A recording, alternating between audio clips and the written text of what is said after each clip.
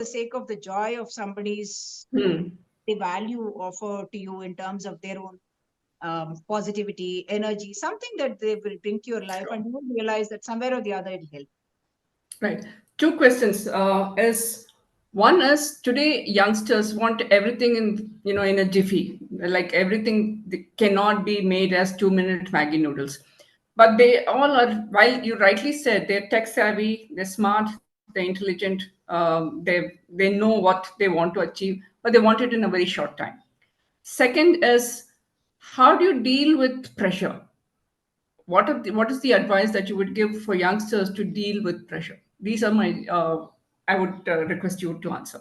One, if they want to achieve it fast, let them feel free to do it. So they will determine their own pace soon enough. I mean, what I find is the different. I mean, I find, in fact, people of my generation are getting stressed about wanting to do this and wanting to do that and so on. Whereas I find the younger generation actually quite clear about the fact that they don't want to be uh, spending all their hours just working. For instance, my daughter would say, "Yes, I will assign some time to work, some time for my own whatever else that I want to do." So I find many youngsters quite clear-headed that they are not Sure. going to be, driven by somebody else's mandate, and that's what I hear, in fact, from HR managers as well. That youngsters these days, or employees, when you freshly recruit, they have very different outlook. They're not saying one job le liya to yahi zindagi bhar hum karenge. No, they are very willing to move. They're not carrying a baggage of Right. expectations and weight. So that is one thing. So if they want to do it faster, today's generation, it is possible to do many things faster. We are seeing billionaires, for instance, the Zepto story or something like that. Youngsters at 20, they have become billionaires. I mean, they are building a $1 billion company. So that is also possible. So only thing is, uh, don't put that pressure in a negative manner. If you, Hmm. whatever you achieve, get, uh, realize that that is valuable. Whatever you have, please look at yourself and see whatever you have and value what you have, whether it is the health that you have, the intellect that God has given you, or your genetics have given you, the upbringing that your parents have given you. All that is reason for a lot of gratefulness. Right. Some of the pressure is because you're comparing. You're comparing with somebody else and saying, "Do I want to be her, or she is getting somewhere where I want to be." Everyone has a unique position in the world, and True. True. pressure. True. I found myself under pressure during deadlines, but other kind of pressures, I'm not very sure. It's our insecurities that give us pressure. I Hmm. think it's True. time to start thinking about each one of us, because even in the future, organizations are not going to be vertical the way we have spoken of. I mean, the way we have been used to in our generation.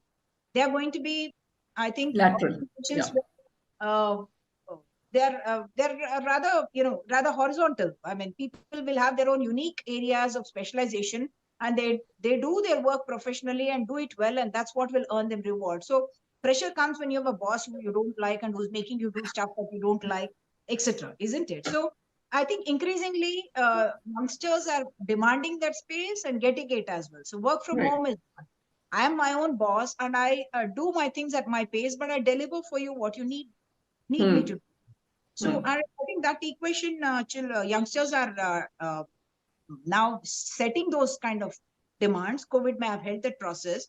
And I think it's working well for organizations as well, because they understand that there's an overall well being of a person, happiness quotient that they must address as well before they get good outcomes. Right. In fact, one of my earlier guests for this podcast was a happiness coach, and he spoke exactly what you spoke. My last two questions, Uma, is in today's age and technology, there's so much of fake news. What would you say, or what would you advise or tell about the fake news, and what is your takeaway on that? Fake news is a very big danger.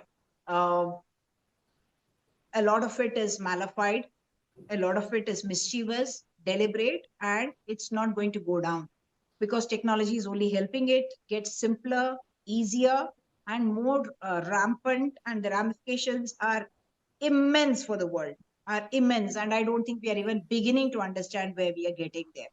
I mean, initially when we saw videos that went viral of, say, The Godfather with Mohanlal and others being, replaced for the original actors, and all of us were hugely amused, and said, "Oh my God, what tech savvy thing." The man who made it was from Kerala, and he said, "I'm not going to make another video like this because I understand that it is huge potential for mischief and danger." So fake news is very real. The other important thing to understand is that news is a commodity is very important for all of us. Credibility of Mm. news, trustworthiness of news is also very important. Mm.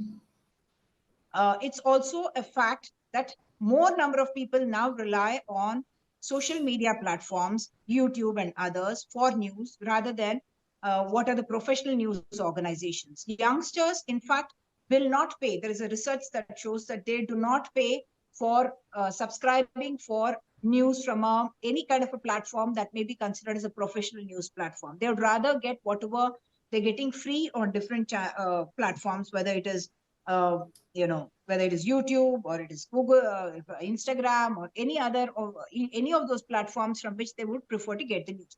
The problem that But happens, WhatsApp University is rampant. So what do you suggest about that? and rampant, and India is the leader in that. I mean, actually, across all these platforms, Indians are the maximum users, despite Right. the fact that, we say we are 1.4 billion and a country with so much of poverty and so on and so forth, and Mm.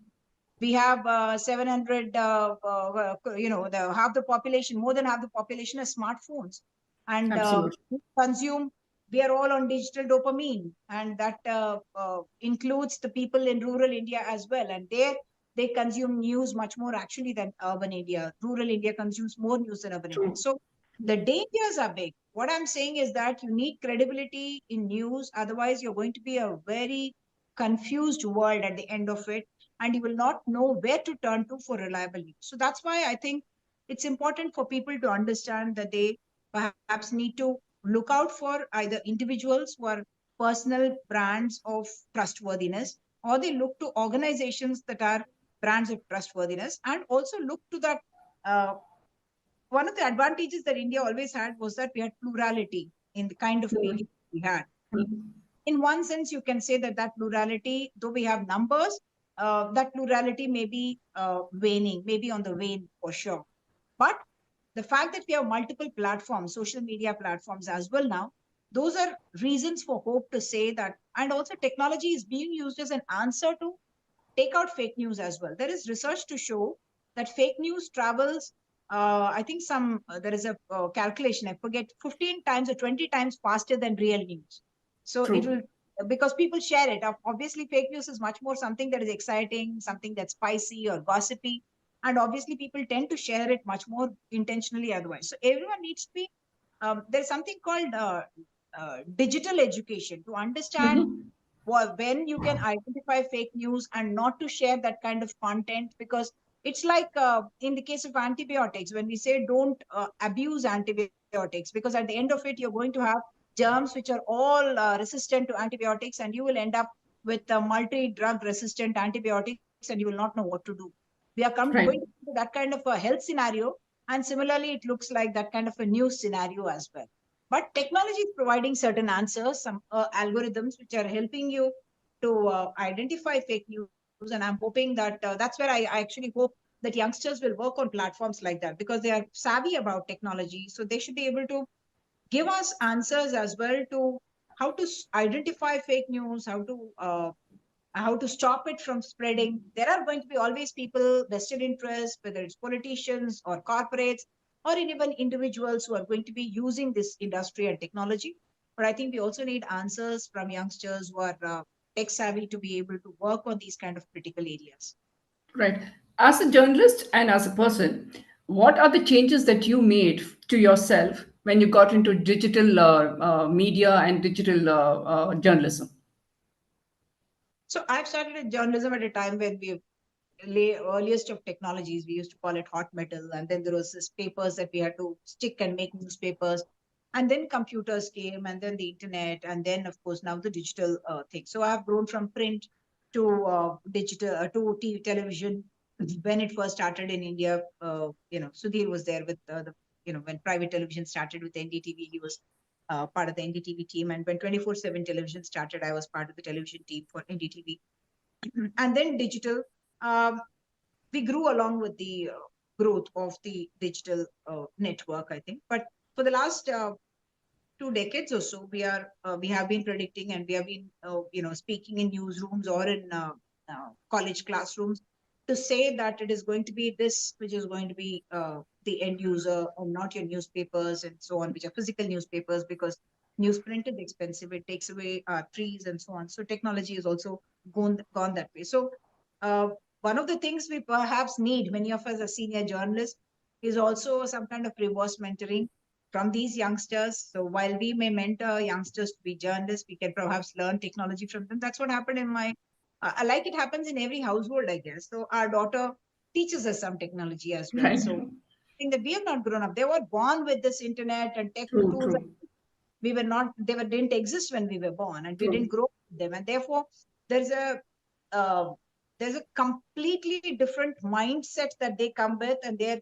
mind would operate in a different manner, and our processes would be very different because we are from a different generation. And therefore, I Hmm. think it's important to learn from youngsters these tech tools. And it's a tough road for us, because you are not, as I said, we are not born in that generation, and therefore it's an effort.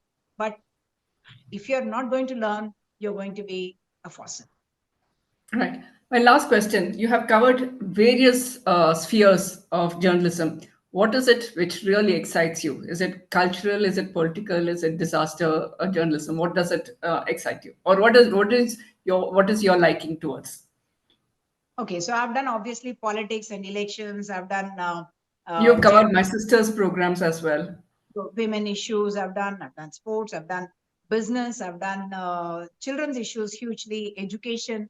All that I've done. What I'm telling you, Culture. action for that matter. Sometimes you will do film stars and films as well.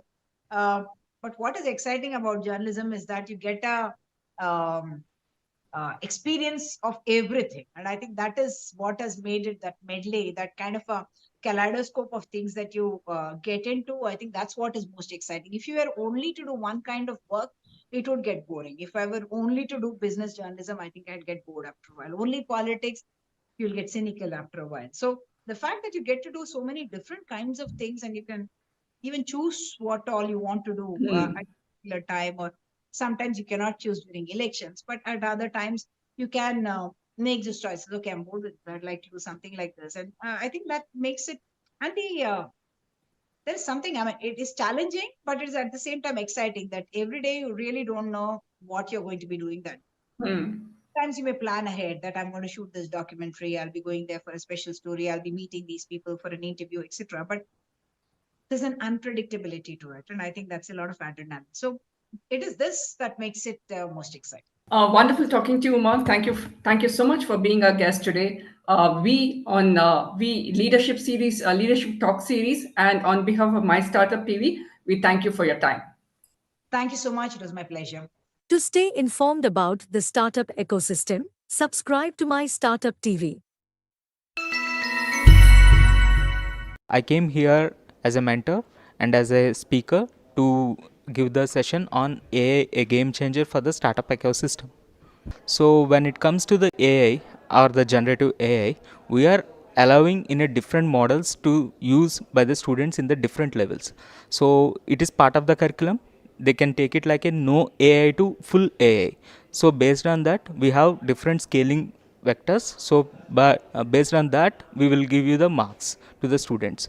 So suppose some students are using for the design generation, some guys can use for the idea generation, some guys can completely use the AI for their assignments. So different based on the students uses, we will provide them the insights. In the Voxen University, all the curriculums are well prepared with the industry connect. So in the board of studies, we have academia partners and industry partners. It is approved by the industrial people only.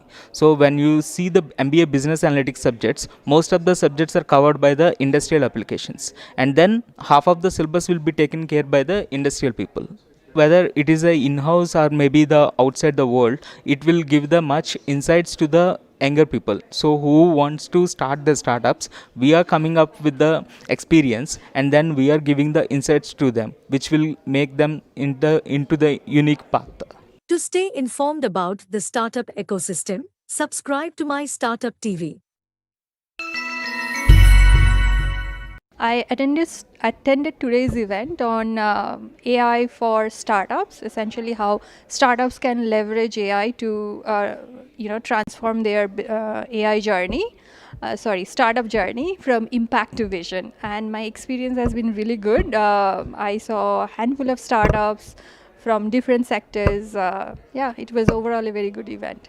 So as of now, as you know, Dell is a company which is into hardware business, right? So that is our predominant area of focus. Dell has two line of business, retail and B2B.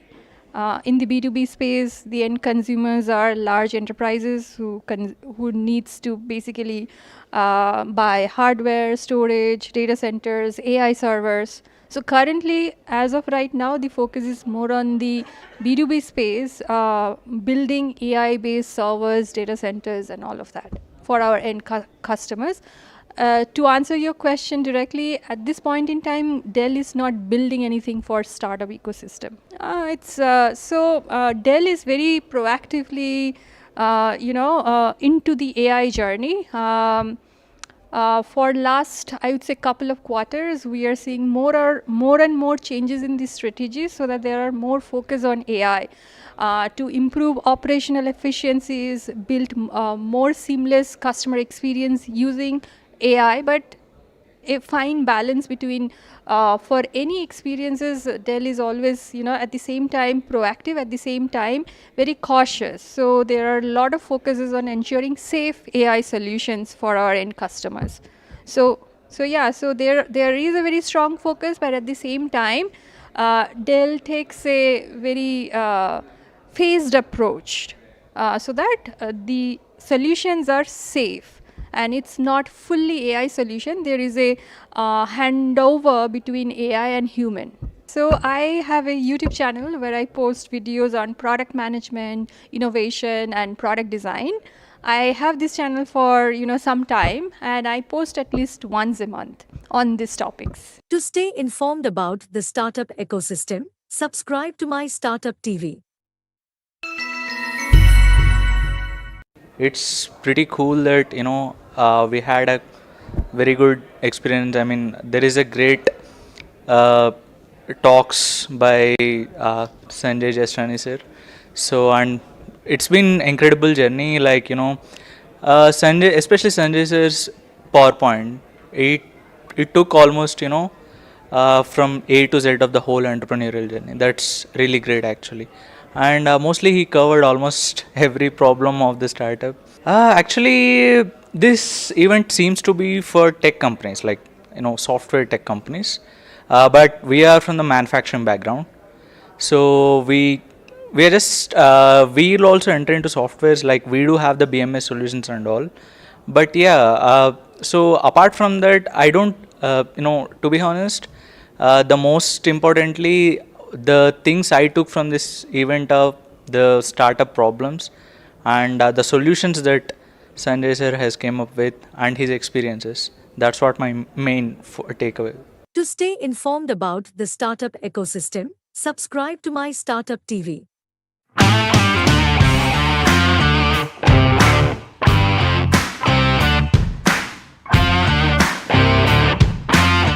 We have launched today our first gaming store in Telangana, in Hyderabad.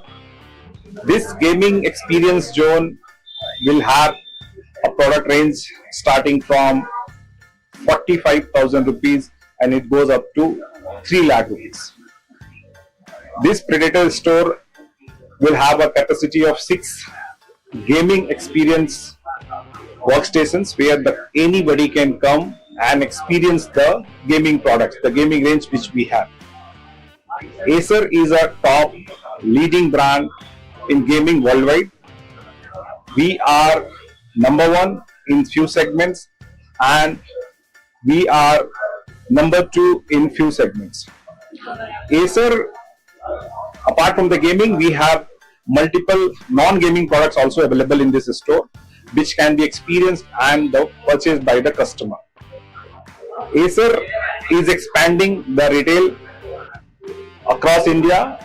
We are currently 220 operational stores and we have aim to reach minimum 300 stores by year end. So that gaming is always targeted to the youth, and currently that our that India is a youth country.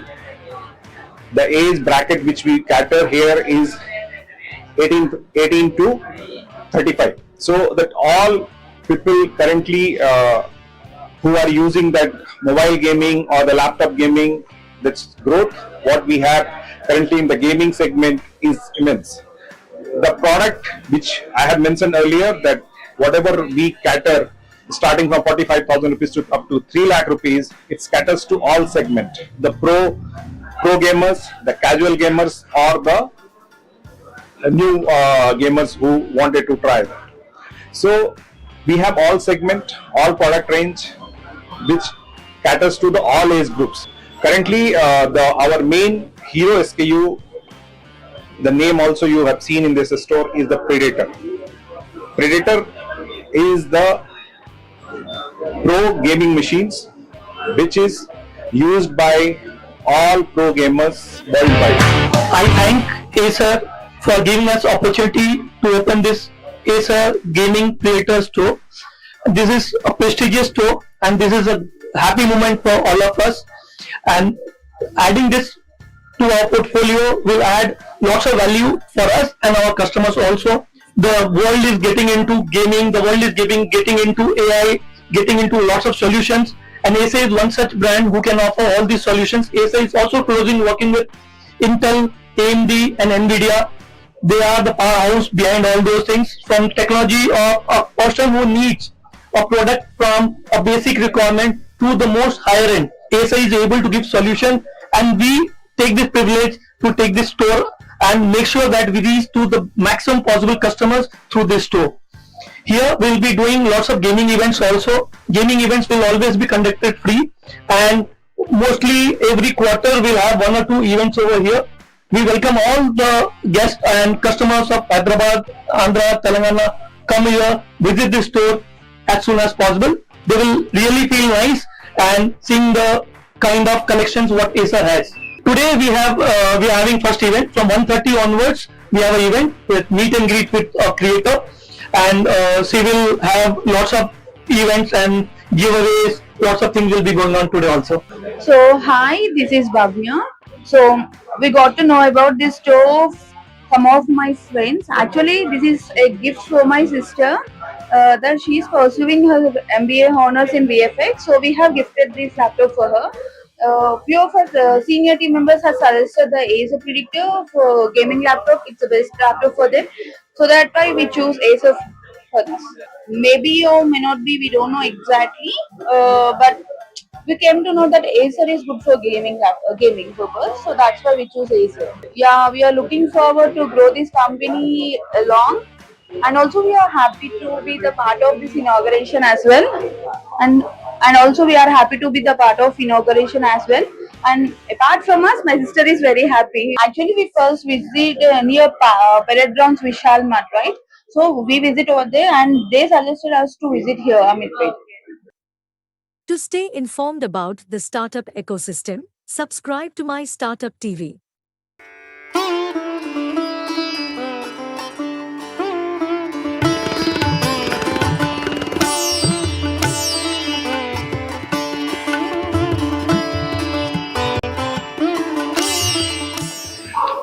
Pranams to everyone. My name is Balasudhakar Shastri Amanji. I am the founder and director of the Sri Maharshi Research Institute of Vedic Technology, famously known as SRIVT, Sri VT, established in 1999. And this institute aim is to bring out the hidden knowledge of ancient science and technology which were inherited in our ancient Sanskrit treatises. Our Maharshis wrote complete the Vedic knowledge, they converted into science and technology. They authored several treatises on various disciplines of the science and technology. Among them, notably, the ancient aeronautics, authored by Bharadwaja Maharshi, that is Vaimanika Shastra, is the one of the greatest treatise which is explain about the construction of aeroplanes and everything, complete material development, component development, and assembling. Everything was given in the ancient aeronautics textbook. Actually, this is a great uh, tradition, heritage, and a treasure trove of ancient Indian knowledge.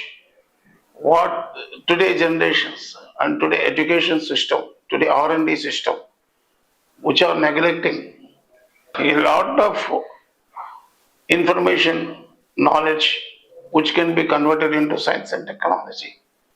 That we focused on those areas and successfully we adopted all ancient Indian knowledge systems by adopting modern tools, and we proven that our ancient knowledge is on par with, sometimes advanced than the existing technologies.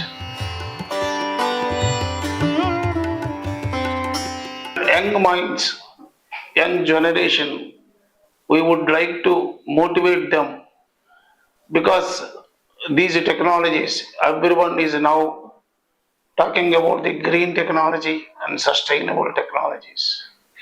All these Indian indigenous science and technologies are now what UNO is proposing, green chemistry and green engineering. So in so many times, this was proven that all these ancient Indian knowledge and technology, science and technology is proven.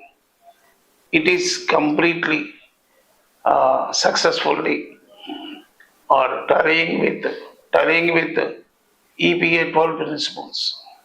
So that's why the young generation should focus on these technologies and science.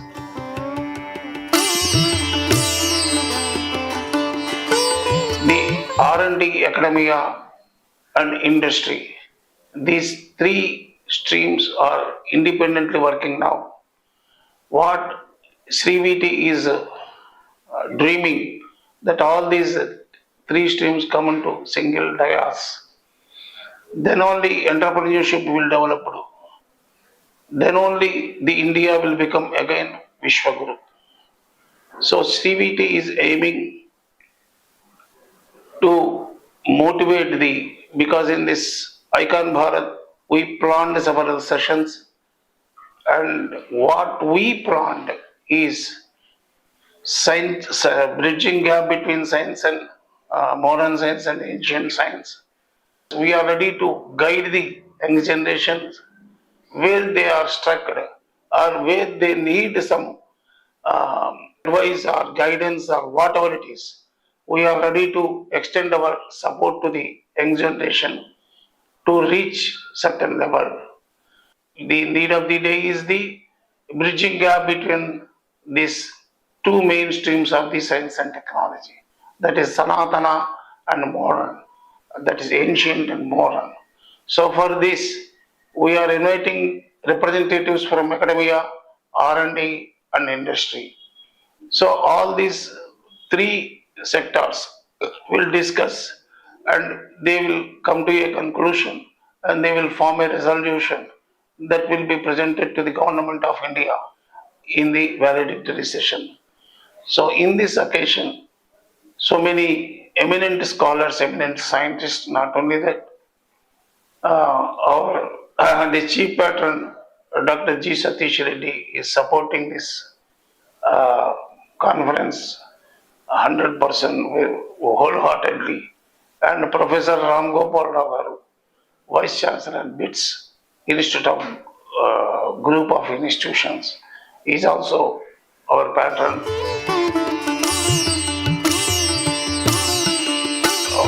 We are we assume this conference will open a new avenues to the scientific field and ancient scholars as well as young generation. The institution, the establishment of institution itself, our vision is to bridge the gap between Sanatana and Sanatana, ancient and modern. Because everyone thought that Vedas are only for some mantras or some pujas. It is used in some pujas or for Brahmins' sake. But what we would like to say that Vedas or Shastras are universal science and technologies. Bharat meaning is Bha Prakasha, Rata, who will love the Prakasha. So Bharat is almost Indians are who loved Prakasha. Prakasha means light, light means knowledge. So what we are, our vision is to give back the Indian heritage, Indian culture, Indian lifestyle. We have not got the Swatantra. We got only Swaparipadana. Swatantra means our own system. Now India has not our own system. Only we are ruling by ourselves, but not adopted completely our culture and heritage. So we are not at the Swatantra stage, we are at only Swaparipadana stage. So what our vision against TBT? Vedas and Shastras are not for only for some sect of the people in India. This is for universe. So all this knowledge, Anoraniyan Mahato Mahiyan, from atom to universe, they were completely explained in our Vedic text. Only problem is scientist doesn't know Sanskrit. Sanskrit scholars doesn't know science. There is a big gap between these two streams. What we are doing now is we are filling the gap. My final vision is reproducing Maharshis. Like our Maharshis are the scientific people, scientists more than if we want to give Nobel Prize to our scientist, even 1 lakh Nobel Prizes is not sufficient to one Maharshi because we cannot calculate their services. If really someone go through some grantha like Vaimanika Shastra, Samarangana Sutradhara, Aparajita Vrucha, there are so many granthas I can say.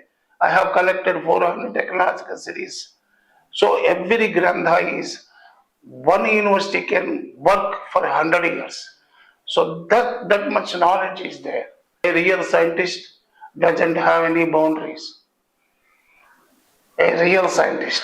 If some scientist feels science has boundaries, he is not a scientist. What I believe, if I hurt anyone, I am very sorry. But this is given by the our Maharshis, because our Maharshis also in every grantha, prarambha, what my Guru taught me, and again I checked, again I experimented, again I planned, then only again, if I succeed, then only I am confirming this truth. Is it not science? If you don't accept it is not science, that is your problem. నీ దృష్టితో సృష్టిని చూడకు, సృష్టే నీ దృష్టి కావాలి అనేది.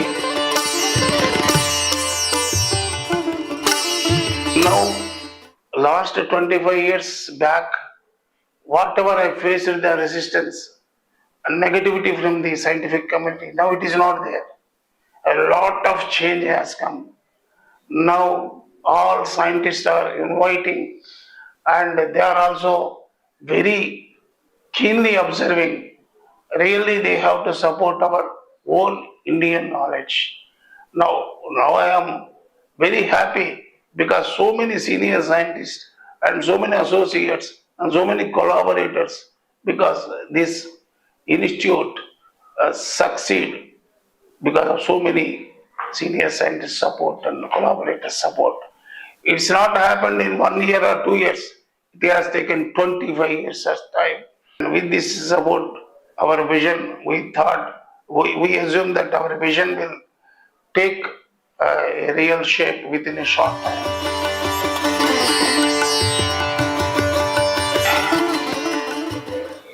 Suggest youth, believe yourself, and also, first of all, you have to know about your ancestors' knowledge, and you are the become a leader, not follower.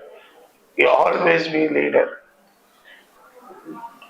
and you based on our first you know about Bharat, become a Bharatiya, and you create jobs to others. Don't seek for the job.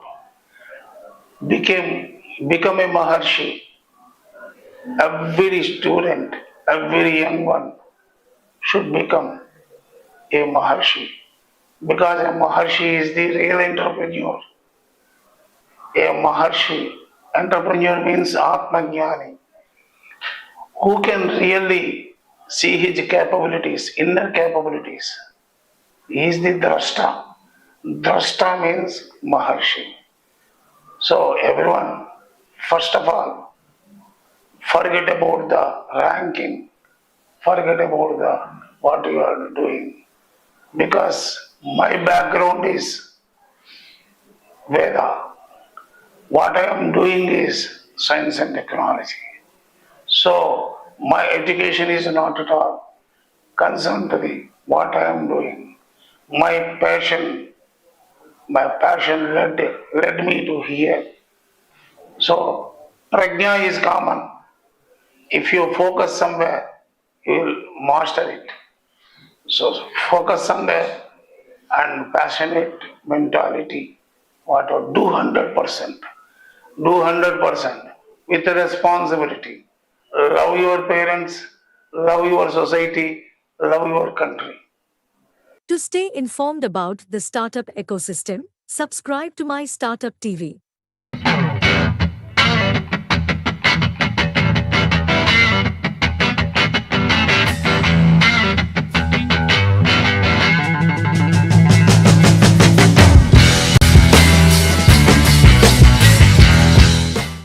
Good evening, everyone.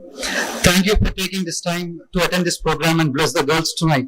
Before starting the dance program, we would first like to seek the blessings of Lord Ganesha, inviting Shravya and Sharanya's music guru, Sri Nallan Chakravarti Murthy Garu, to bless and sing an invocation song with the kids to start the program.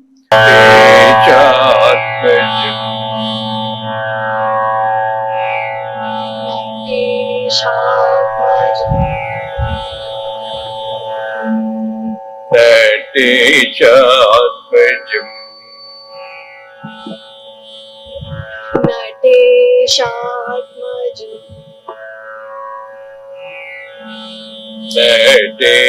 Nateshatmajam Natyaganapatim Nateshatmajam Natyaganapatim Nateshatmajam Natyaganapatim Nateshatmajam Natyaganapatim Namami Matangavadanam Sri Nateshatmajam Natyaganapatim Namami Matangavadanam Sri Nateshatmajam Natyaganapatim Namami Matangavadanam Sri Nateshatmajam Natanarayani Sutam Narayani सुतम् नारायणि सुतं प्रसीदम् नारायणी सुतम् प्रसीदम् नारायणि सुतं प्रसीदम् नारायणी सुतम् प्रसीदम्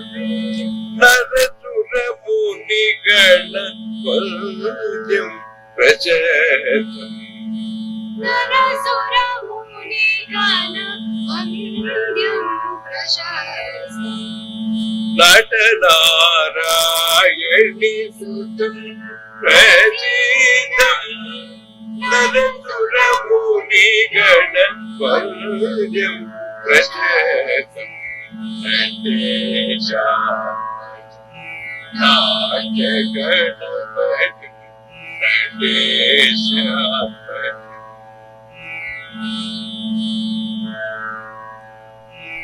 नटन सुधीन्द्रम्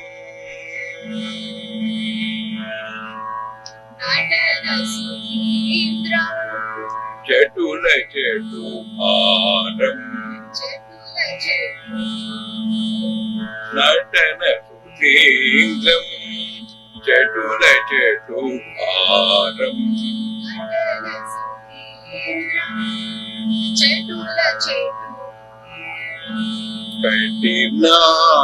कटिनागसूत्रम् षण्मुख प्रियाग्रजम् कटिनागसूत्रम् षण्मुखप्रियाग्रजम् नटन सुधीन्द्रम् चटुल चटुभारम् कटिनागसूत्रम् षण्मुख प्रियाग्रजम् घटना घटन संभव समर्थम् घटना घटना संभव समर्थम् घटना घटन संभव समर्थम् घटना घटना संभव समर्थम् तटस्थ देवम् विमलमूर्तिम् तटस्थ देवम् विमलम् घटना घटन संभव समर्थम् तटस्थ देवम् विमलमूर्तिम् नटेशात्मजम् नाट्यगणपतिम् Namami मातङ्गवदनम्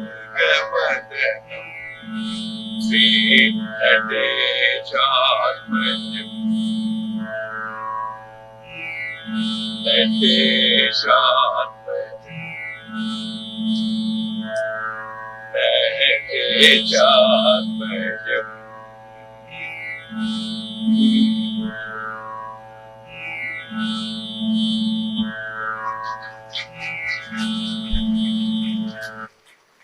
Thank you, Guru Guru. We would like to invite Sandhya and Mahesh Datta now to felicitate Guru Garu.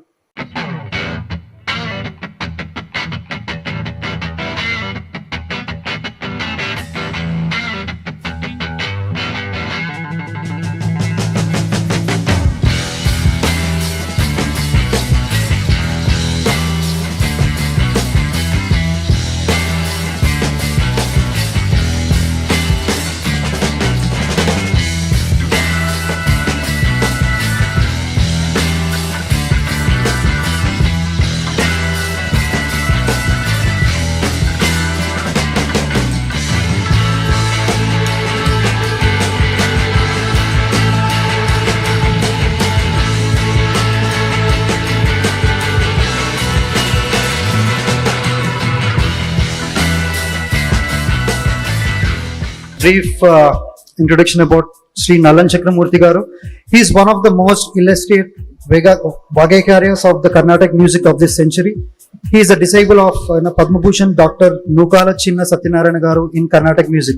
His unique publications are a class apart and attempt to simplify the learning process of the Carnatic music, yet not compromising on the technicalities and Shastra. He has over 300 compositions to his credit, including Varnams, Kirtanas, Tilanas, and Padams, laced with the innovative and aesthetic style. His book Apurva Raga Kruti Manjari contains 100 Kirtanas in the Ragas, which have not been attempted so far by any of the earlier composers. Sri Murthy is also a retired scientist from IICT. He is also trained many Telugu playback singers, including the very popular NC Karunya and Vedala Hemachandra. Thank you so much, Guru Garu, for your blessings and for singing with the girls this evening. And now introducing the stars of the show, Shravya and Sharanya Datta. Shravya is second year undergraduate student at Baylor University studying pre-medicine, and Sharanya is entering 10th grade at Jordan High School.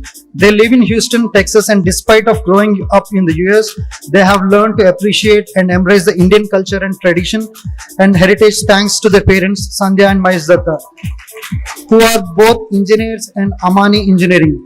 Sandhya and Mahesh are active volunteers in the local temple Sri Rama Jayaniketan and Sri Sita Rama Foundation, where Sandhya serves as a treasurer, and Mahesh works in a temple's construction management as well as an event coordination and setup. The Dattas family moved to the States in 2007, and the parents have encouraged their children to speak in Telugu and participate in Indian culture by taking Carnatic music and Bharatanatyam dance lessons, as well as learning Hindu mythological stories and sotrams such as Vishnu Sahasranamam and Hanuman Chalisa. Shravya and Sharanya have been learning Bharatanatyam for 10 and 8 years respectively. They are disciples of Guru Srimati Divya Unni Space Sripadam, performing arts and cultural education, which we will learn more about later in the program today. Apart from dance, they are also learning Carnatic music under Guru Srimati Gayatri Rajesh and Guru Sri Nallan Chakravarti Murthy, and have been singing in local temples and events. Additionally, Sharanya enjoys acting and drama and inducted in her school International Junior Thespian Society for Theatres and Art, and won many awards in the theatres 3 years in a row. Shravya enjoying drawing realistic portraits in her free time and have entered many prestigious art competitions, also featuring Indo-American culture in her artwork. Both girls have taken up many leadership roles in their schools and college and remain active volunteers in their community and local temple. Overall, Sandhya and Mahesh Datta have taught Shravya and Sharanya to appreciate and love their Indian culture, and henceforth the purpose of this today's dance program is again to highlight the importance and beauty of our Indian roots, as well as to honor and encourage the divine arts. Sri Mahadeva Shambhu. Now on to the first dance of the program. Sri Mahadeva Shambhu is one of the Sri N.C. Murthy Gari's 5 Gana, Raga, Varna, Panchaka, Padavarnams, a creation that has been done for the very first time and that had not been attempted by earlier composers. Whereas Padavarnams are traditionally in the Shrungara Rasa, the present composition is composed in the Ganaraga, Arabi, made in Bhakti Rasa. Sri Mahadeva Shambhu depicts Lord Shiva as beloved of Goddess Parvati, father of Lord Ganesh, and served by Brungi and Nandi. He has Ravi, Chandra, and Agni as his eyes and is capable of Shruti, Striti, and Laya. Lord Shiva has 5 faces, namely Sadyojata, that is creation, Vamadeva, that is preservation, Agora, that is dissolution, Tatpurusha, concealment, and Ishana, grace, hence also called as Panchabrahma. He is the destroyer of all evils, protects his devotees, and bestows Kaivalyam, permanent bliss. Shiva is the form of divine Panchakshari mantra and creator of universal bliss. Shravya and Sharanya are extremely grateful to their gurus and are elated tonight to be presenting a composition of their guru Vaggeya Vidwan Mani Sri Nalan Chakravarti Murthy. Sri Mahadeva Shambhu, Arabi Ragam, Aditalam, composed by Sri N.C. Murthy Garu.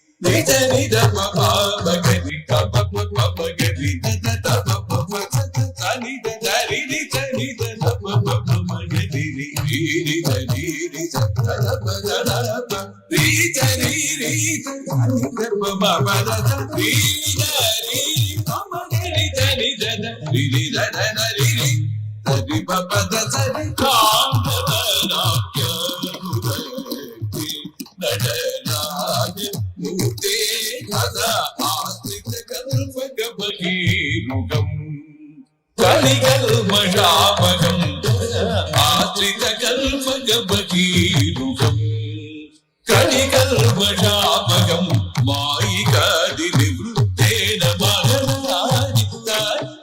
ప్రదర్శేన మల్చాక్షర మంత్రరూపం విశ్వకృత్యాదికరణం అచ్చిదానందమల్లీకం గను సహజానందం సదాశివం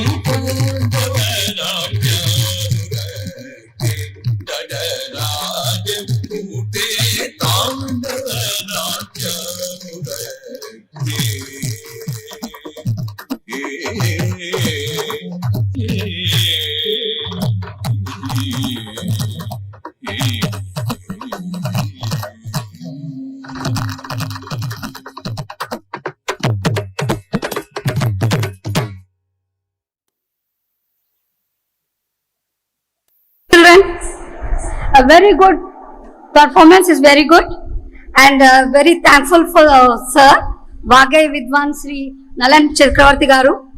అందరికంటే ఆనందం మాకు గురువు గారు లోపల కనిపించింది. ఆయన యొక్క కళా నైపుణ్యం పిల్లల లోపల చూసాము, మనం చూసాము, చాలా ఆనందం. Now again a big round of applause for the children. We have a special guest from Bangalore, Mokshit, who want to speak about Bharatanatyam. My name is Mokshit. I am 9 years old and today I want to take you on a journey through the ancient and revered art form of Bharatanatyam.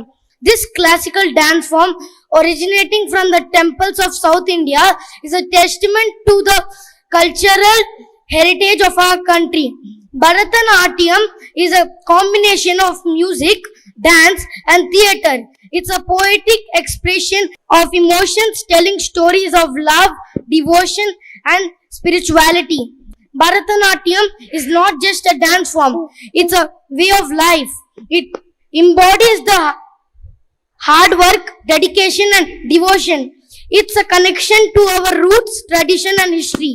Let's cherish and celebrate this timeless art form, passing it down to the future generations. Thank you. We have talked about the importance of keeping alive our Indian culture. Let's take a moment to talk about the history of Indian classical dance, Bharatanatyam. Bharatanatyam is known for its grace, purity, tenderness and sculpture poses. This classical art form originated in Tamil Nadu and is the oldest Indian classical dance from still alive today. Bharatanatyam balances elements of bhava, that is expression, raga, melody and tala rhythm. Before we journey into the second item, I would like to share with you all a quote from the Natya Shastra, the ancient treatise of the arts. Yato hasta tato drishti tato manaha tato bhava and yato bhava tato rasa. Where the hands go, the eyes will follow, and where the eyes go, the mind will follow. Where the mind goes, there is an expression of inner feelings, that is bhava, and where there is bhava, there is rasa or mood. This except aptly describes the power of Indian classical dance. What may appear to be untrained eyes as simply choreographed movements is really a gateway into the mind and soul of the dancer. This dancer then becomes the gateway for the audience to experience a higher sense of being. Now we are going to present a solo by Shravya Datta. Devi is a dance describing the different avatars of goddess, beginning with the union of Lord Shiva and goddess Parvati, Ardha meaning half and Nari meaning woman. The piece contrasts the physical appearance of Shiva and Parvati, yet describes their union as the ultimate divine of power of Ardhanarishwaram. Next, Ma Kali is depicted as the great power and the killer of Asura Mahisha. Other incarnations of Devi are presented such as Savitri, Annapurneshwari and Raja Rajeshwari. Devi, Raga Malika, Aditalam.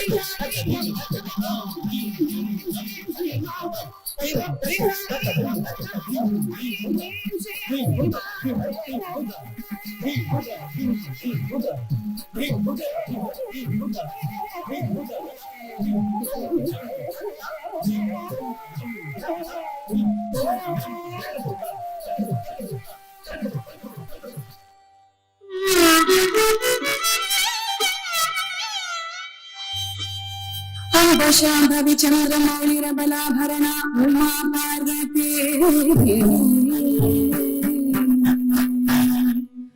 काली भैरवती शिवा प्रियनी कात्यायनी भैरवी सावित्री भवयवना शुभकरी सावाज लक्ष्मी प्रदा चित्रों में परदेवता भगवती श्री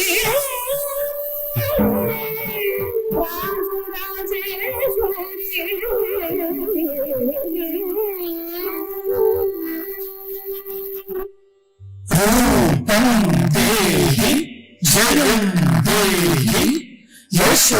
देहि दिशो जहि रूपं देहि जगं देहि यशो देहि द्विषो जहि रूपं देहि जगं देहि यशो देहि द्विषो जहि रूपं देहि जगं देहि यशो देहि द्विषो जहि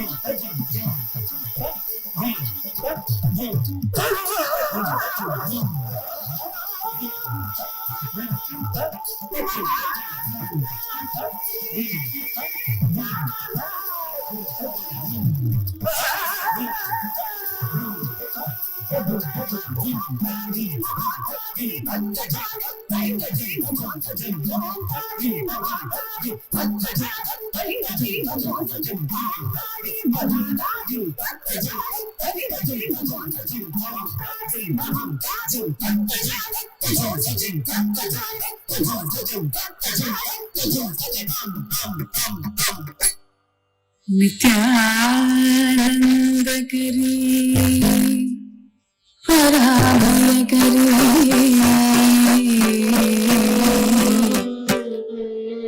सौंदर्य रत्नाकरी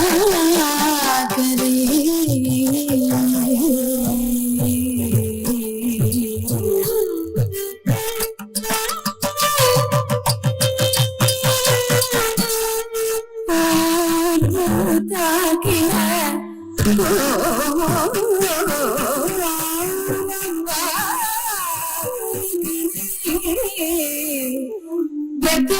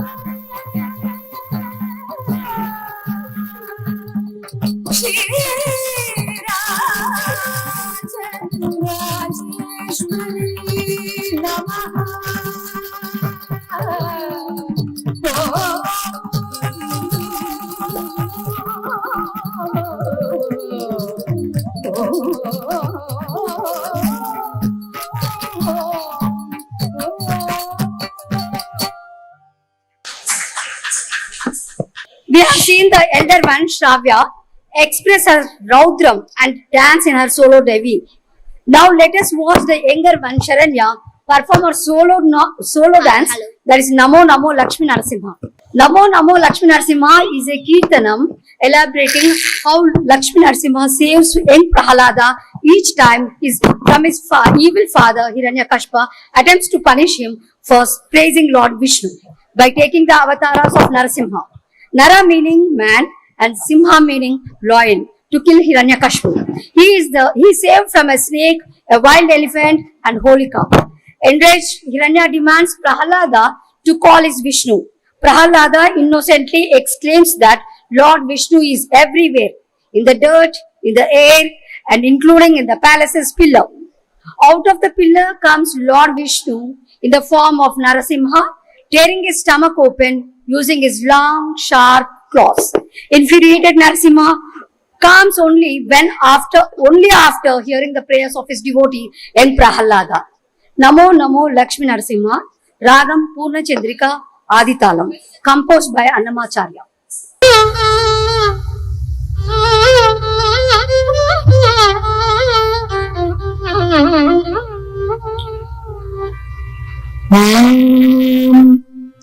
नृसिंहाये विद्महे वज्रनखया धीमहि तन्नो सिंह प्रचोदयात् वज्रनखया विद्महे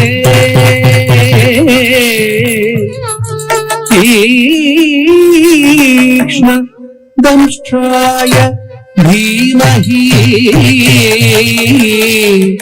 तन्नो नरसिंहाय प्रचोदयात्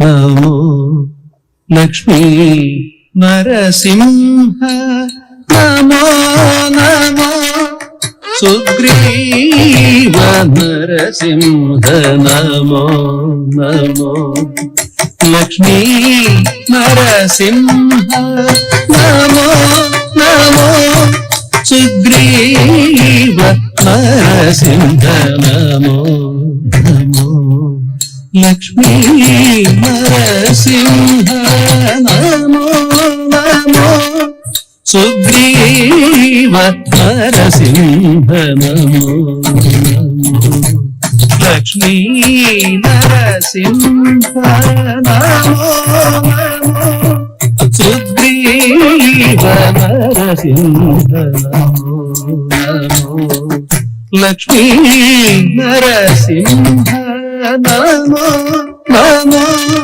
సుగ్రీవ నరసింహ నమో నమో లక్ష్మీ నరసింహ నమో నమో సుగ్రీవ నరసింహ నమో నమో లక్ష్మీ నరసింహ నమో నమో సుగ్రీవ నరసింహ నమో నమో లక్ష్మీ నరసింహ నమో నమో సుగ్రీవ నరసింహ నమో నమో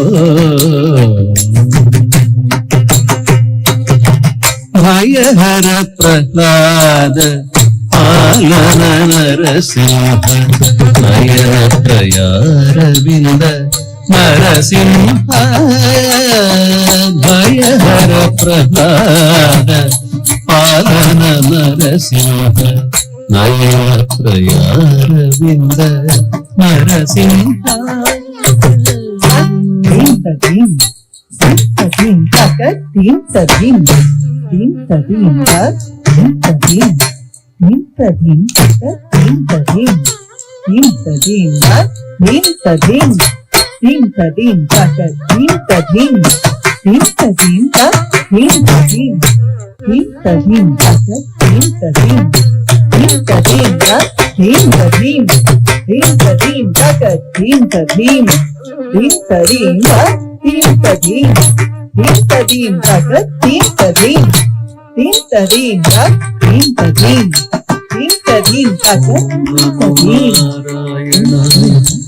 నమో నారాయణాయ నమో నారాయణాయ ఓం నమో నారాయణాయ ఓం నమో నారాయణాయ ఓం నమో నారాయణాయ ఓం నమో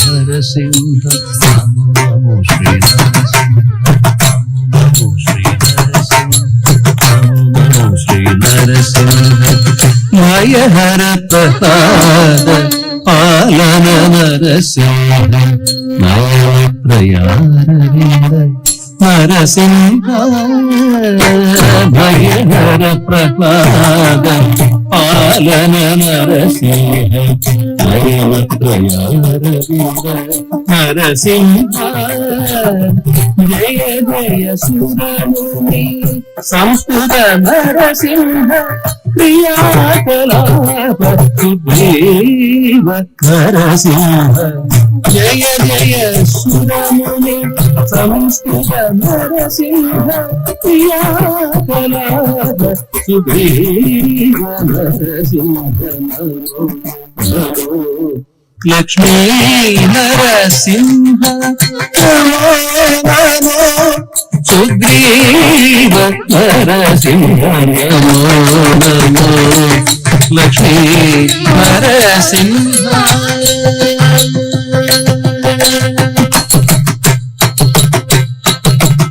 అతి కృపలయ రూప Narasimha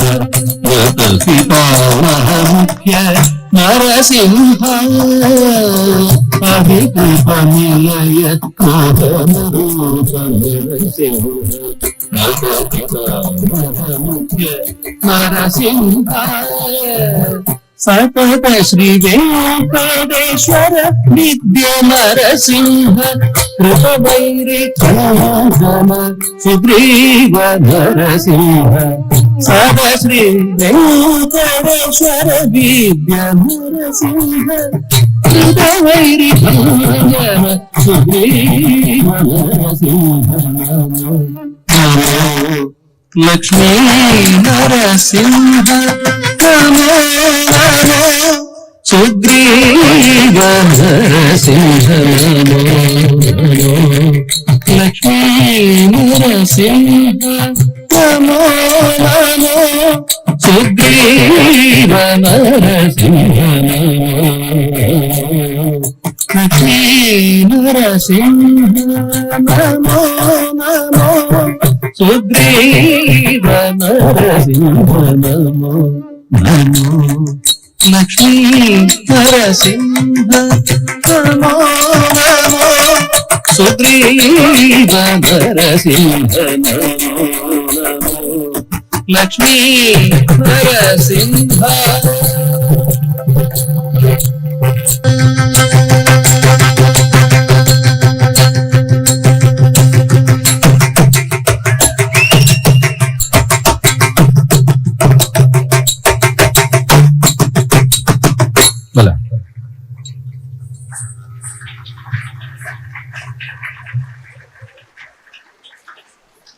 thank you very much Saranya. ఉగ్ర రూపం మన అందరికీ కనులకు కట్టినట్టుగా చాలా బాగా అభినయం చేశారు. Very very thank you. Now before we go on to the next item, we got a message from Datta's sister's guru, that is Divya Garu. Divya Garu sent one message. Let us watch on the AV now at present. Namaskaram. My name is Divya Unni. I have had the honor and privilege to train Sharanya and Shravya for their Arangetram. They completed their Arangetram in Houston in last August. Training them and doing customized dance items for this particular event in Houston last year. The journey was a very memorable journey for all of us. From the time they joined at Sri Palam Performing Arts, I have had the joy of understanding the skill and their passion that they have, the dedication that they have for art and in life, in all the areas that they wish to excel in life. So as a guru, the journey was very memorable and very easy for me, and I'm very honored and I feel very blessed to say that both Sharanya and Shravya, they are very committed dancers, and it's a blessing to have such students for a guru. When we were picking the items, they were very clear that they wanted to push the limits and explore the different intense emotions that the dance form requires one to present on stage. So we picked, I think, a variety of dance items, some of which you all will witness at this event. So for when it comes to Sharanya, the most memorable pieces that are my personal favorites are the Narasimha Kirtana that she performed, and also the Little Krishna's Gummana Karedire. And of course, when it came to Shravya, I think my favorite pieces are, there was a Kali item that we did for Shravya, and also the Ksheerasagar Shaina, the gem that we all are familiar with. They did a beautiful job in bringing all the pieces to life, and as a duo, their best piece, I would say my favorite from that evening, was Palkadalali Mele, the Dashavataram. So, and I'm very happy, and I feel like it's another added blessing for both of them to get everybody's blessings in India and present some of the items from their Arangetram at this event. My humble pranams to each and everybody present there today, and wishing Sharanya and Shravya all the very best for the entire life. Namaskar. The next gem item of this program is Kalyana Ramavarnam. Kalyana Ramavarnam is the primary piece in a classical dance concert, combining and showcasing pure dance as orgetis with expressions and storytelling. Kalyana Ramavarnam describes the beauty and elegance of Lord Rama, and it celebrates the matrimony of Lord Rama and Sita. In this item, the Sita Rama Swayamvaram is dramatized in the form of Telugu celebration. During this grand preparation of many prospective suitors coming to win the hand of Sita Devi, Sita is shown playing catch with her friends, and in this process throws the ball too high. The ball lands in Rama's hand, and he graciously throws it back to her. From a distance, they see each other for a few moments. This is their first meeting before marriage. Shortly after the Swayamvaram begins, the goal is to string the bow to win Sita's hand in marriage. After many have tried and failed, Lord Rama lifts the bow and breaks it. Lord Rama and Sita Devi start the ceremony by exchanging garlands, followed by other wedding rituals, games like talambralu, catching of the flower ball, and then the rings. Instead of placing the ring to Sita's finger, Rama playfully throws the ring into the pot of water, and they both search for the ring to see who can grab it first. Just as Sita finds the ring, Rama tickles her hand and grabs the ring, thereby winning a fun game. He teases her and puts the ring on the finger. The ceremonies come to an end as the couple swing, starting their journey together. Kalyana Ramavarnam. Ragam Hamsadvana. Aditalam composed by Puthukar Venkatasubayar.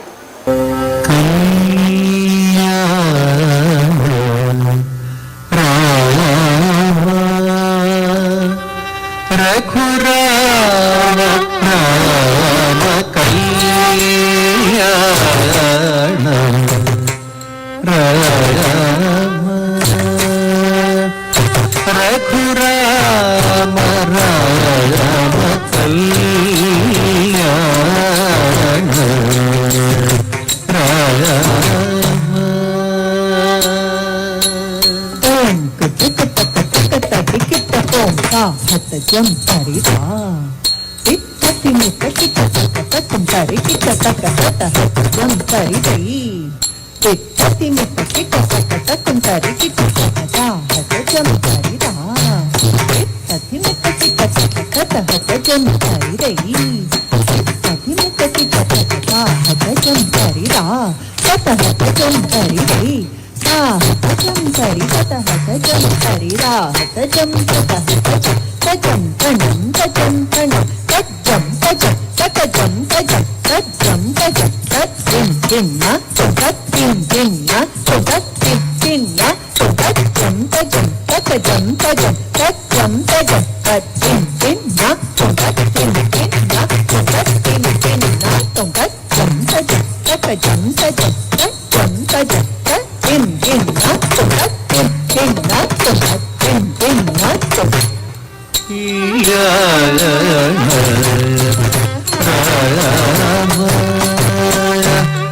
Raghuram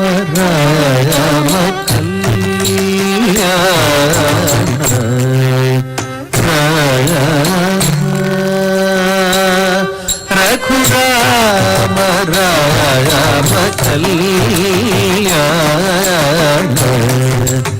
Rama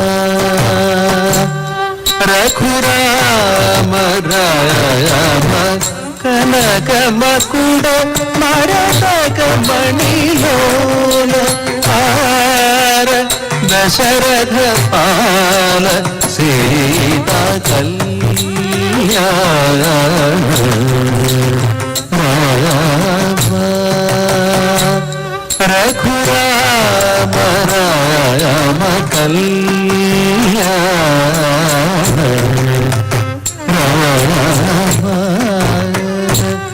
Raghurama Rama Kalyana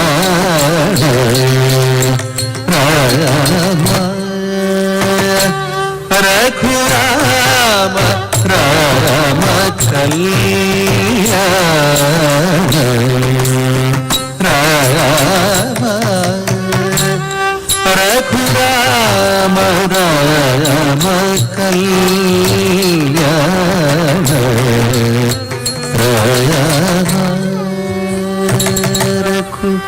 Rama Rama Kalyana Rama Raghurama Rama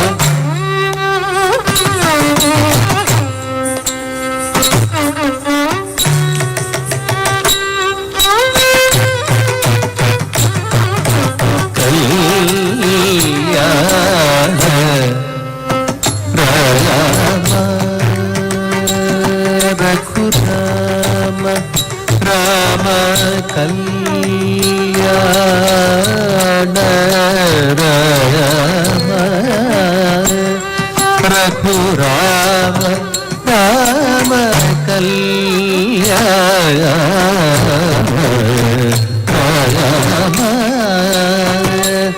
Raghurama Rama కళ్యాణ రామ రఘురామ రామ కళ్యాణ రామ రఘురామ రామ కళ్యాణ రామ రఘురామ రామ కళ్యాణ రామ రఘురామ రామ కళ్యాణ రామ రఘురామ రామ కళ్యాణ రామ రఘురామ రామ కళ్యాణ రామ రఘురామ రామ కళ్యాణ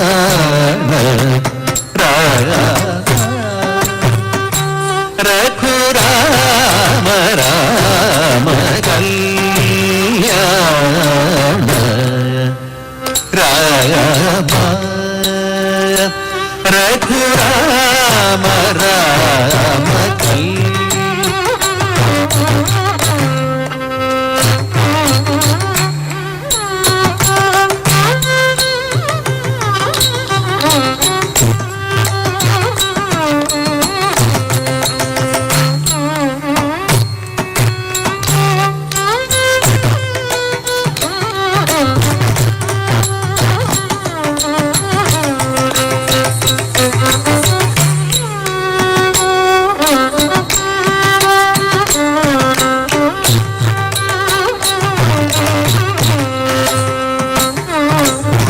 రామ రఘురామ రామ కళ్యాణ రామ రఘురామ రామ కళ్యాణ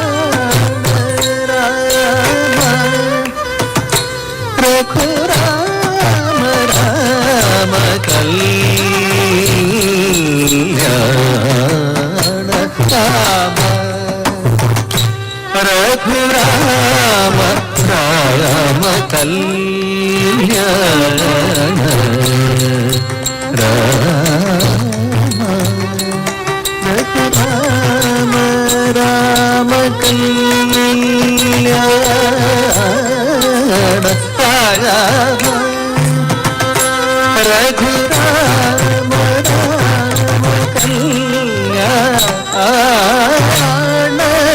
రామ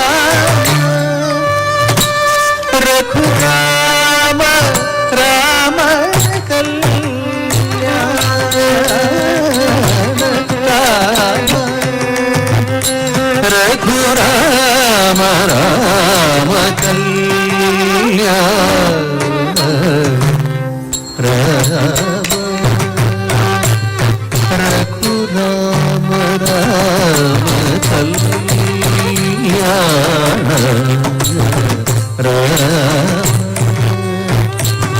రఘురామ రామ కళ్యాణ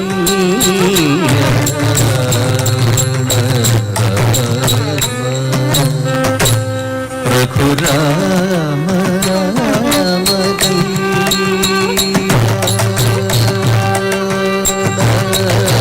రామ రఘు రామ రామ కళ్యాణ రామ రఘురామ రామ కళ్యాణ Rama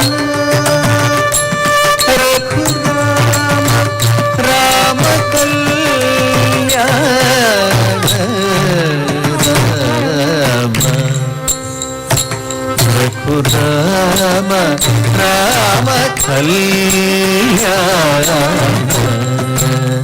Rama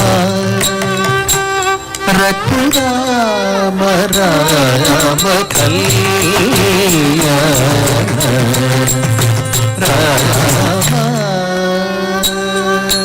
Kalanku kita taka taka pati kita tompa kuje kutaka jak kujana kutaka jana kujana kutaka ta pati kita tompa kuje kutaka jana kujana kutaka jana kujana kutaka ta pati kita tompa kuje kuta je kuta jana kujana kuta jana kuta ta kuje kudara kuje kudara kuje kudara kuje kudara kuje kutati ginatum takati kudara tarike tomje kutati ginatum Takatiku kada tarikintam tatin takatiku tati kitatam takatiku tati kitatam takatiku tati kitatam takatati kitatam takatati kitatam takatati kitatam tati kitatam tati kitatam tati kitatam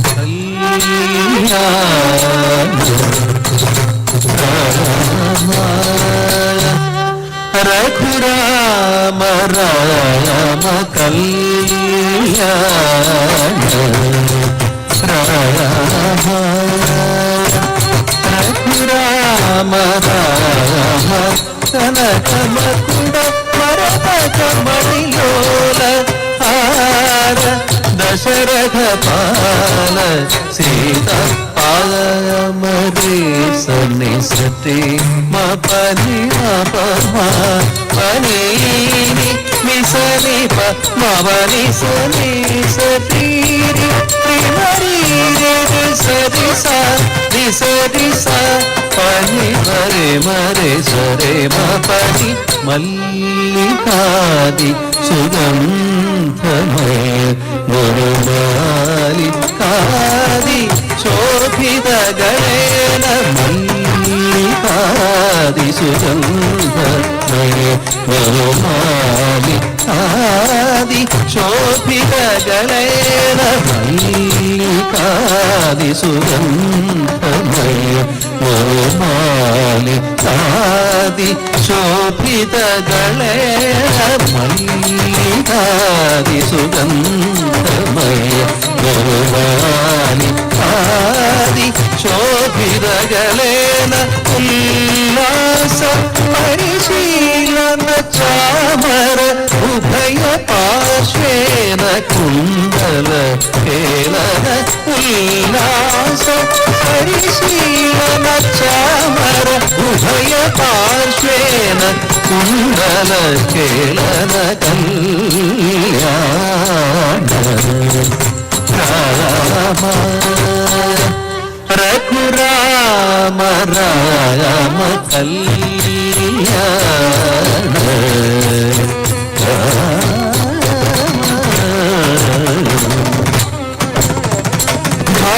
ഭാഗധേയ ബഹുമാന സുധ ഉപാദ അർപ്പിത ദിശി ദിശി രക്ഷക ഭാഗധേയ ബഹുമാന സുധ ഉപാദ അർപ്പിത ദിശി ദിശി രക്ഷക ഭാഗധേയ ബഹുമാന സുധ ഉപാദ അർപ്പിത ദിശി ദിശി രക്ഷക ഭാഗധേയ ബഹുമാന സുധ ഉപാദ അർപ്പിത ദിശി ദിശി രക്ഷക മമ മപ മപ രേ രേ സരി മരി രി മരി സനി സരി മപ ആഗത സുരവര മുനിഗണ സജ്ജന അഗണിത ജനഗണ ഭൂഷിത മംഗള ആഗത സുരവര മുനിഗണ സജ്ജന അഗണിത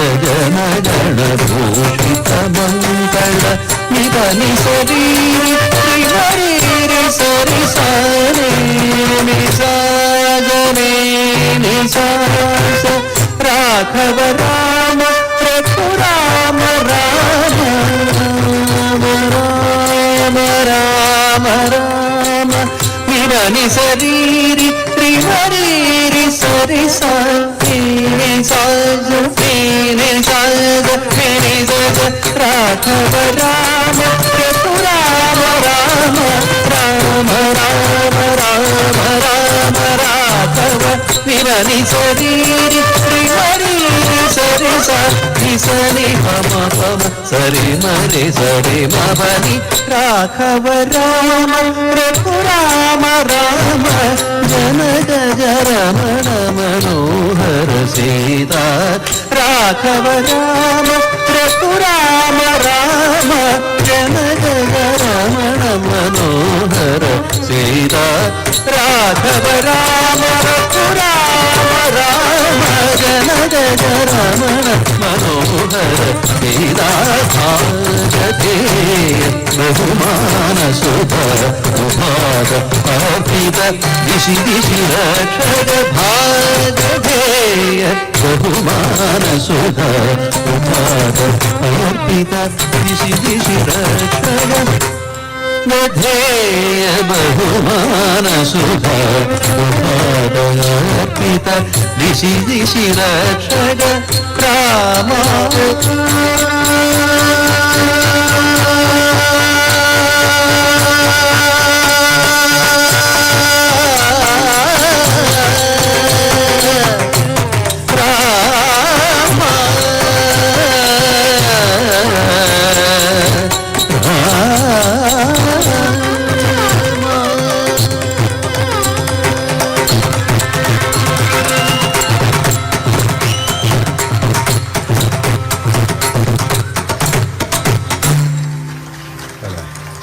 Shravya and Sharanya are on the stage, but they took to us everyone to Sita Rama Kalyanam episode only.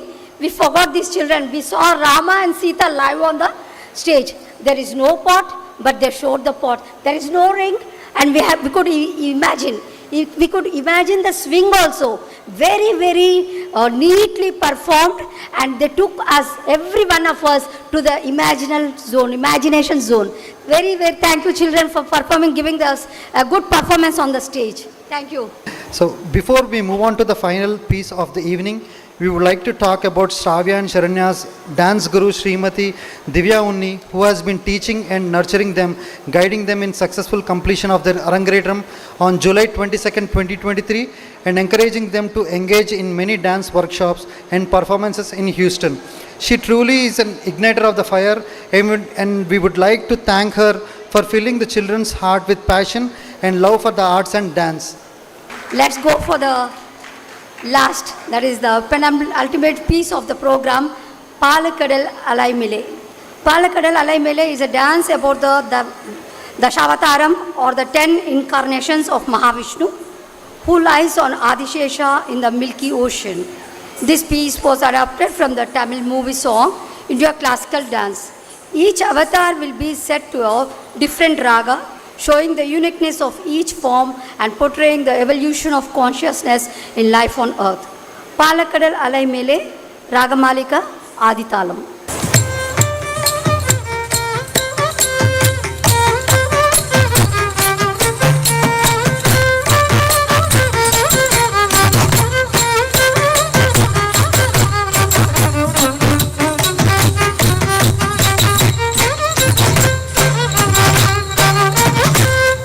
கடல் மலை மேலே பாம்பனையும் மேலே பள்ளி கொண்டாண்டெங்க கடல் மலை மேலே பாம்பனையும் மேலே பள்ளி கொண்டாண்டெங்க குந்தன் பதமலரிடம் தேடி பரவசமோடு பாடி பதமலரிடம் தேடி பரவசமோடு பாடி கதி பெறவே ஞானம் நீ தேவா பால்கடல் அலை மேலே பாம்பனையும் மேலே பள்ளி கொண்டாண்டெங்க நாதா.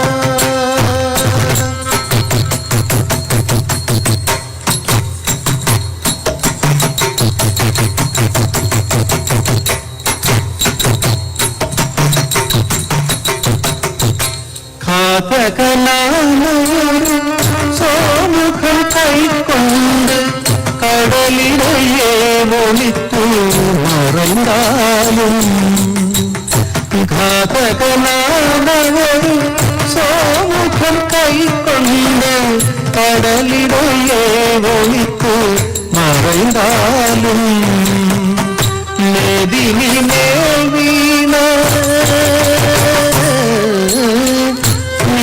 மீனவதாரம் கொண்ட திருமாலே மீனவதாரம் கொண்ட திருமாலே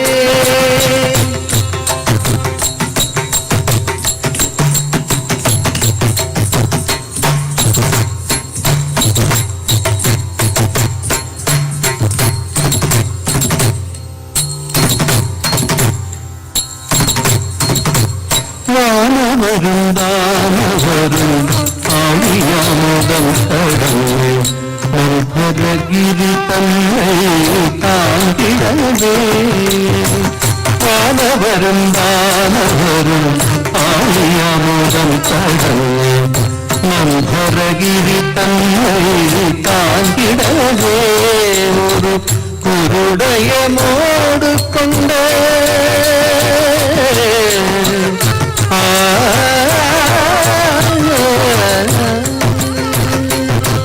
குருடைய மோடு கொண்ட கூர்மாவதாரமென்று கோலனு தாழ்ப்புகழும் ஓங்கிடவே கோலனு தாழ்ப்புகழும் ஓங்கிடவே இனகிரண்யாட்சனென்னும் படுபாகி பயால் எழுகடலுள் மறைந்த பூதேவி இனகிரண்யாட்சனென்னும் படுபாகி பயால் எழுகடலுள் மறைந்த பூதேவி அவள் ஜீவரட்சகா சகல ஜீவரட்சகா ஜீவரட்சகா சகல ஜீவரட்சகாயனவே மானிடத்தை தூக்கிய வராக வடிவானவனே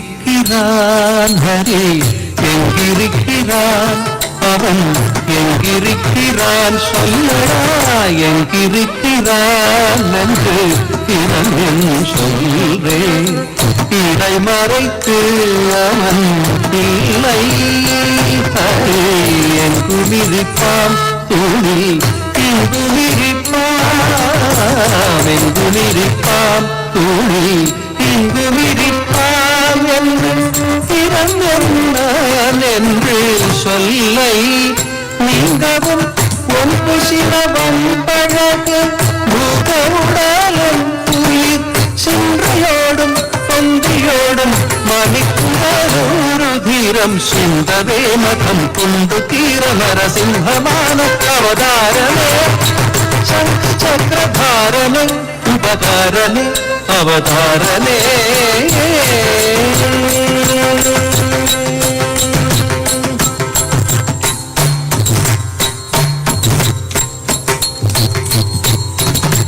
பூவடி மண் கேட்டு வந்து மண்ணளந்து வெண்ணளந்து மாபலி சிரம் வளர்ந்த வாமனே மூவடி மண் கேட்டு வந்து மண்ணளந்து நின்னளந்து மாபலி சிரம் அளந்த வாமனே மூவடி மண் கேட்டு வந்து மண்ணளந்து வெண்ணளந்து மாபலி சிரம் அளந்த வாமனே தந்தை அவியப்படி போட்டினால் சூரிய குல வைரி என்ன அமைந்த பரசுராமன் ஆனவனே அமைந்த பரசுராமன் ஆனவனே தேவர்களில் சிரம் நீட்டும் ராவணாதி உயிர் மாற்று தேவர்களில் சிரம் நீட்டும்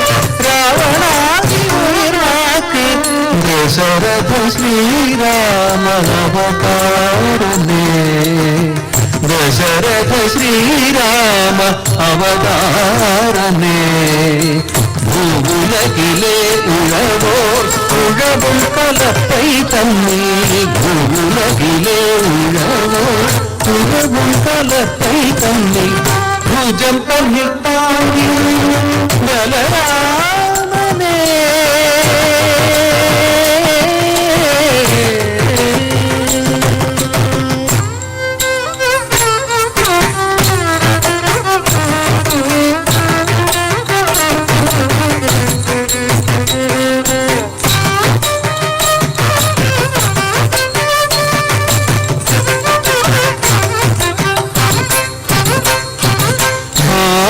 ഭാവനിരോഹിണിയിൽ അഷ്ടമിയിലെ അർദ്ധയാമ നേരത്തിൽ അവതരിത്തോണി ഭാവനിരോഹിണിയിൽ അഷ്ടമിയിലെ അർദ്ധയാമ നേരത്തിൽ അവതരിത്തോണി ആയർപാടി മേടയിട്ട ശോധനന്ദലായ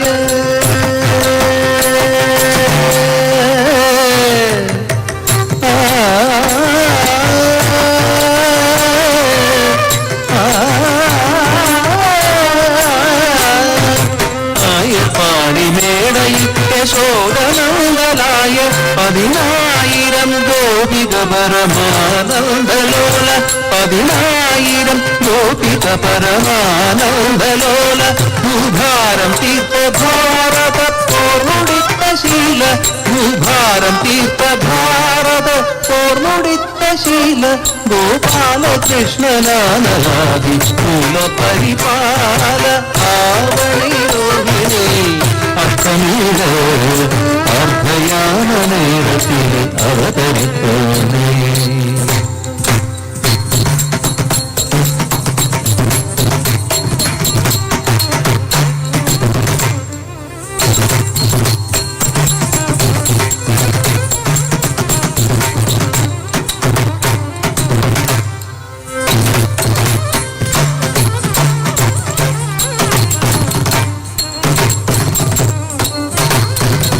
പഞ്ചപാദുകം പാദുകം കൊടിയ പഞ്ചകം മിത്രഭേദകം പഞ്ചപാദുകം പാദുകം കൊടിയ പഞ്ചകം മിത്രഭേദകം നീ അഞ്ചിടാതെ പാടും നാടകമേടയാടിയ കലിയുഗം നീ അഞ്ചിടാതെ പാടും നാടകമേടയാടിയ കലിയുഗം അഴയ്ക്കവേ കർമ്മം പിഴയ്ക്കവേ അഴയ്ക്കവേ കർമ്മം പിഴയ്ക്കവേ അൻപു കൊണ്ട് കലിയവതാരം ശൃംഗാരം ദശാവതാരം നീയേ പാൽക്കടൽ അലൈമേലെ പാമ്പണയും മേലെ പള്ളി കൊണ്ടാണ്ടനാഥ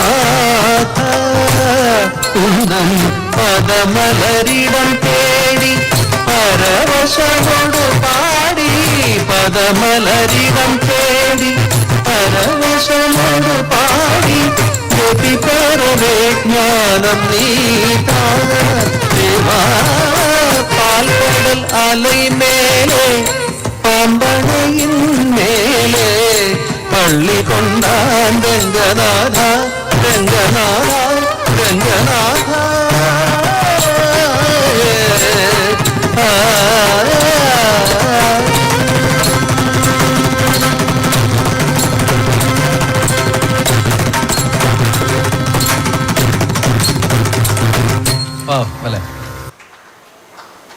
రెండు కళ్ళు సరిపోలేదు వాళ్ళ యొక్క దశావతారాలు చూడడానికి ఎంతో కనుల విందుగా ఉంది.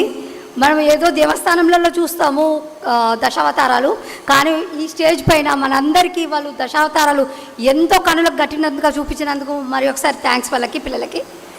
Now we would like to invite back onto the stage Sandhya garu and Mahesh garu, the parents of Star Performance tonight, to speak a few words and quick oath of thanks to this audience.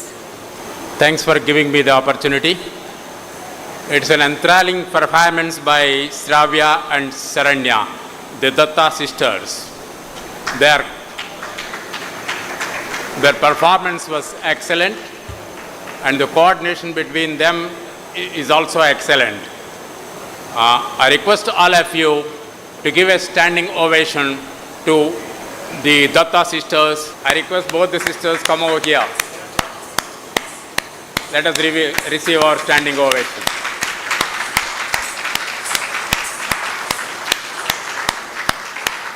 Thank you, thank you, thank you all of you. Thank you all for your time. Hope you all enjoyed. This would have not been happening had not been support from the family, friends like you all. I want to especially thank Nalan Chakravarti Murthy garu, Guru garu, for encouraging the kids. And then it's not just teaching music to them, it's about life lessons. Every day will be a life lesson for them, for the girls. Guru garu, I mean, in spite of his busy schedules and then his age, he took time and then taught the girls for almost more than 5 years now. Thank you, Guru garu. Also thank our music guru at Houston, Srimati Gayatri Rajesh. She has been teaching them for past 8 years. And then we thank Ms. Divya Onni. Without her, they won't be here today. So thank you, Divya, and thank you, Ms. Gayatri. నేను అందరికీ పేరు పేరున అండి, ఒకళ్ళు తక్కువ ఒకళ్ళు ఎక్కువ కాదు, మీరు అందరూ వచ్చారు. అందులో directly or indirectly you contributed to our success, what ever we are, what we are doing, whatever we are so far. I mean, it's all blessings from you all and then support from you all. Thank you, thanks a lot. అందరికీ నమస్కారం. మాతృదేవ భవ, పితృదేవ భవ, ఆచార్య దేవో భవ, అతిథి దేవో భవ. So, we would like to thank our parents, our gurus, and the audience today. Firstly, our parents, asalu lekunda mem lemu first of all. So, wallu culture anta nerpichi ante ma culture ishtam ayedattu chesi annitki classes ki tippi వాళ్ళకి office అన్నిటితో. Please a round of applause for them. అలాగే ఇక్కడ ఉన్న family, Sharada mummy, పప్ప, జ్యోతమమ్మ, సాంతాత, అందరికీ కూడా వాళ్ళు కూడా చాలా సపోర్ట్ చేసి చాలా తిరిగి, శారద మమ్మీ ఎస్పెషలీ, అందుకే మమ్మీ అని పిలుస్తాం ఫర్ రీజన్. సో అంతా చూసుకొని మేము తింటున్నాము అన్నీ. సో అది కూడా we would like to thank. అలాగే వెంకీ మామ కూడా టెక్నాలజీ అన్నీ చూసి ప్రతిరోజు వచ్చి మేము ఏం చేస్తున్నామో, జట్లాగ్ ఉన్నా ప్రాక్టీస్ చేస్తున్నామా లేదా. మా తమ్ముడు కార్తిక్ కూడా అక్కడ అరంగేట్రంలో మా అన్నయ్య కేశవన్న చూసుకున్నట్టు అక్కడ బాధ్యతలు అన్నీ తను అందుకొని బయట తిరిగి మమ్మల్ని చూసుకొని, they made us love the arts, develop passion for the arts. So ముగ్గురికి కూడా pranams and thank you so much. Eternally grateful and మేము ఎప్పుడు రుణపడి ఉంటాం ఇట్లా ఆర్ట్స్ నేర్పించినందుకు. ఇంకా మీ అందరికీ కూడా ధన్యవాదములు, వచ్చినందుకు, సపోర్ట్ చేసినందుకు. Thank you so much for joining us. అలాగే వాళ్ళ ఎంసీస్ మా మామయ్య బద్రి మామకి, ఇంకా ప్రేమలత ఆంటీకి, as well as makeup artists, ఇంకా camera people, everybody, thank you so much. Arrangements చేసిన వాళ్ళందరికీ కూడా thank you, and we promise and we vow to continue arts forever. Thank you. Namaskaram. Where the artists offer a final salutation to the God, Mother Earth, their Guru and the audience. The girls seek your blessings as they complete tonight dance program. Thank you.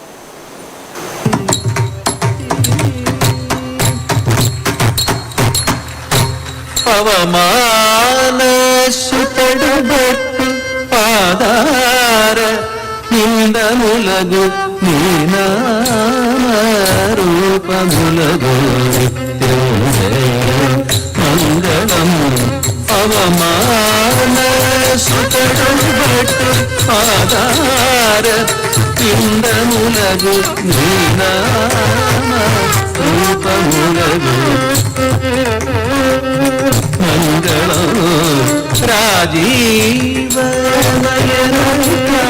రాజాది వినుదమైన నీనామ రూపములగు మంగళం. రాజీవనయన రాజాది రూపమైన నీనామ రూపములగు మంగళం. మంగళం.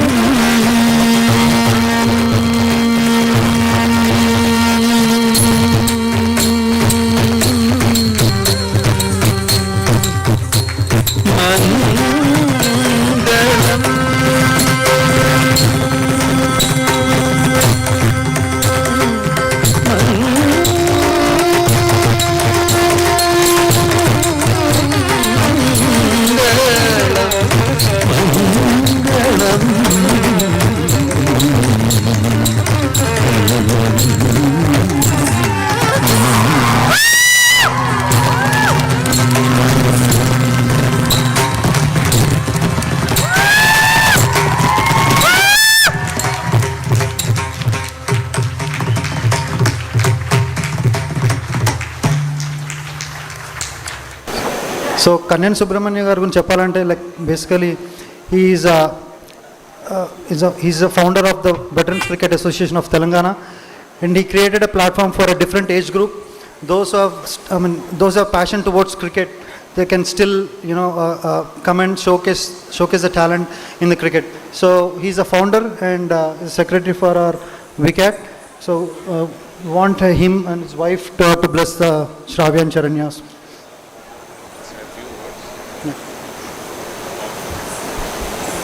Thanks, Badri. It was very kind of you, and it's been a pleasure out here to witness this wonderful experience. It's been ages that I've attended something classical, and I would thank the parents and the youngsters.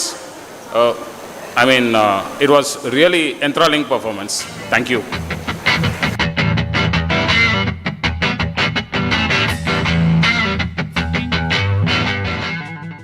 మనం అందరం గుర్తుపెట్టుకోవాల్సిన విషయం ఏంటంటే ఆరంగేట్రం అమెరికాలో, ఇక్కడ మనం miss అవుతున్నాం మన పిల్లల్ని. ఇలాంటి ప్రోగ్రామ్స్ ఇంత సక్సెస్ఫుల్గా అచీవ్మెంట్స్ తోటి, ఒక కమిట్మెంట్ తోటి ఇంత చక్కగా ఆ ఇద్దరు అమ్మాయిలు ఇచ్చినందుకు, ఈ ప్రోగ్రాం ఇలా సక్సెస్ చేసినందుకు, మన ట్రెడిషన్స్ అన్నీ గుర్తుపెట్టుకొని తెలుగు నాడి అమెరికాలో కూడా చాటి చెప్తున్నందుకు అక్కడ ఉన్న మన తెలుగు వాళ్ళందరికీ నిజంగా ధన్యవాదాలు. మనం కూడా దాన్ని ఆచరణలో పెట్టుకొని మన పిల్లలకి ఇలాంటి వాటిల్లో ఆ నైపుణ్యతను పెంపొందించాలని మనస్ఫూర్తిగా కోరుకుంటున్నా. థ్యాంక్ యూ అమ్మా. మీకు బ్రైట్ ఫ్యూచర్ ఉంటుంది, నేను చెప్తే ఖచ్చితంగా ఉంటుంది, మీకు ఉండాలని మనస్ఫూర్తిగా కోరుకుంటున్నా. All the best. God bless you. Thank you one and all. Thank you. I request Madhusudan Garu and Venkateswarlu Garu from IICT, can you please come down to the stage, please, and bless the clips.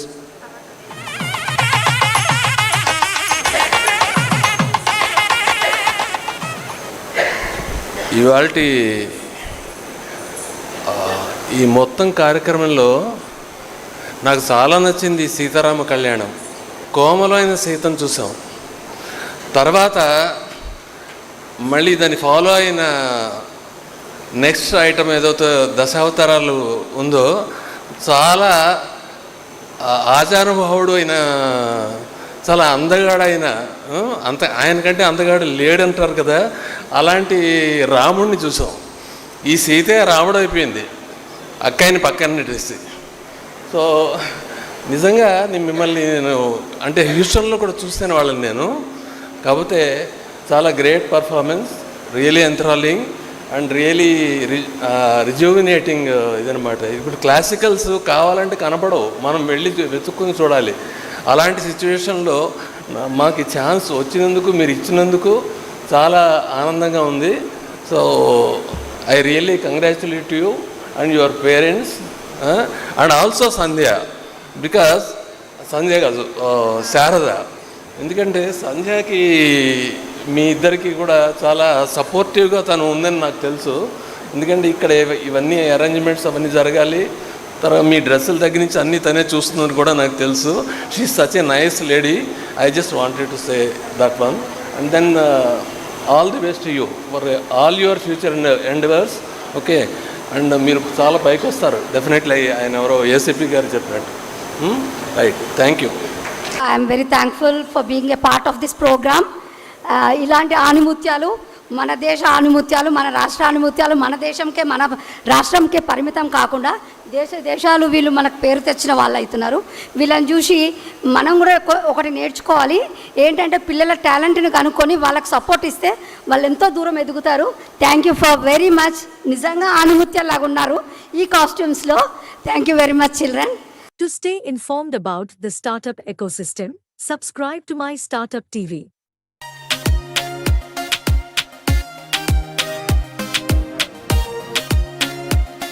I was working in corporate for more than 3 decades. After that, once I joined RUTAG, I came to know that this is where I belong to, because I was so passionate about giving back to society, and RUTAG has provided me with rich opportunities for that. So we mainly at RUTAG, we don't set boundaries for our work.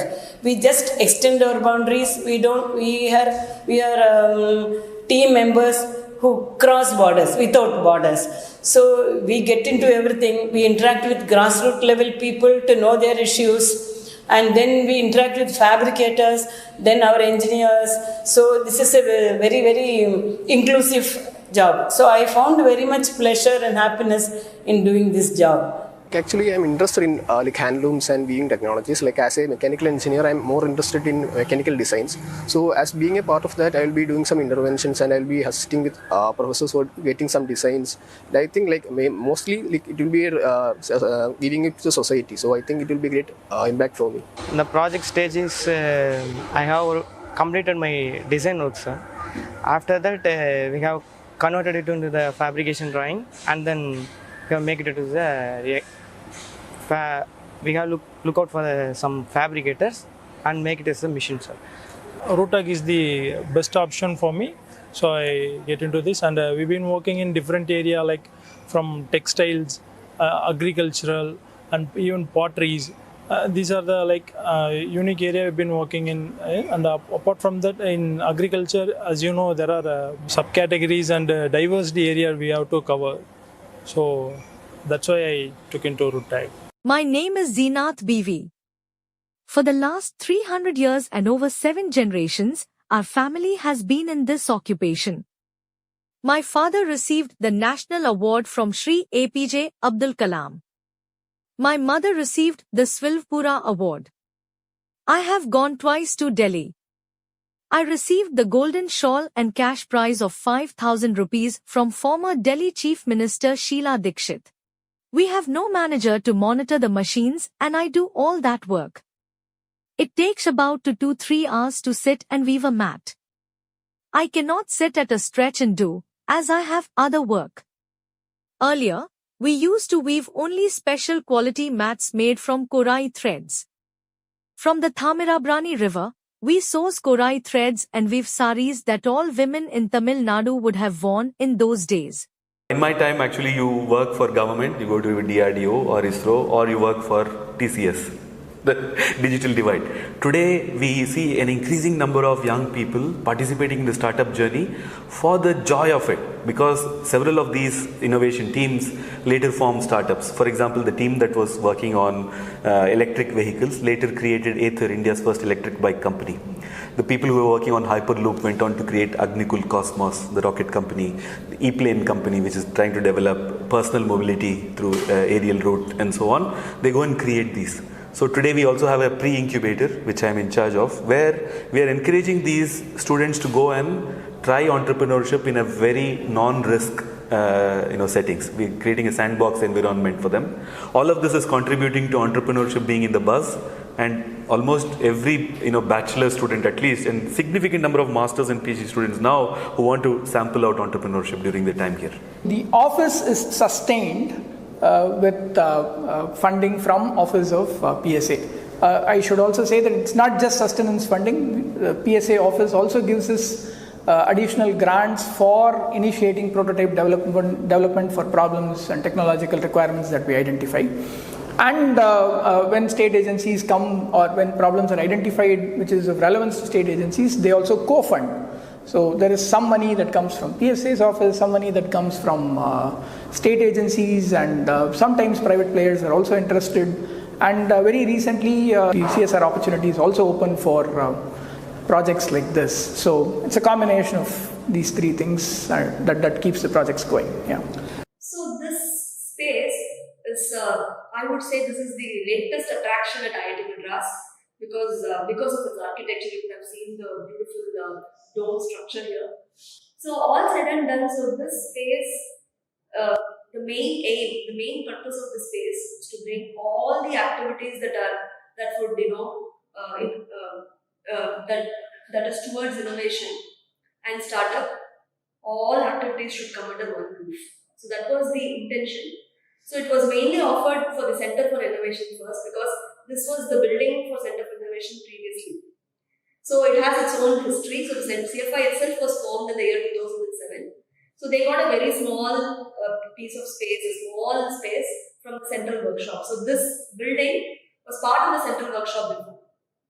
So that small, from 2007 it has grown to this big. So it was still a part of the, had the same workshop kind of a structure. To stay informed about the startup ecosystem, subscribe to my Startup TV.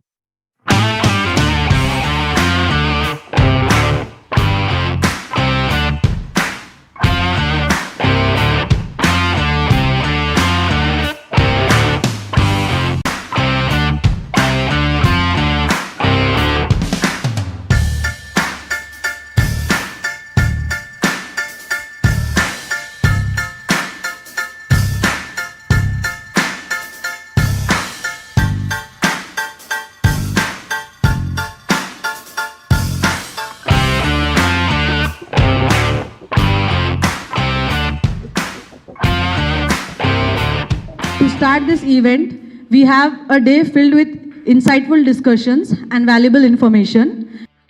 So basically, we believe in three pillars: education, employability, and entrepreneurship. We work with around 500 plus hiring organizations to place our students, and we have got around 749 colleges across the state who are associated with us. My creative career's objective is basically to uplift the skills of the students who are into the creative industry. Since we have a changed era, so we now have a lot of opportunities in creative platforms, as we all know.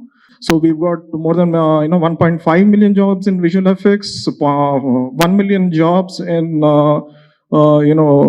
gaming was also growing really big. Today, it's important that apart from the coding career, which used to be at one time the most sought after career, with AI taking over a lot of that, creativity and natural intelligence is what will be required and most important. And that is where we said we need to promote. And since Image Tower is again now catching speed, it's important that we have enough people for the image industry itself. And that's where we said we will work along with JNFU. We will also work along with all the institutions, all the colleges, all the people who are in this field, so that we are able to create future Steven Spielbergs and Rajamoulis and Ashwini, etc., from the tier 2, tier 3 towns and cities of this country. The students from SV turns out to be a team leads rather than just an entry-level students. But now the time has come that we definitely want the help from all the people. Arya knows about it, and JNFU, I am the product from the same college. So I really want, when every brain together meets up, things can happen, and there's nothing impossible about it. Parents are very much interested in traditional engineering courses only. Children are not encouraged to join this. Thanks to Rajamouli Garu, through Eager, he made it a movie international. And a recent movie of Kalki has purely shown what an Indian story could be said to the world. So recently, 30th of April, the central government has announced 30% subsidies to the international production houses who are coming forward to produce their content in India. Either could be a service or co-production. That's a lot to India. That's where we see as a content developers where we can occupy the space. So next coming up era is going to be, everything is going to be media and entertainment. Of course, design plays a vital role. We will be like a family on the creative platform. We will work one-on-one on every quarter or half yearly. We will have some sort of an seminar, get-togethers like this, discuss on the challenges and progression. Also, we will definitely take it forward, sir. To stay informed about the startup ecosystem, subscribe to my Startup TV. To support students and institute in dynamic field. To start this event, we have a day filled with insightful discussions and valuable information and opportunity to connect. Now I will request Pradeep sir, heading placement, technology delivering and corporate relationship, to start the event. Thank you.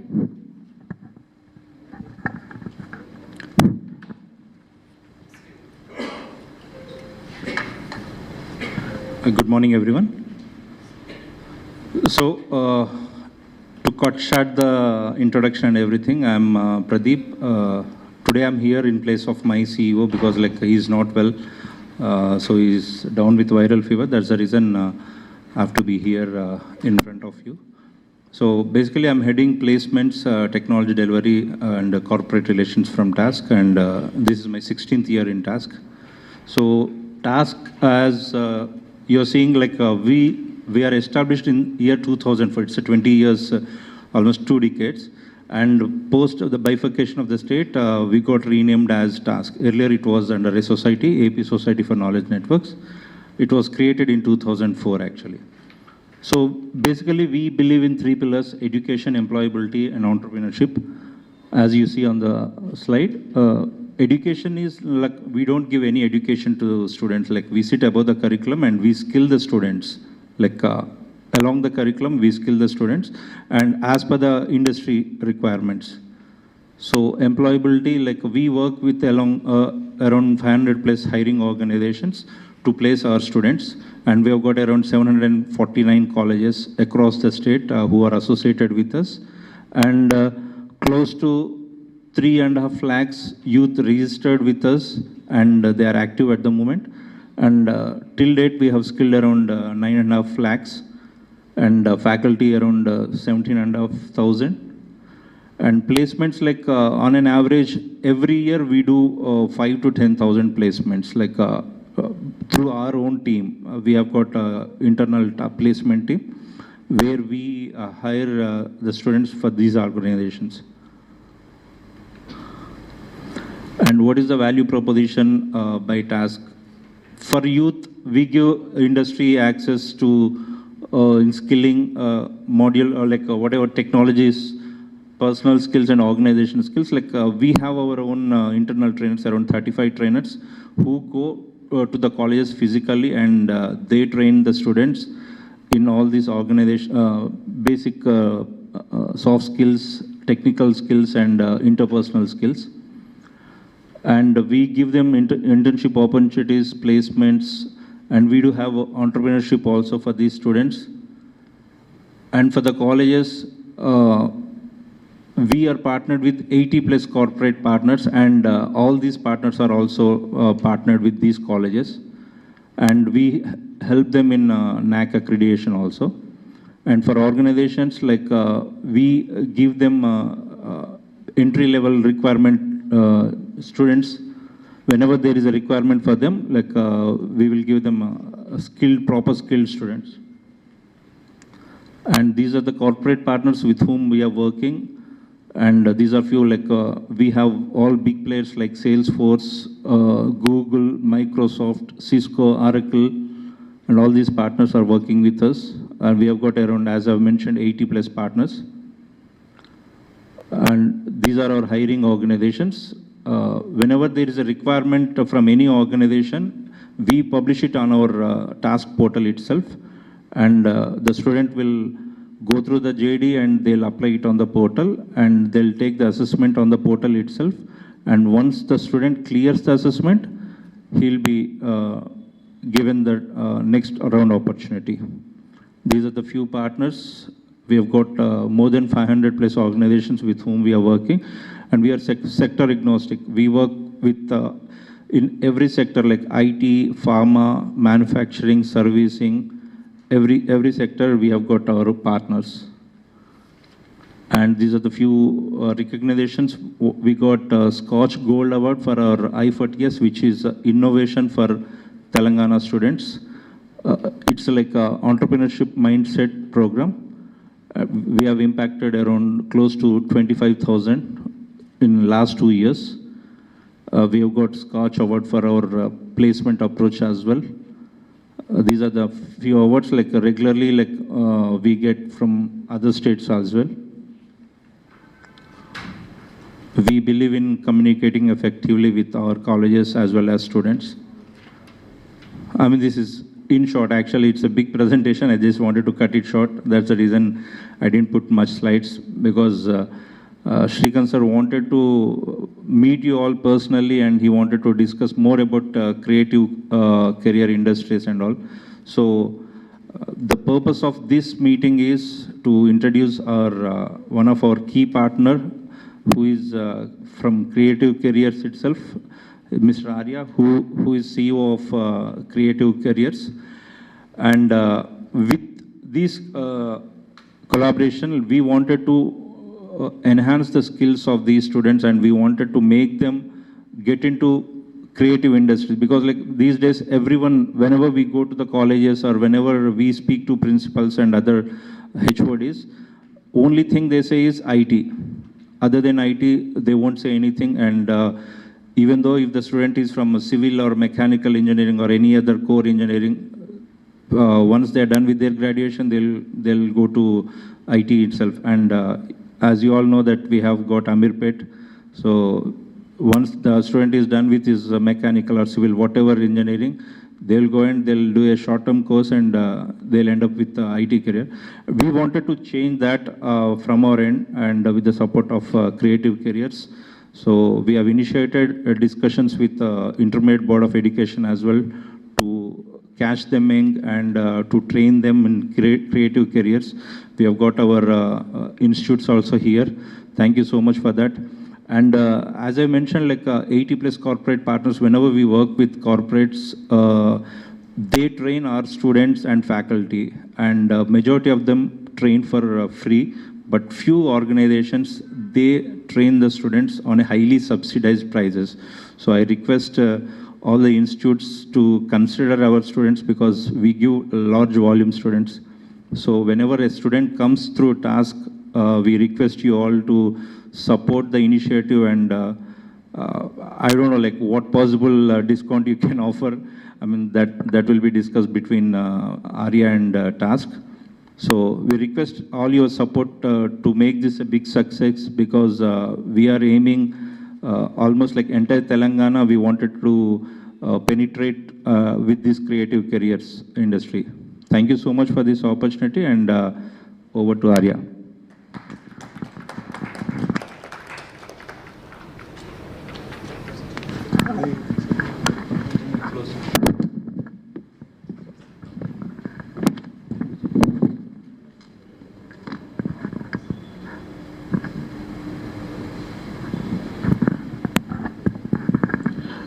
Good morning, all the distinguished chief guests and the institutes who have come all the way. We really thank you for your presence. Before I start my presentation, so I will just introduce myself. Most of the institutes know me, but still. So my creative careers objective is basically to uplift the skills of the students who are into the creative industry, and the opportunities or the awareness is lacking, both vice versa in the educational platform as well as the students are not getting an opportunity. So previously when we have conducted creative careers expo, so before conducting the activity, we had thanks to the support of JNFAU Vice Chancellor Garu.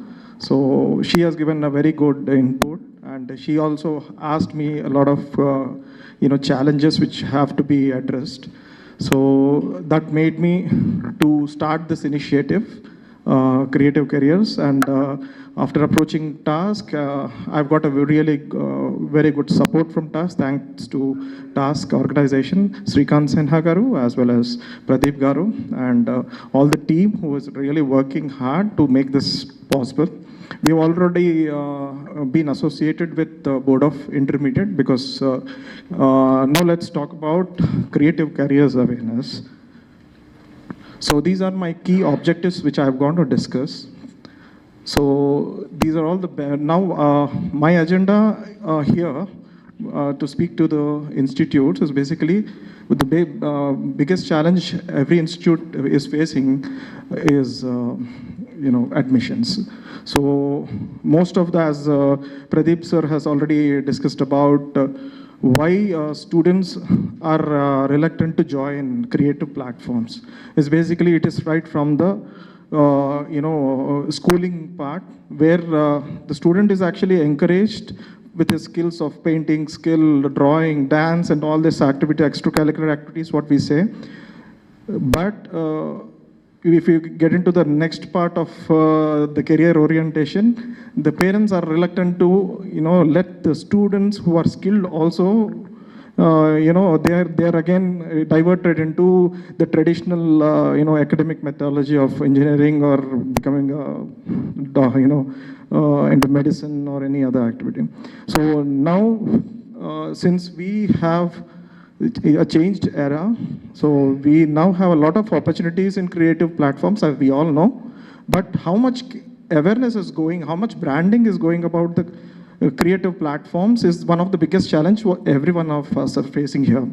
So to address those challenges, I have come before you, and I've taken the support of Telangana Academy of Skill and Knowledge, where fortunately we are lucky enough that our Indian government has also announced the support on Skill India platform. So we will be taking all the, after this agenda of the meeting, we will be also taking the FAQs from you, your challenges, what you're facing, and what best we can amicably understand and do the best for the students and for the creative platform. So I hereby start my presentation and we discuss about the key factors. And then you can come out with your, suggestions as well as the challenges what you're facing so that we can address this forward.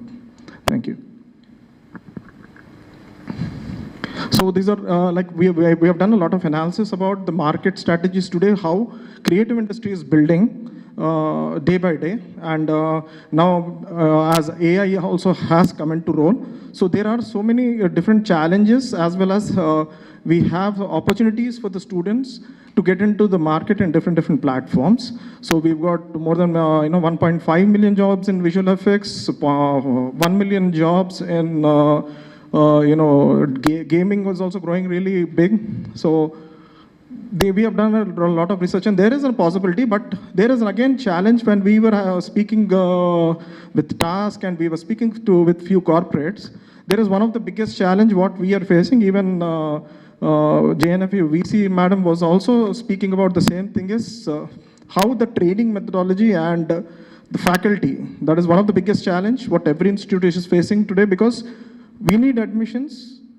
With admissions only, we can have a proper faculty which can be, can train the students. This is a whole ecosystem, we have challenges. So opportunities are there. Now the marketing has to be done in a tremendous way, because wherever we see engineering is always a provoking thing, and according to the analysis of 2025, we will very soon be having a recession also. You already seen in US market that AI is replacing a lot of job opportunities, and creative will be always there, because creative has to give, we need to give some inputs to the AI also. So there are a lot of job opportunities also which will be coming into role. So these are the key factors which I wanted to address. One is admission awareness. So this admission awareness has to reach the market. How it has to reach the market is the agenda what I'm talking about. Then market opportunities which has to be published into the society, so that parents are the major key role players in this perspective. So how we are going to reach the students and the parents is also our objective, what we are addressing. And creative career support. Basically, creative career support, we are taking the support of Task on the job opportunity platform, where we will be giving the same awareness program we will be addressing this to the most of the corporates. And we have already taken some inputs, and we want to give that inputs to the institutions also to consider this, and let's make a better, more skilled faculty and skilled training methodologies. And we have also taken support of MESC, Media, Entertainment and Skill Council of India. So they will be a part of this program. I will be soon discussing about it. And the marketing growth. So the benefits of the institution through Task, these are the benefits of the institution through Task. What we get is a direct support from Task. Basically, Task wants all the students to be a part of their membership program, where they will be getting webinars, and job opportunities will be directly, they will be sending the notification, as Pradeep sir has already addressed about it. And development into market stability will also be addressed. Then increased revenue and faculty attention. That's for the institutions, basically what we want to do. Address in this program is basically we are coming out with an awareness program in different strategies, because creative industry is such a kind of industry where we can't have directly, as engineering, we take the attention of the engineering student or their parents to come into role, because there's a creative platform. So we have taken different tools to engage students and their parents to more understand how this creative platform is changing its face into apart from the traditional market today. And corporate partnership, as Sir has told you, we are more building corporate partnership, because now in creative industry, we have targeted around 6 to 7 different platforms like visual effects, animation, gaming, fashion, and 2-3 other creative platforms. So we, as I basically am a CEO of Cinematica Expo, so I am held up from cinema industry. So we want to also collaborate with a lot of producers in the movie industry, where the opportunity has to, will be also provided as a platform for youngsters who are into visual effects, animation, gaming, or they want to get into any sort of art platforms. We are also coming out with that awareness also, so that it becomes more, reachable for the students to build their career platform. So the tools what we are coming out in this academic year 2024 to 2025 are basically, we are coming out, as you have seen that we have already done one creative careers summit. So we had few awareness students and people have come into the expo, and few parents have personally interacted with us. They were really feeling happy that their students are their children are really good and they wanted to come. But this awareness hasn't reached what we expected, since a lot of challenges which I have been, because the awareness has to reach, because even the media is one of the biggest challenge we are facing today, because media engagement is also necessary, so that this initiative can reach the end required people. So now we, as creative careers, we are coming out with a digital platform as well as a BTL campaigning and ATL campaigning. Basically, I'll explain you what BTL campaigning and ATL campaigning is. So we are identified around 150 plus colleges only in Hyderabad and Rangareddy. So we are conducting awareness campaigning in the form of contest. So basically, people who are interested to make short films. So this experiment has already, we have done it in our past to 2023 year, and we've got a lot of admissions, a lot of awareness has been spread. Please welcome, ma'am. Please welcome, ma'am.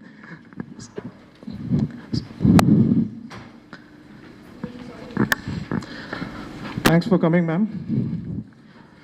So, sir, we already have done some experiments and on the short film contest. So,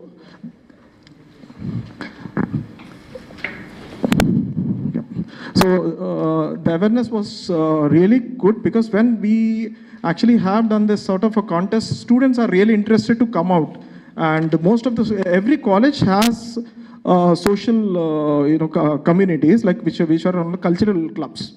So already we have done campaigns with more than 40 plus colleges since last 2023 to 24, and we've got more than 2,000 students who are into cultural clubs. So we are building more cultural clubs in almost 150 colleges this year. So most of the people, when they come to us, they ask us how to write a script. They have interest, but they don't know how to write a script. So there are so many challenges they don't know, but they are interested and they have little skills. They have exhibited a lot of videos and they've presented it to us, and we have given the encouragement awards in our Cinematica Expo. So we will be doing a lot of programs on contest based. where any college, if we are going on the cultural platform, dance is one of the most attractive thing, because there are people, everyone wants to get into social media. So they're coming out to know more about creative platforms, and they wanted to pursue in different courses. So previously also we have introduced a lot of students on the gaming platform. With Backstage Pass, most of the people are also going and they wanted to pursue gaming, because now engineering students, when I happened to go to one engineering college called Sanskrit Engineering College, students have come to me asking, sir, we are interested in getting into visual effects. So I've got more students. When I was conducting Cinematic Expo, students were asking me about visual effects, because they want to pursue visual effects. I have also got few IITians from Roorkee. They are interested to start their own entrepreneurship program. So the interest is there, but they don't know how to pursue and what to do. This is the marketing strategies. We wanted to first penetrate into colleges, conduct contests, conduct awareness, and we wanted to take institutes to different parts of the state also. So we had this meeting with the Board of Intermediate. So we requested Commissioner Madam to take this forward. The 10 plus 2 students are very important for the institutes. So we have seen this academic year, we had around 39.1% supplement exam attendees. So it's almost, thanks to Sirisha Madam, you have given this information. So thank you so much.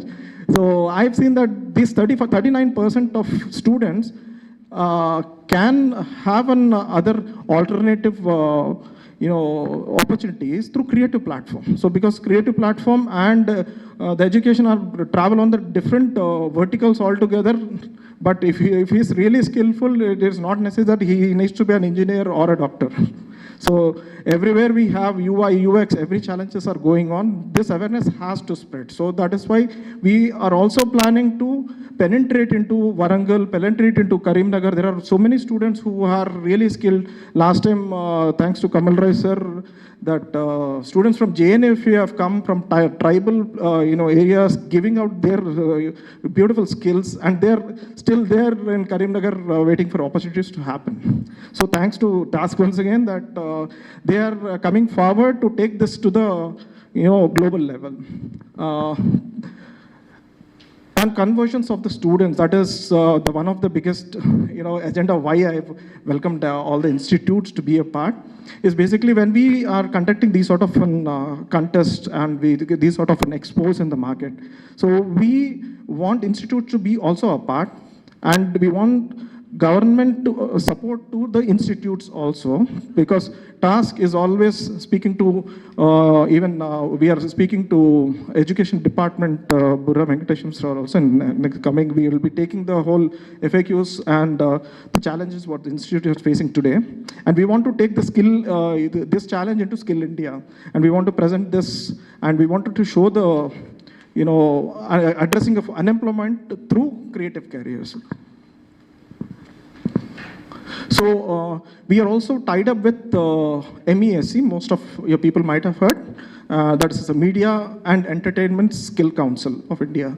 So thanks to MESC. So MESC is providing all the institutes and tasks and as well as creative careers with webinars from the pioneers from different platforms like visual effects, animation, gaming, or any platforms we are picking in the fashion. We will be having free webinars to the students as well as the faculty, so that faculty can also avail this program and gain a lot of knowledge of the upcoming trends as well as the challenges what's going to face in the industry.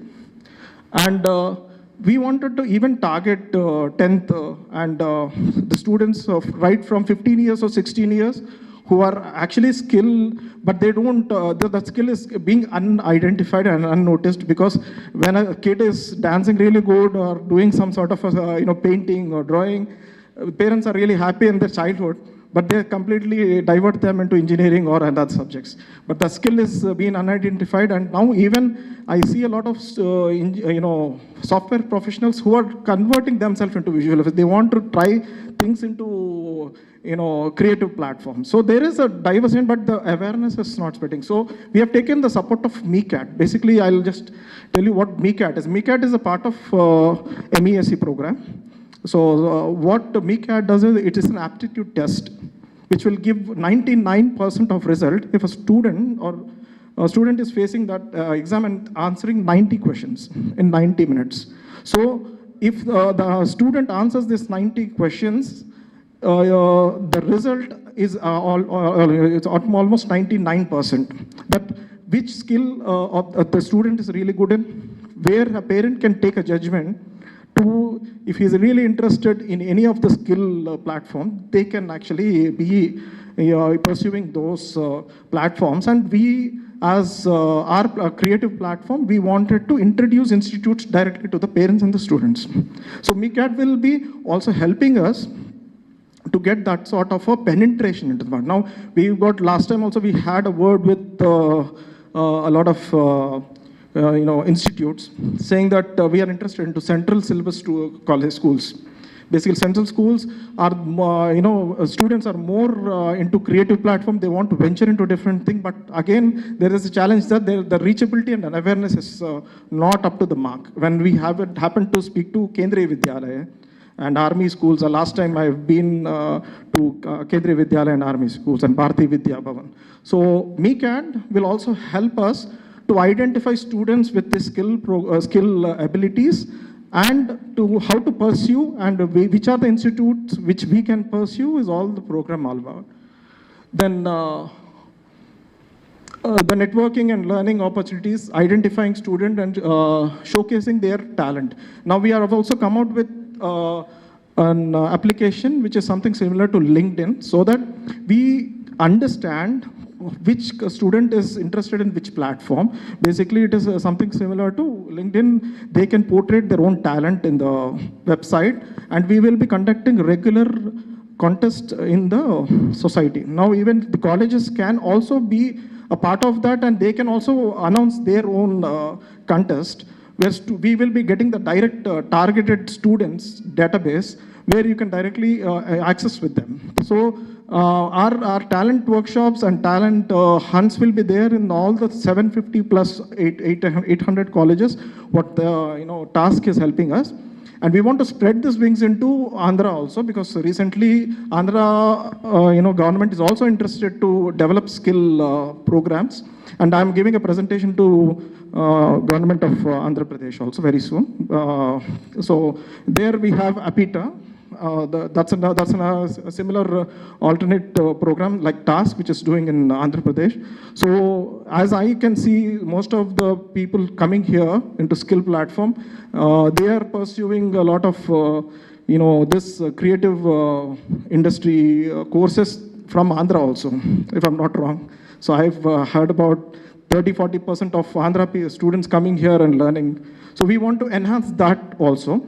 And we will speak to the government of Andhra Pradesh, where you can also extend your wings into Andhra Pradesh and give your services to the society who will be requiring these sort of services. So these are all the engaging activities which we'll be conducting, sir.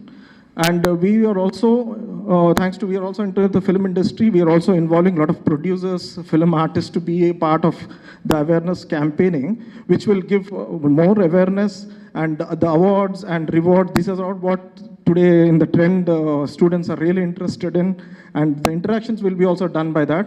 And as I've told you, MeCAT, MESC, TASK, and all the government organizations related to skill development program, we wanted to spread this awareness, and we require all your support also.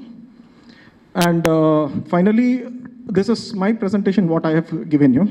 So I would like to take good inputs from the respected institutions regarding the admission challenges, what you are facing, as well as what would be better from this presentation, what we can do to better understand each other. And behalf of task also, I just wanted to give you a clear picture. So since Srikanth Sinha sir is not present, so on behalf of him, I just wanted to give this opportunity what task is giving us.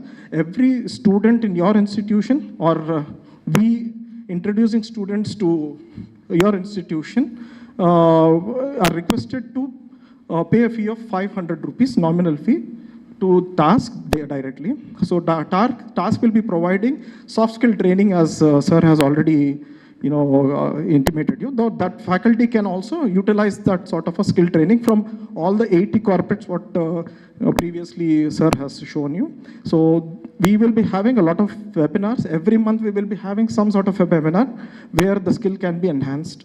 Apart from this, all the institutes who are tied up with task can also exhibit the logo of task for the employment of the students, benefits, or giving this awareness and getting more connectivity with the corporates. So we will be also conducting a lot of activities with the corporates and the collaborated institutes who are working with us. So finally, we just wanted to have a FAQ session so that you can also give us some feedback, so that I can take this feedback to the government of Telangana, and with the support of task, we wanted to do one activity which will address unemployment for the 2025, how much we can reach all the students already in the institutes. We want to help them to reach the corporates, because and I happened to talk to the JNFU also. There are a lot of campus drive which happens in JNFU. I want that campus drive facility to all the institutions who will be collaborating with Creative Careers and Task. So thank you so much, and I would like to know more about the challenges what you are facing and your input, so that I can take this forward. Thank you. Sorry, Mike. So anyone wants to give some feedback? And Mike. Sir, Anand sir, Miru, if you can give me some feedback, sir. iPad.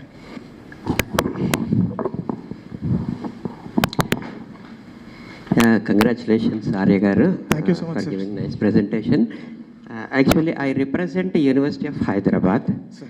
and we are offering 2 programs on MA program in communication.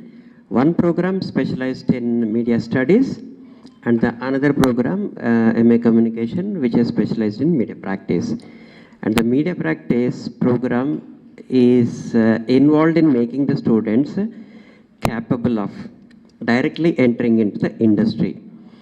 He might go into the industry as a camera person, as an editor, as producer, as a writer, story writer, script writer kind of things, or as photographer, as a photojournalist, as a journalist himself, or the reporter, okay, kind of thing, suitable for various platforms like print medium, television medium, and even the other media like internet, web-based magazines and newspapers kind of thing. So to be able to be qualified for entering those kind of things, we provide a kind of training. And thanks to Kamal Rai, actually has introduced me to this organization.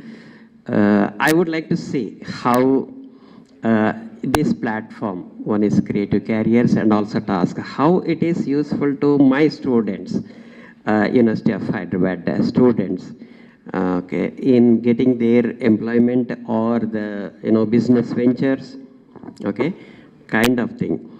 But the difference between my students and the other students elsewhere here, all the government and private organizations, is that ours is a central government organizations where we take the students from all over the country, right from Kashmir to Kanyakumari, and all the northeast countries kind of thing. So Task CEO Srikanth Sinha sir, please sir, welcome sir. Please. Sir, sorry to interrupt, sir. Thanks for coming, sir. All the way, he is not feeling well, but still the interest what he has on the creative platform, he has come all the way. I really thank you, sir. Thank you so much. Sir, please, sorry to interrupt. Sir. So I would like to say how our students who are coming from various states, not only Telangana, but also including Andhra Pradesh and all other states, including Northeast and so. So how this can be used by our students, that is where I am interested in. Thank you very much. Thanks for your question, sir. Sir, as we were addressing about the same challenges before I was giving my presentation, is basically creative industry, as you know, we know, that is a very challenging industry to enter into. We can't promise things for any student who is a photographer, who is a cinematographer, or who is into creative. But today, most of the people are icons. So what I wanted to address, and I wanted to personally come to Hyderabad University, and I want to give this awareness program to them also, is about today the scenario is completely changed. So thanks to all the students who are already pursuing. So thanks to task is actually has a ready program for people who want to get into the corporate corridor. And people who want to pursue their persuasion into media or entertainment platform, that is where even MESC, as we from my organization Cinematica Expo, basically we conduct film expos. We are regularly connecting a lot of producers, directors, and a lot of people. Basically, I will tell you my platform apart from creative careers. This is not, this is out of the way. I wanted to do something for the creative platform I've done. So basically, I conduct a lot of advertising and media programs for the cinema industry. So I work for more than 200 movies till now, sir. So like Businessman, Iga, I worked with Rajamouli Garu, I worked with all the prominent directors. So I used to give them solutions on the advertising and promotion activity. So I better know that ultimately today any cinema industry which is growing and giving a big hit, students are one of the major key role players for viewership. If I am not wrong, and the analysis everyone knows it. So now what is happening is there is no one such kind of a platform where a producer will be, or the a director will be really interested to interact with people. So basically there was only one platform. So recently we are also collaborated with one organization called Telugu Digital Federation of India. Recently which have started. This is a revolution. So that is what I wanted to address you also, everyone, so that we can speak to our students and convey them that today generation is changed. Sir, in that organization, they have around 3,000 influencers. All the influencers, YouTubers, what you are seeing today in the Telugu platform are a part of it. And Chiranjeevi Garu is one of the mentor for that. So that is the change of today in the digital marketing which is happening. So they can be YouTubers, they can be journalists, like thanks to startup, which I actually are supporting us for the media promotion activity. Sir also is interested into coming into journalism training programs. So they are also a part of task as well as a part of creative career, sir. So now the exposure into digital media is high. And what I was speaking about, the contest and the activities on the digital media will help all your students to become an entrepreneur. Basically, you can say an entrepreneur for the creative platform because they don't have any such sort of a corporate, they get a salary or they get a pay. But we need to show them that sort of a focus and that sort of a innovative IoT developments happening in and around us today. So we have collaborated with all these organizations where your student can directly communicate with that sort of platforms and they can pursue their own system. Can you just creative careers lab? Yes, please.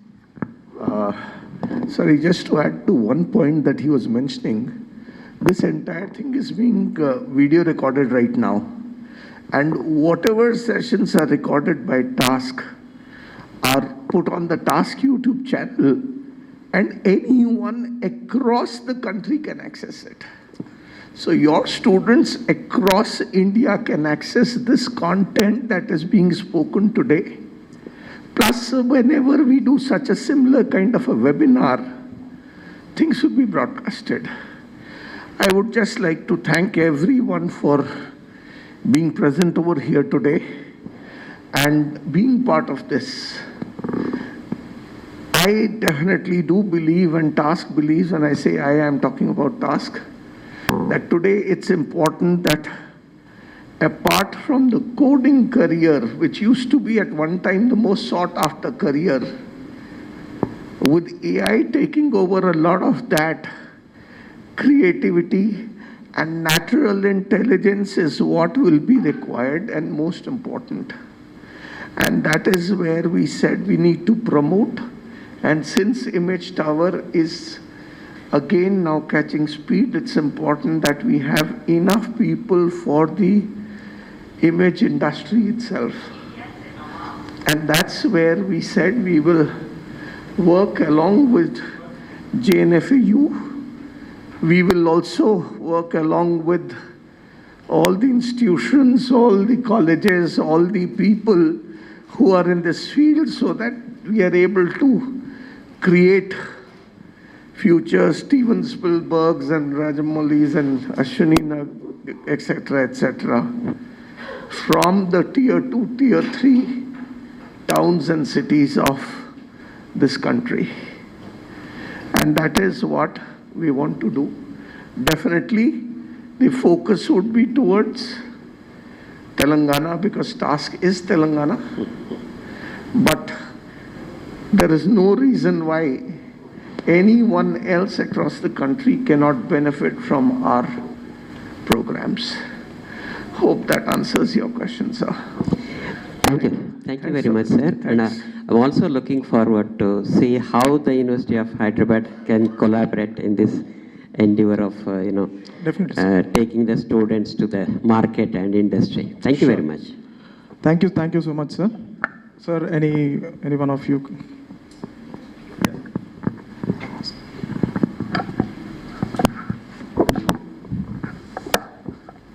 Very good morning, sir. As sir was telling, that same concern from a private college being in the high-tech city, the most wanted place, we from Sri Venkateshwara College are also looking forward to do collaborations, because today, after 34 years of the institution being the first concrete of Madhapur, I proudly represent that 95% of my students are already been working as freelancers from this first semester. It's not that, they've come to the final year, they have acute pressure on presenting themselves, because the only thing what I would want to proudly say is the students from SV turns out to be a team leads rather than just an entry-level students. But now the time has come that we definitely want the help from all the people. Arya knows about it, and JNFU, I am the product from the same college. So I really want, when every brain together meets up, things can happen, and there's nothing impossible about it. And really looking forward to collaborate from Task with our institutions. Pharmacy is already linked with it, but I really want, because this acute shortage, sir, as we had a couple of years back, about 2 years back, a research on how many designers does India want by 2030 is more than 35,000 students across are needed in India. And as we all know the data, the fine art students in creative bent in India itself we cannot produce. Not even 10,000 we are going. So how are we going to make this multiplied and produce that many number of designers? So apart from designers, we are looking at people who are into creative. We are looking for people who are into sculpture, photography, painting. So if I would add up all of them also, I don't think by 2030 we'll be able to reach that numbers. But if one team lead can multiply 100 students or 20 students, I think we would reach that number, sir. So that's one piece where I'm more concerned, that we definitely from a private institution want the support and help from the Task. Thank you, sir. Thank you so much, ma'am. Thanks for your precious information, which I'll be carrying forward in my next coming meetings. Sir, you want to address something, ma'am? Yeah, okay, sir, please. So, ma'am, I will be now showing you, as sir has asked me. So we have got some interesting programs which we have designed, and we have a separate website only for creative careers. Basically, wherever we are going for the campaigning in all the colleges, all the creative careers, open first.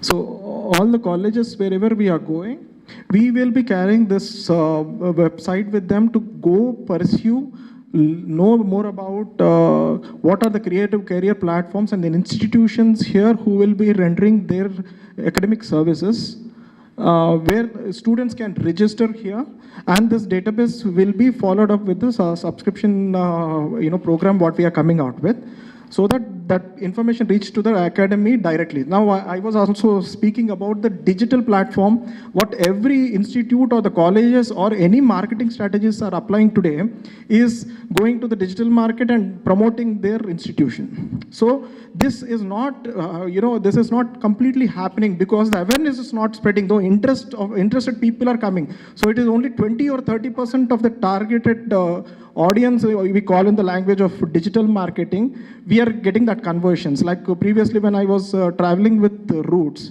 so I was asking them like how you get your admissions done. So they were speaking about getting into digital market, using a lot of promotion methodologies and getting conversions. But the problem here is, ma'am, if I am interested as a student, our target is below 18 and below 20. So here, that is the problem, sir. Here the problem is parents are the people who take the decision, not the students. So that is not being addressed. Last time also when we had a meeting with Vice Chancellor ma'am, JNFE Vice Chancellor ma'am, so she was asking the same thing, how our institute, my institutes who are affiliated to JNFE will get admissions. So the admission challenges starts from the root level. So root level is from 10th, 10 plus 2, then comes to the higher, because I don't think so major, after getting into graduation, people have diversified mind, not getting into this. So personally, all the 4 months I worked with the Board of Intermediate to get them on board. So fortunately, we have got them on board and we have tied up with the task so that the government organization can be a platform for Board of Intermediate to perform and participate in all these things. And even intermediate board has a lot of diploma courses, ma'am. So actually institute can also approach for their diploma courses to get more support from Board of Intermediate, because previously when we were conducting the expo, as you have seen, sir, the intermediate board was also there. There were so many diploma courses what intermediate board is offering in tailoring, name the different skill oriented things, they are doing it, but awareness is not there. So India has a problem, sir. Now we are only pick up one tool which is called digital marketing, and that is also only related to ASL, that is Excel location, and we keep on paying to Google or any other social platforms. But this strategy where we are taking the support of task will give us 100% results. Because, sir, when we are going to a college, when I was doing my experience I'm sharing with you, when I'm going to college, if I am conducting a contest, interested people are coming into role. So then I started building, in the college I started building communities. Like every college has some sort of a short film making community or a photography interested people. I wanted to make a social clubs, like cultural clubs. So these cultural clubs will have this interaction with our website. So institutes. So we will be also giving a platform for all the institutes who will be interested and will be collaborating with us with these sorts of information, sir. So people who are interested in getting into gaming, so we have completely a gaming page for the information for the student, and this will be directly pushed to the targeted student. And targeted parents also. As I've told you, Board of Intermediate, we are coming out with some marketing strategies. With the commissioner also, we have personally discussed, and they are also coming forward. They want this to happen in districts also. So we will also venture into the routes, into the districts also in the future, sir. So we will be doing some expo programs in Karimnagar or Warangal, which are academically built zones, which are actually unaddressed. Especially skill is unaddressed there. So most of the people, if they are really intelligent and they are surfing, they get knowledge. But they don't have knowledge about these many institutes are working on this platform and giving service to the society. So our website will be actually going to penetrating into the colleges. So we will be going to the colleges, giving awareness about creative industry through another website what I have. So there they will be portraying their talent. So from there, this is my website which is called ClickTalk, sir. So when a user comes here, they wanted to publish their talent, they can actually enroll themselves in this web page, and they will have their own talent page. Something like LinkedIn or Facebook, what you see. And they will also have their own, they can participate in any contest. Like if, for example, Sri Venkateshwara Fine Arts is interested to conduct a contest. So they can directly conduct a contest, and the people who are interested into photography will be already having the database. So vice versa, here what happens, sir, this is something similar what it looks like. The talent can be published directly. There will be so many YouTubers, there will be so many social media players who want to venture their talent. So this is a complete platform where the whole database of ClickTalks will be given to the student if he is really talented and is getting voting. Last time I've done one campaigning for anti-narcotics, sir.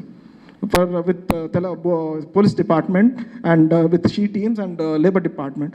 The results were anonymous. When I'm giving a competition and I'm saying that you meet and greet star, you meet Chiranjeevi, you meet Nagarjuna, people like in 1 or 2 hours, 3,000 students have voted.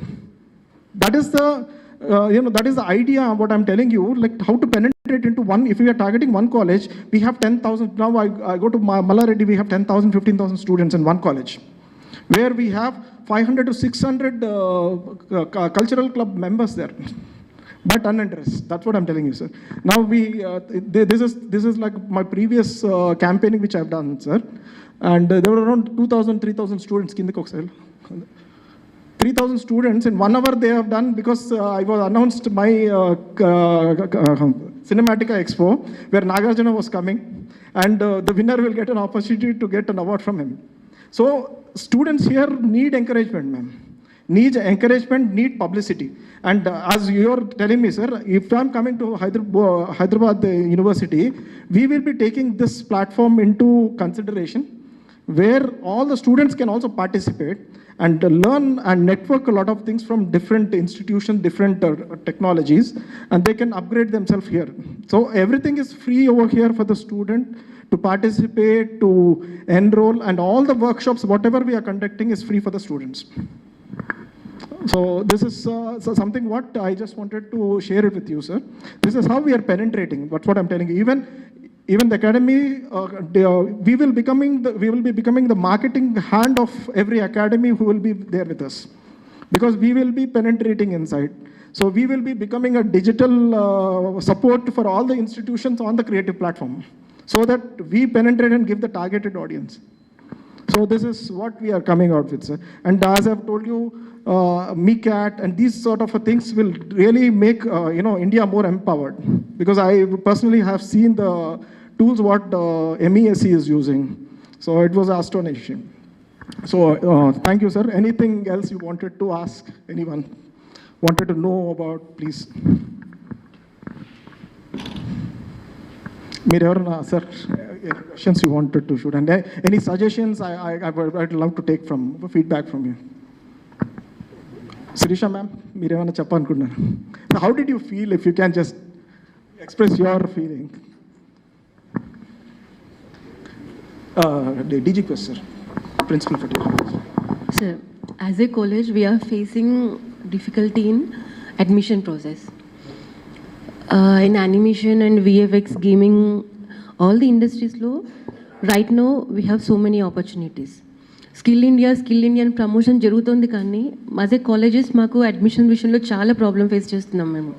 Every college hardly 200 kanna ekku seats evarki levu. కానీ 50% of seats కూడా fill అవ్వని colleges కొన్ని ఉన్నాయి. కొన్ని colleges 100% fill చేసుకుంటున్నారు. అదే different cases. We need support in admission process. We need opportunity to అంటే like promote our colleges, not only colleges. ఈ ప్రోగ్రామ్స్ గురించి ప్రమోషన్ చేయడానికి ఇంటర్మీడియట్ కాలేజెస్లో మాకు ఆపర్చునిటీస్ దొరికితే బాగుంటుంది. వీ విల్ ప్రమోట్ అంటే నాట్ ఓన్లీ కాలేజెస్ లెవెల్లో మేము ప్రమోట్ చేయం సార్. అసలు ఈ క్రియేటివ్ ఇండస్ట్రీ ఎలా ఉంది, ఈ ఇండస్ట్రీలో ఆపర్చునిటీస్ ఎలా ఉన్నాయి, వాటిని మేము ప్రమోట్ చేస్తాము. ఏ డిగ్రీ ప్రోగ్రామ్స్ ఉన్నాయి, సర్టిఫికేట్ ప్రోగ్రామ్స్ ఏమున్నాయి, వాటిలో ఆ జాబ్ ఆపర్చునిటీస్ ఎలా వస్తాయి, వాటిని మేము ప్రమోట్ చేస్తాము. ఆ ఆపర్చునిటీస్ మాకు ఇస్తే సరిపోతుంది sir. Thank you sir. Definitely, ma'am. Thank you, ma'am. And I also want to share their actually success stories. Actually, నేను intermediate board వెళ్ళినప్పుడు కూడా I have taken their success story, ma'am. One of a student from DG Quest is a top visual effects supervisor with Rajamouli today. And thanks to your service to the society, ma'am, we give a round of applause. And the student is basically discontinued his intern, but he's top in visual effects. So this is one of the story. Yes, ma'am. Yes, ma'am. I also want to happily share when talent happens, academics are always. I was always a backbencher. Because I was short, I was forced to sit in the front. So I was always 50-60% studying all the while, and always hated when I would jump into the creative field of career, sir. So don't what you say, the mainstream में जैसे 100 out of 100 आते हैं ना, their performance of 100 out of 100 is only performance on what we can see on paper or on the screen. Absolutely right. In fact,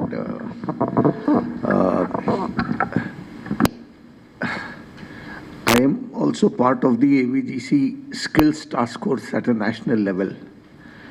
And one of the things that we have proposed over there is that after the 6th grade itself, we need to have the junior MECAT exam so that we are able to identify people who have got a creative bent of mind. I'm not saying that they will become animators from that day itself. That is never going to happen. But at least we will start moving them in that direction itself so that they can choose later on.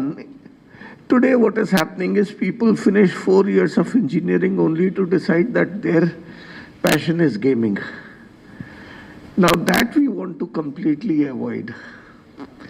And that is where the focus has to be. Creative fields are doing everything by hand. In fact, everything is doing by hand. In engineering also, an engineer is not recruited because he knows the definition of a screwdriver, but he knows how to use one. And that is where it is. If we look at the Honorable CM of the state, Honorable IT and Industry Minister of the state, again they are very, very high on skills. They have started with the Skills University. You know, this parliament session, they have announced it. Another thing that they have done is they have also modernized ITIs. 65 ITIs are being converted into advanced technology centers, right? Where a lot of technology, a lot of robotics, a lot of things are going to come in, right? So a lot of things are going to change here in Telangana, and everywhere a creative person is required, a design person is required. It's unfortunate that we don't have too many design institutes here in India itself as a country. It's important for us to ensure that people are able to use creativity. Also, humble request to all institutions, 2 things. Stop teaching syntaxes. Stop spoon feeding your students. Right? Stop that. Give them projects, give them internships, give them whatever is possible so that they are able to learn while doing itself. Instead of saying, click this in the menu, now you go to chamfer and then apply the chamfer tool. Please don't do that. Also, I definitely do understand your problems about admissions. And of course, I'm not in the best of health right now, but otherwise I would have done a back of envelope calculation for you in terms of how you can, through these programs, achieve your numbers. And that is the reason why Government of Telangana task is asking you to please provide special rate for all the students which come through the task or this portal that you just saw. Because today, if you are having 50% of your classes full, your fixed costs are not going down. We will try to at least push up your enrollments through this initiative multifold. Right? A student can come to you directly also, I don't deny that. But in case if he comes through this, he becomes the responsibility of the government as far as placement assistance is concerned. And we would like to give the best benefits to the youth of Telangana. Right? A lower fees and a placement and internship, apprenticeship opportunity. And that is what I would like to request all of you. Since my health is not good, I like to now leave all of you for further discussions. But I'd like to acknowledge the JNFU team, the team from the intermediate education, the creative content, the creative careers team, the task team, all the institutions, principals, HODs, faculty members, everyone for taking out time and being present over here. This is an opportunity. I think we have never met like this in a forum ever before. I think the last time I met a couple of you was along with Jayesh Ranjanji, where myself, Basi Reddy Garu, and a couple of us were there. This was on the sidelines of India Joy Week, right? So at that time we had met where we had discussed, and one of the industry challenges was as simple as there are not enough 2D artists. It was as basic problem as that. So imagine if we are able to skill the people properly, what great difference it will make to the growing AVGC industry over here in Telangana and southern India and India. Thank you very much, ladies and gentlemen. Thank you so much, sir. Sir, I would like to welcome Basireddy, sir. So you can also say he is a father of Telangana digital filmmaking concern. Thank you very much, sir. Come and support us. Sir, I would like to have few words about our organization. Well, hi everybody. It looks like better times are going to come for us. We've been talking in different stages. If Shrikant ji came with this bad ill health to attend to this meeting, means itself something. So JSG is also very firm. And there is one thing we need, sir, for sure, is JSG and as well as Sridhar Babuji, as well as Revant ji should participate in a TV show encouraging the parents to look at our AVCG, creative engineering itself. So I trademark creative engineering. Parents are very much interested in traditional engineering courses only. Children are not encouraged to join this unless people like you, along with the three other names I mentioned. If you need the TV space, I'll talk to Vivek and get the V6. I'll talk to TV9 also. And there, if you give an hour worth of thing to saying that why these courses are very important today, is going to make a very big difference. And thank you. And getting from JNFU for the last few years, we have faced some difficulties in getting the data who are applying. We have done a lot of, there are a lot of companies here, done a lot of TV ads and all that stuff when there are debates. And after their first and second screening, immediately they should be released so that the students doesn't get to go to BCom because they are not MSET scored or anything like that. They don't have a good scoring. So instead of them going to BCom, BA, BSc, we can show them if with this help, they can see, okay, there is another area we can go. So those things. And then the government should try to give us because we don't have an MSET requirement right now, instead of begging in the streets and trying to find out with different scrupulous resources, the people who are not qualified for the MSET, if we can arrange a seminar for those people and say in the JNFU campus itself, we have a very big auditorium, let them come.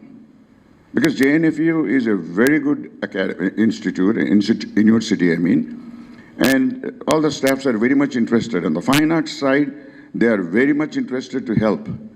So if you can cooperate with them, if we work together, if you call for a meeting with, with few people, with the JNFU also involved in it, and we would be more than happy to take this forward within the next couple of weeks or something like that before Independence Day, if it is all possible, so that we can celebrate the Independence Day with happy that we have full independence now for all the students to join.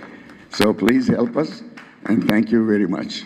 Thanks, everyone. I'm a little late, I'm sorry, but I had to go to the new president who got elected for Film Chamber of Commerce. So he was taking charge, so I was there. That's why I'm late. I apologize for everyone. Thank you very much. Thank you. Thank you, sir. We're latest gocharu, sir. We're late gochina.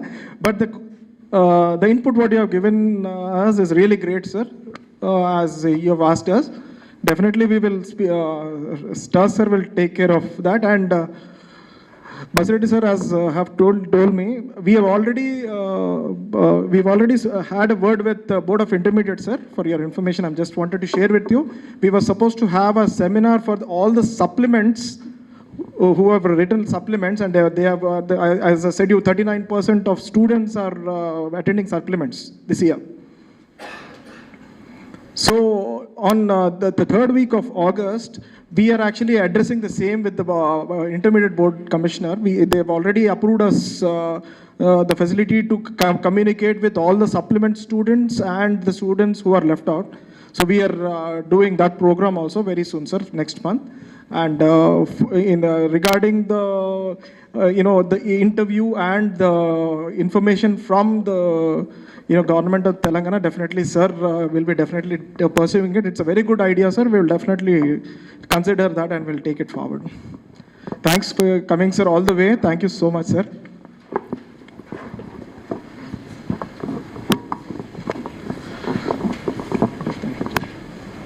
Okay.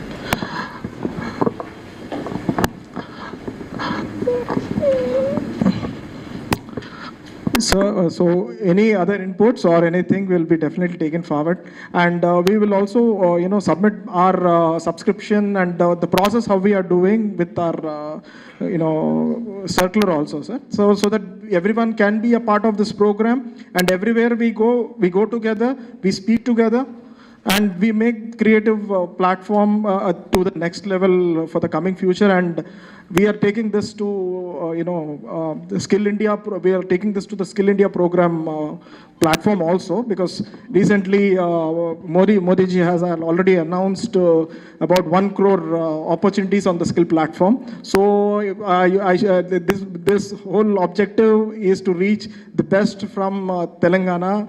Our state should be the #1 position to give best resources to the Indian and global market. Thank you, sir. If anything is there, please give your suggestion, or I will end the program. Anything, sir? Any one of you wants to give some suggestions? Or thank you, sir. I would love to.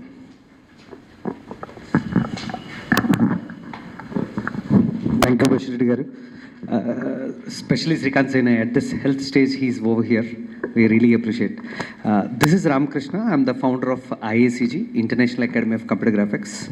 We are India's first college to start 4 years full-time graduation in this creative field, animation, VFX, and gaming. It took us almost like 3 years to convince AICT, JNTU, State Council of Higher Education, why it is required 4 years full-time graduation. I'm talking about way back in 2001, I'm precise. So finally we achieved in 2006. And okay, that's how our journey has started. It's been a long journey for us. And since that time, we are hoping this is the sun-rising industry. Sun is not rising, but it is still sun-rising industry. So, but to be honest, we are in this juncture after 23 years, and there are slight changes in the industry. I thought like better if share my knowledge, it becomes an uniform knowledge to everyone. So, India is in first position as per the number of films made in the world. As per the tickets sold in the world, India is in first position. అంటే దాన్ని బట్టి ఏమవుతుందండి మనంత cinema పిక్చర్లు ప్రపంచంలో ఎక్కడ లేరు. But are we able to tell our stories to the world? No. Unfortunate. Still we are not at. Reason is budgets. We are in that a small gamut of a small world. Still, we are yet to reach the global. But if you take in as per the services, in recent times, in IT, we have occupied 57% of the global market in IT. Welcome for media and entertainment, only 4% of the global market. Still, we see a lot, 96% to be tapped. That's where huge need. If we can only sell in dollars, or if we can sell our content to the world, then only we can say like we are successful. Welcome for spices. We produce like 37% of the global market. And everywhere we made a mark, but not able to make it in media and entertainment.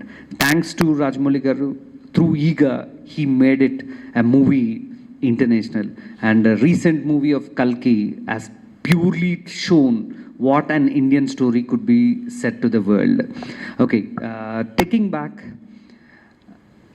recently, 30th of April, the central government has announced 30% subsidies to the international production houses who are coming forward to produce their content in India. Either could be a service or co-production. That's a lot to India.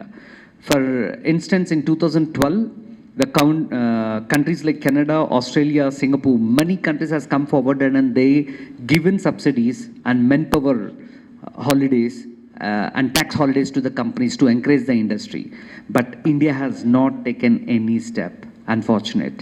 So after a long time, last 4 years has been very, very, very tough times for animation, VFX, gaming industries due to COVID, followed by recession, global recession, whatever the reasons that are. It's very, very hot times. And at this moment, the government of India has announced this 30%, which, for instance, a company, a production house like Warner Brothers is producing a movie, are given a service to Indian company, which is of 100 crores. The Warner Brothers is paid back 30 crores. That means they are getting their production cost at 70 crores itself. So they are saving a lot of money. That's how Indian government is attracting global players to produce a content through services and co-productions through India. It is happening in animation and VFX. And welcome for gaming. Very recently, last year, Sony has come up with a project called as Hero Project, where they came with 50 crores budget and they are supporting almost like 7 companies to produce Indian games which could be released globally. And that last time Modi government has took that initiative to 50 crores to 500 crores. That's a very big thing. You guys know most of the people are spending 74% on mobile, especially on media and entertainment applications. It could be Facebook, Instagram, YouTube or anything. Content makers, content development content is a king. It is killing most of everyone's time, valuable time. Of course, this is a distraction, but apart of that, that's where we see as a content developers where we can occupy the space. So next coming up era is going to be, everything is going to be media and entertainment. Of course, design plays a vital role.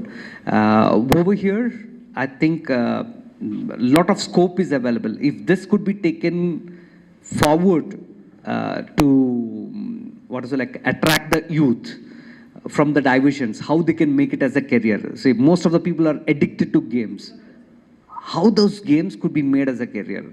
There are game testing there are plenty of opportunities where hardcore gamers could make it as a career and career job prospectus. So they can develop games. And welcome to films, to different aspects. There are each and every person would have a different talent where he can exhibit it and he can make an opportunity in this world. So many such discussions were happening. Thanks to Bashreddy Garu, many times he took this him personal interest, convincing the JNFAU to conduct fairs. Education fairs, but it was not consistent. It's not like we doing education fair in the city. We should do district wise. So to do district wise, we need to conduct it like a festival, like a carnival. Then only you can attract youth who are interested in this. You should conduct game competitions, painting competitions. It could be any sort of things that we can attract like-minded people who wants to make a career. So if Arya can take it forward of conducting district-wise from institutions, we will all love to be part of it, and we can see how we can increase the ecosystem. Yeah. Thank you, Arya. Thank you so much, sir. This was a very valuable, suggestion as well as an encouragement for the initiative what I've started. And we will be like a family on the creative platform. We will work one-on-one on every quarter or half yearly. We will have some sort of an seminar, get-togethers like this, discuss on the challenges and progression. Also, we will definitely take it forward, sir. So if anyone wants to give your suggestions or anything, or I'll close the. Okay. So thank you so much, sir, and so much, madam. We want to.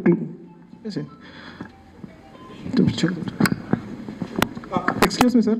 We want to have a group picture with every one of you. Yeah. Okay. Yeah. Please. Okay. Photos తీసుకుందాం ma'am. తర్వాత.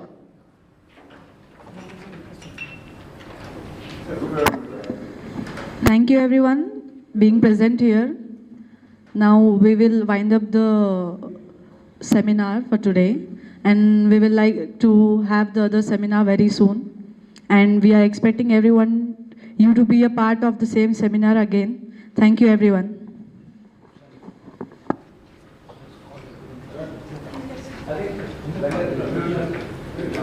And I would like everyone to be the part of group photo, please. We'll have a great picture. I'll share you on WhatsApp.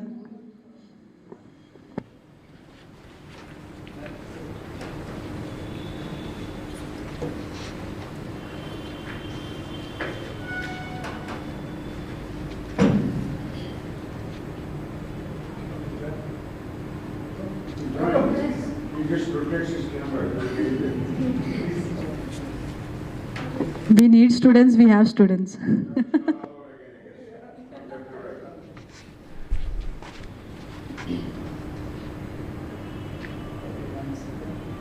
Just startup TV. My startup.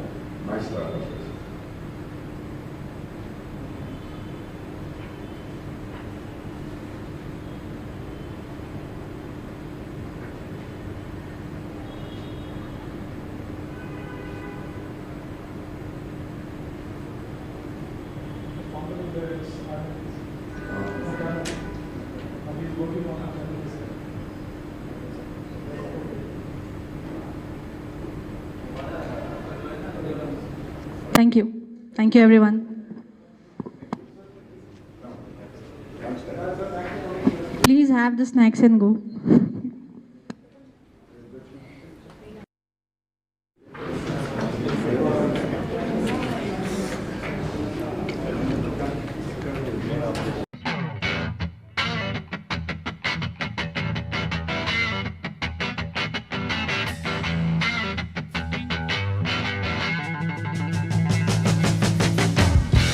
I'm telling you that, these are my pillars of strength, and these are pillars who will take us from South India to global. National Institute for MSME, we are making our best efforts to promote the women entrepreneurship and to handhold the women entrepreneurs and to cater to their needs wherever it is possible. Women in business, the segment is actually increasing. I'm noticing a lot of startups run by women entrepreneurs these days. We have so many men here, and so I must say this, we have a lot of festivals throughout the year. So during these festivals, in addition to buying a sari for the women in your life, if you can gift a mammogram for women aged 40 and over, you would have contributed to saving scores of lives in our country. I can tell you one thing, we are massively hiring, right? Very, very big hiring spree. I see a lot of engineers are there, but I don't find real engineers. They are certificate holders, but there is no skills. Because everyone thinks that if I'm spending this much after completion of my engineering, how much I'm going to get. But he is not seeing what he is going to earn the knowledge. So real engineering skills are dying nowadays. The real millet queens are in the rural India, and the millet, as it is very small grain, as you know, and even the farmers who are growing millets are small and marginal farmers who have 1 to 3 acres land, and when they are not farming, they are actually agri-labor. So by bringing this millet to the mainstream, you are not only solving the nutrition issue which the current, the country and the world is facing, and also climate change issue, but you will be able to contribute to these women who are in the villages. We work for the people in agriculture and rural sectors.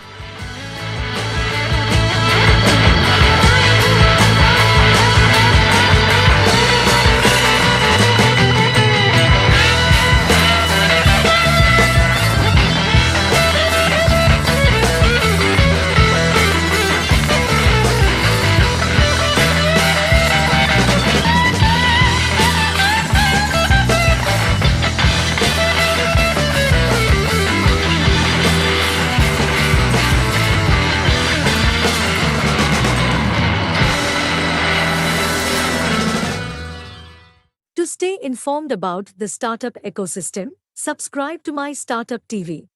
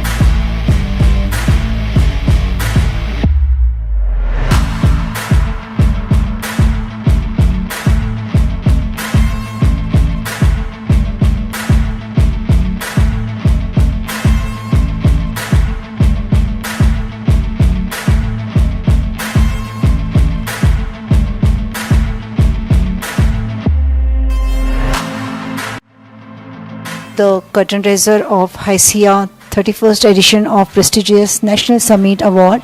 Artificial intelligence and the future, that's what we're talking about. And I'm sure all of you over the last 1 year must have become extremely aware, courtesy OpenAI's, Sam Altman's launch of ChatGPT 4, right? Artificial intelligence has now become a mainstream. The talent execution firms There's also eye from the international bodies who will be listening, hearing, and trying to participate in our growth journey. Artificial intelligence, right? That is the flavor of the business now. World Economic Forum, under chuse untaru. So the World Economic Forum's this year theme was actually on artificial intelligence. In terms of innovation, huge responsibility on the IT body में innovation promote. More than 64 companies will be showcasing their products and solutions. To stay informed about the startup ecosystem, subscribe to My Startup TV.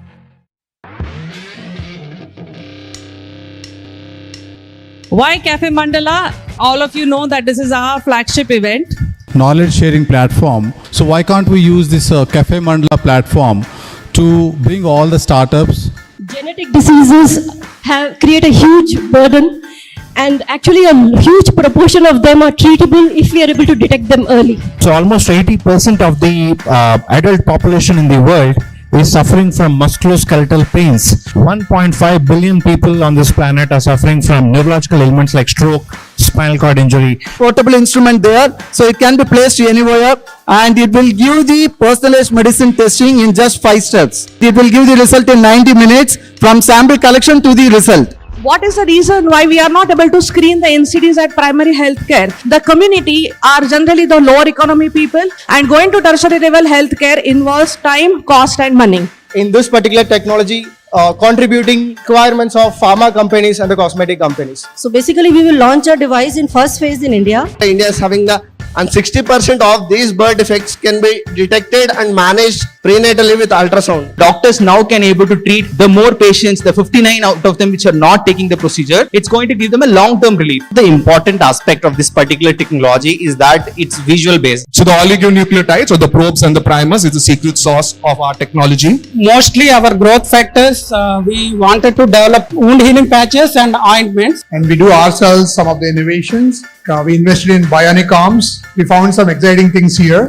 Most of the points they covered. Few interesting pitches are there which we will discuss later. We have super HNIs and ultra HNIs. I manage a portfolio of around 5,000 crore. What can be done to help some of them, and I'll kind of pursue that separately with you, Ramji. From Biome, what we do is we partner with exceptional entrepreneurs such as you, and we help build businesses and invest in them. So it's really heartening to see, as a scientist, many of you have also turned into entrepreneurs and making commercializable products. Me coming from a technology background and also working in healthcare space, I understand how relevant some of the work you are doing is. As I said, I represent Tempest Law Associates. I'm here to support the startup ecosystem. The pitches that I did catch, it's always a joy to, listen to the startups that, CCMB presents. Been part of several before that he's roped me in for. Some of the startups did really, really well, clearly stating out their ask, their roadmap, their financial projections, etc. I had a wonderful time looking at the wonderful startups, especially biotech and medtech. From a biotech space, I think the pitches were great. So I like that.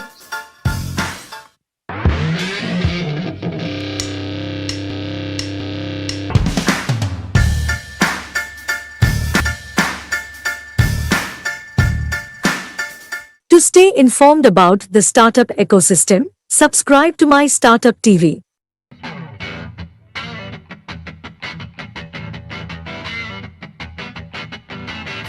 If at all you wanted to secure your infrastructure completely, really prone to attacker proof, then you need to really build a strong and cyber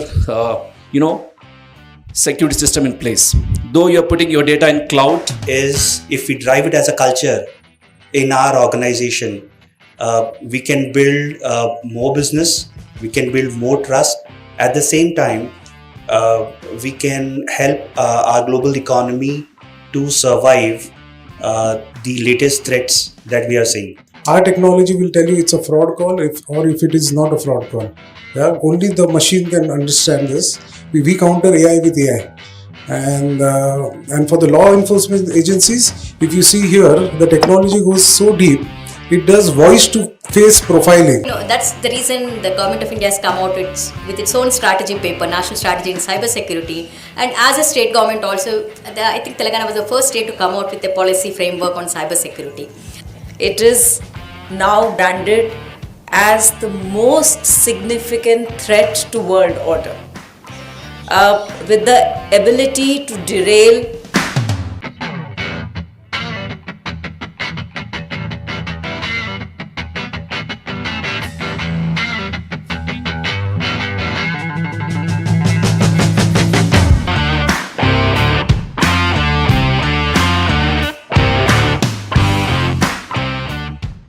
First of all, introduce myself. The only one who got a PhD on this stage.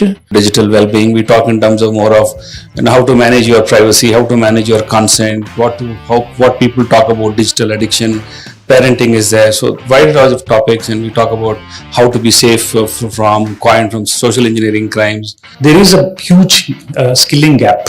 There's a huge demand-supply gap as far as cybersecurity professionals is concerned, and that extends all the way to higher education.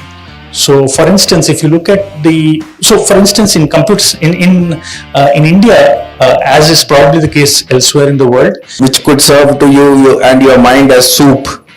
So you could eat better, and giving you the cybersecurity soup is the most dangerous soup to have, because it comes with its own poisons which affect your money, specifically. Government to reach to each and every one and try to mitigate the problem. To stay informed about the startup ecosystem, subscribe to My Startup TV.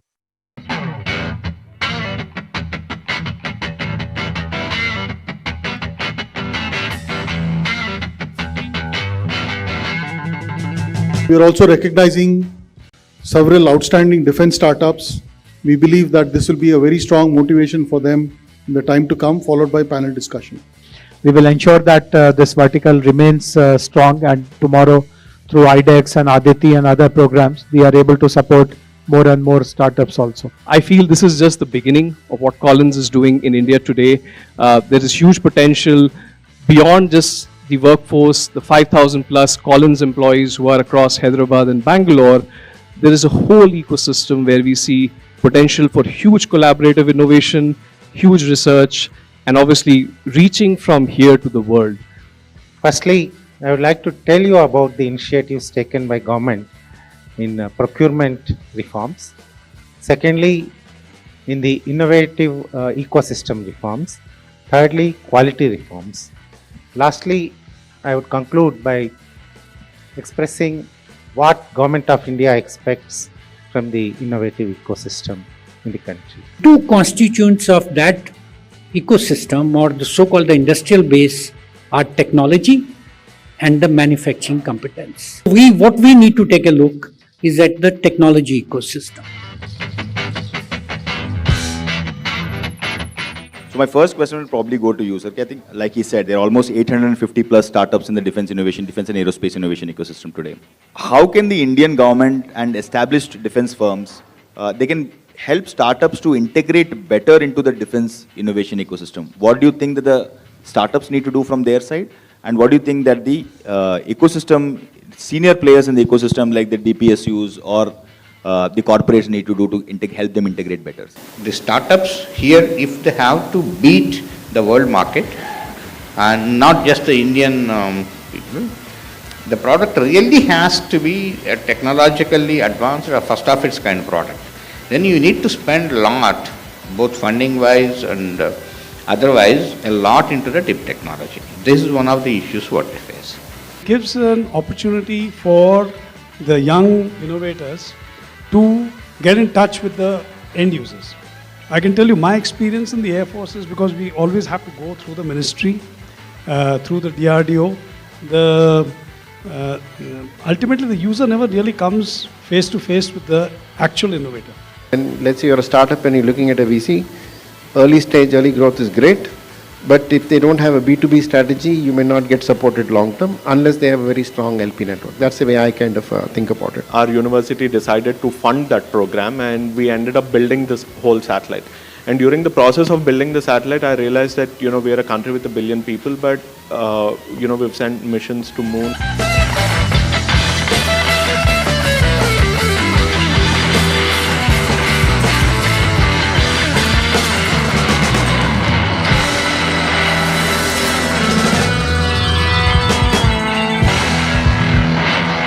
stay informed about the startup ecosystem, subscribe to my Startup TV.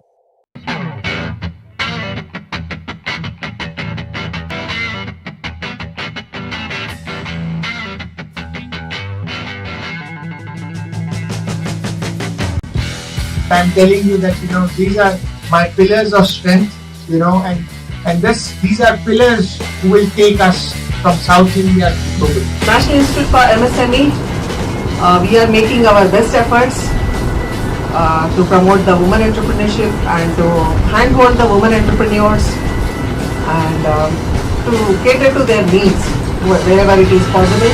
Rural business segment is actually increasing. I'm noticing a lot of startups run by women entrepreneurs doing this.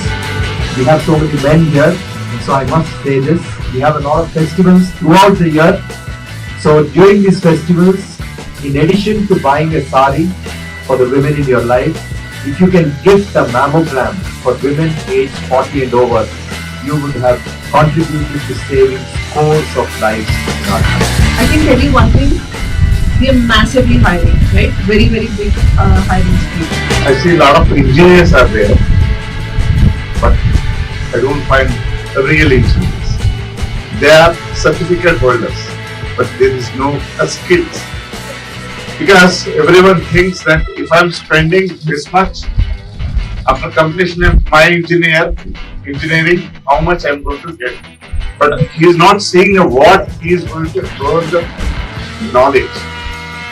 So real engineering skills are dying nowadays. The real millet queens are in the rural India, and the millet, as it is very small grain, as you know, and even the farmers who are growing millets are small and marginal farmers who have 1 to 3 acres land, and when they are not farming, they are actually agri labor.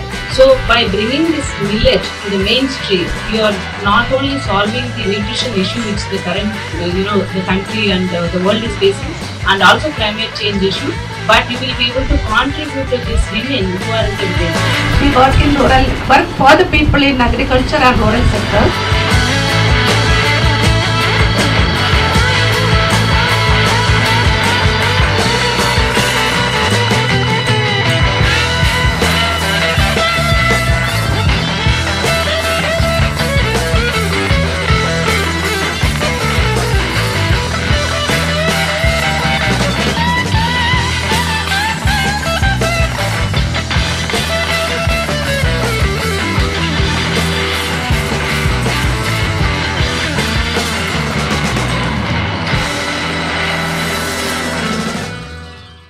To stay informed about the startup ecosystem, subscribe to my Startup TV.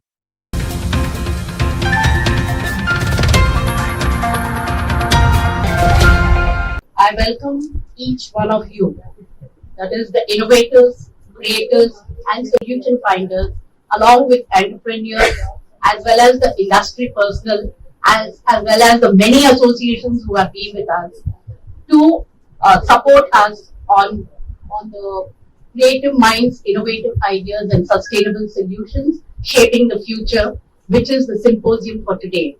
And we are celebrating this on the World Innovation and Creation Day. Thank you so much for your presence here, and I thank each and everyone for your august presence actually, because without you all this could not have happened. This is Geeta Mallikarjunan, Vice President of ABWCI for the states of Telangana and Andhra Pradesh, and I deem it an honor to be the Master of Ceremonies for the August gathering assembled today. Without further ado, I would like to state that I take this opportunity to express our gratitude to Knowledge Partners for their kind support and collaboration, that is International Startup Foundation, the Association of Lady Entrepreneurs of India, ALI, Ubuntu Consortium, and special thanks to our sponsors Business Mint, Fiora Designs LLP, Om Sai Andhra Paints, Sai Manga Digital, Asteria Aerospace Limited, Sai Sharan Technologies, and media partner My Startup TV. Last but not the least, I wish to thank actually Ms. Dr. Glory Sarupa, because The moment we asked her, without anything, when Kavita and myself, we had gone to meet her, she said immediately yes. And that is really, really, we are grateful to her, without which this would not have been possible. So, NIMSME and we, that is ABWCI, are the co-organizers for this symposium today. Now, may I request the dignitaries of ABWCI, NIMSME and ISF to please come forward and light the lamp of creativity and innovation, and to enlighten the paths to a sustainable, equitable and thriving future. Before that, I also request Dr. Meenakshi Padmanabhan, who is a Guinness World Record holder, to please come and do the honors for the Vande Mataram that is happening. Ajame vikalpam nirakaramekam niranandamanand advaita purnam param gunam vishesham nirikam parabrahma rupam ganesham bhajima parabrahma rupam ganesham bhajima parabrahma rupam ganesham bhajima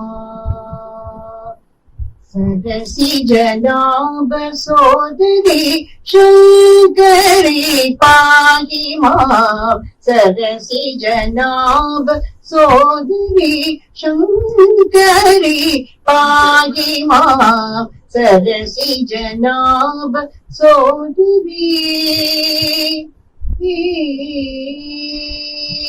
Vardabhaya Karakamali Vardabhaya Karakamali Charanagad Vatsane Vardabhaya Karakamali Charanagad Vatsane Sarasi Janab Sodari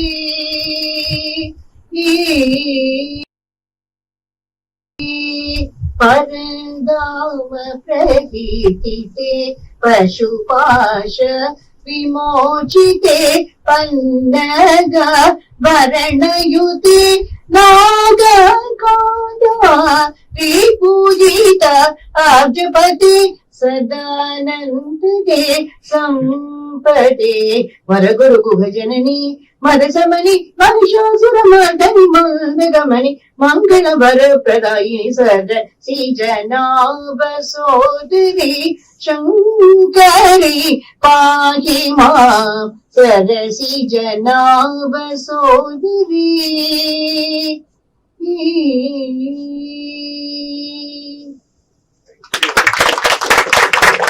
Call the dignitaries forward to light the lamp, please. Shubham karoti kalyanam arogyam jana sampada shatru buddhi vinashaya deepo jyoti namostute Shubham karoti kalyanam arogyam jana sampada shatru buddhi vinashaya deepo jyoti namostute Shubham karoti kalyanam Arogyam Dana Sampada Shatru Buddhi Vinashaya Deepa Jyoti Namostute Deepa Jyoti Namostute Deepa Jyoti Namostute. Thank you so much. I just want to say a few words about Dr. Meenakshi. She wears many hats. And she's also presently the honorary director for Indian Book of Records, and she's also with the PMO's office for cultural organization. Thank you so much, and thank you for coming at such short notice. Thank you. I would like to invite now Mr. Parul Soni, founder ABWCI, and Mr. Kavita Rajesh, who is the president for the South Asian ABWCI. Please come onto the dais and invite the other dignitaries whom I will be inviting now onto the stage. I invite Dr. P. Raghuram, Founder CEO, Usha Lakshmi Breast Cancer Foundation. Mr. J. Chaudhary, Founder, International Startup Foundation. Srimati K. Ratnaprabha, IAS, retired, President, Ubuntu Consortium.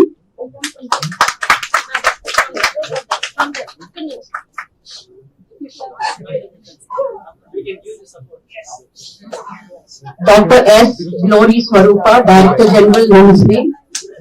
Srimati Ramadevi Kalaganti, President Ali. Dr. Radha Kishore,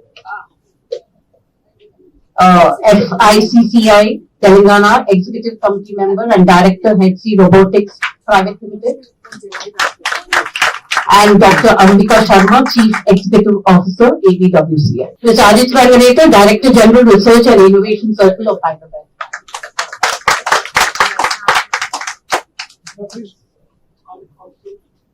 I request Mr. Parul Soni, Founder, ABWCI, to give the welcome address. So first of all, thank you so much to everyone, because it's a Sunday. You have come and you have spared time and you are investing time today on this great, investment which is on women. And I want to welcome each one of you, and my special thanks to everyone. Chaudhary साहब, आपको भी बहुत बहुत धन्यवाद आज आने के लिए. Thank you. And ma'am, thank you so much for not only giving the space and blessing us, giving us guidance and support. That's really, Ajit Saab, thank you so much for the help and support. Dr. Saab, to really, you have always been with us, from the work which we have done earlier.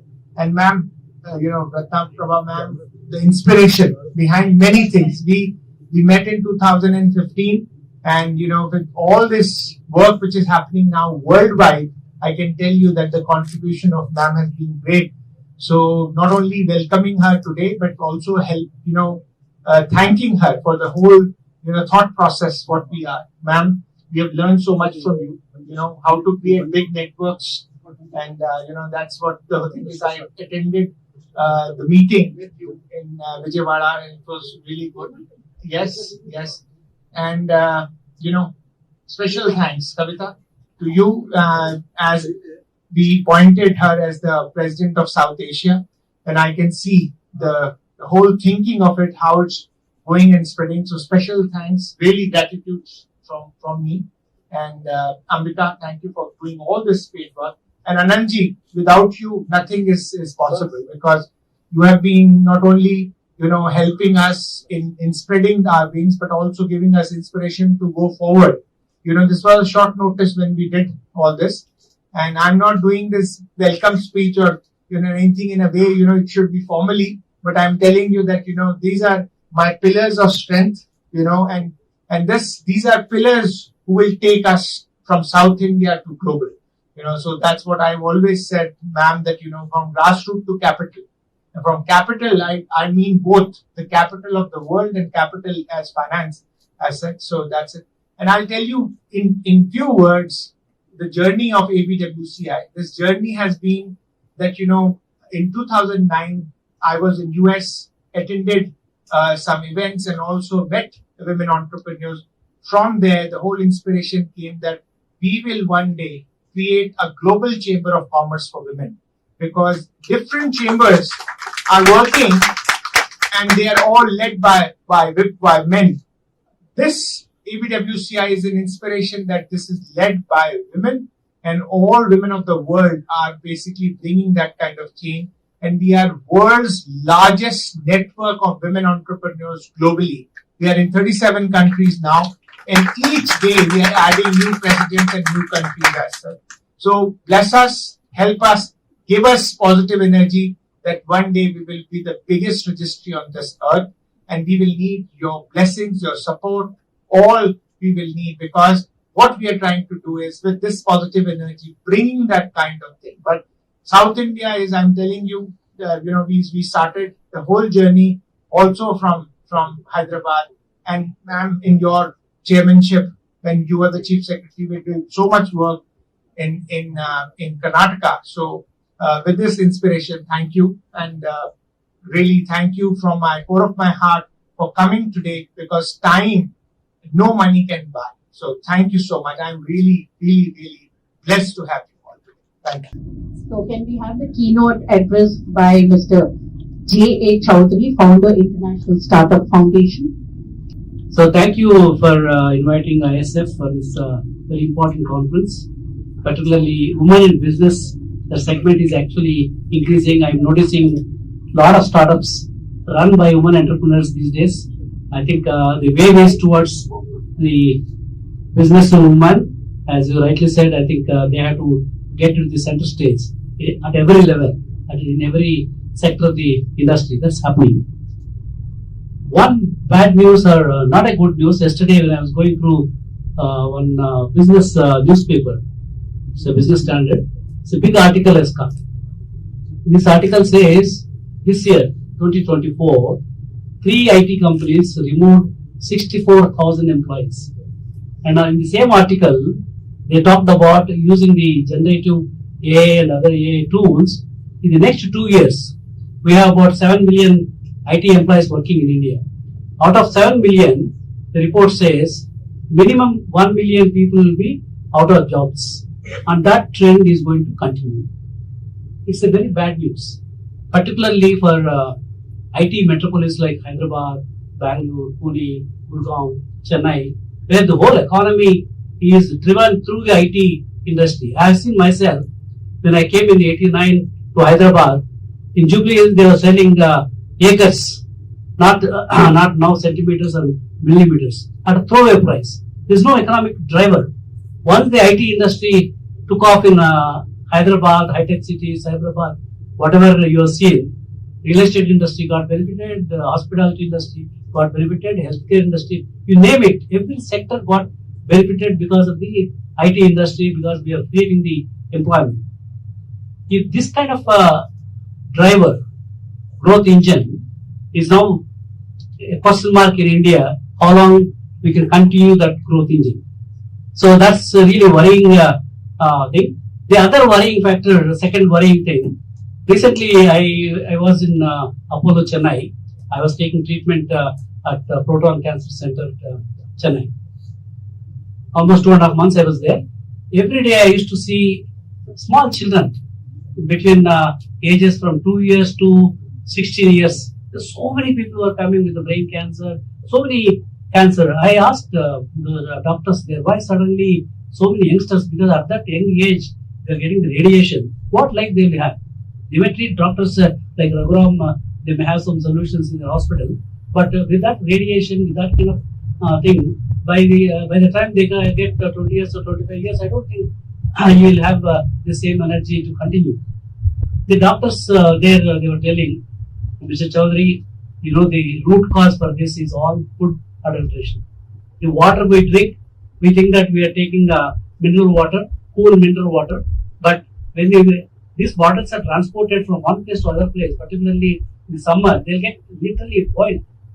In that temperature, all the whatever the chemicals are there within that plastic goes into the water, and we are happily drinking that is a good water. That's one. Milk, whatever our children are taking, all adulterated milk. All the vegetables, fruits, particularly processed foods, they use cottonseed oil, and repeatedly they use the same oil. And as per Apollo survey, every house will have at least 2 or 3 cancer patients. And he was openly telling, hospitals like us will make money because more patients are coming, it's good for us, but it's not good for the country. If so many youngsters are getting impacted at the early stage, you think that we have a lot of manpower which is going to do in this complex world. The manpower is burdened with this kind of health diseases. What is going to happen to the country? So this is the second data point. The third one is actually a positive one, not a negative one. When I saw this statement, creative minds, innovative ideas, and sustainable solutions. It's a great concept for the symposium. We had recently means about 1 year back, a conference in Bangalore on the ISF Investors Connect. In that conference, my colleague Vineet Dinanath also there. He was running a pitch competition, startup pitch competition, and so many investors were there and a lot of startups. We had that event in Bangalore. What is that location? No, not Buddhanahalli. HSR layout. There's a place called HSR layout where I was told there are 6,000 startup companies are in one colony. That's the reason why we had that conference. So in that conference, I told them that I wanted to do organic agriculture. We have 500 acres of farm. I took 200 desi cows. I did everything.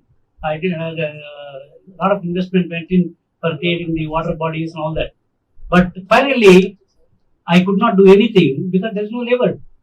Labor happily sitting at home, getting every money like a salary. They're getting all the ration free, everything is free. Even they cover 1 hour, they're demanding chicken biryani. Maybe some people are asking even beer bottle and all that. With that kind of a thing, I don't think I can run any agriculture. So I told my brother, you take care.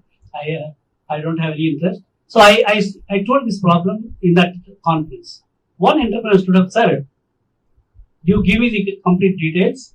Within 1.5 years, I will create a robo, and that robo will have all the arms to take care of the even plucking all the grass and providing the instant what do you call precision agriculture. Suppose there is a fruit or vegetable is not good, immediately it will give a signal to the cloud that this is the fruit and this is the problem, and one small micro drone can fly carrying that particular biopesticide, which can give it to that plant. Today, what's happening? If there is any problem in the my farm, 500 acres, I give the same kind of medicine. I'm wasting a lot of it. So he said he's working on it. Hopefully, I think we are going to fund him. And if that solution is available, definitely there is a sustainable solution. Whereas, lot of government of India money, NREGA funds and so many state government funds, they're all going wasted. I have seen myself when they bring all the farm workers in tractors and all that, this thing in front of me, I've seen they distribute the money, they do nothing, and they take all the money. Most of the money will go to the officers who come along with them. And that is a kind of misuse of the funds which are supposed to be useful for the rural sector and the agriculture sector. That's not happening. Whereas, if you have this kind of creative minds and innovative ideas, we can create sustainable solutions through startups. So that is the focus for India Startup Foundation. Now we had two major conferences in Bangalore. One major conference is coming up in Hyderabad in September 27th and 28th, right? So that is a conference where a focus, I was telling my friend Ajit Rangnekar, there are so many problems in the rural areas. See, today for startup, many people are struggling because they don't have any problem to solve. If they create some app, some kind of a tech product, I think they are not going to survive. In fact, most of these early stage startups, they are all dying in the so-called startup death valley because they are not really solving a real problem. Whereas we have real problems, tons of them are available in the rural sector.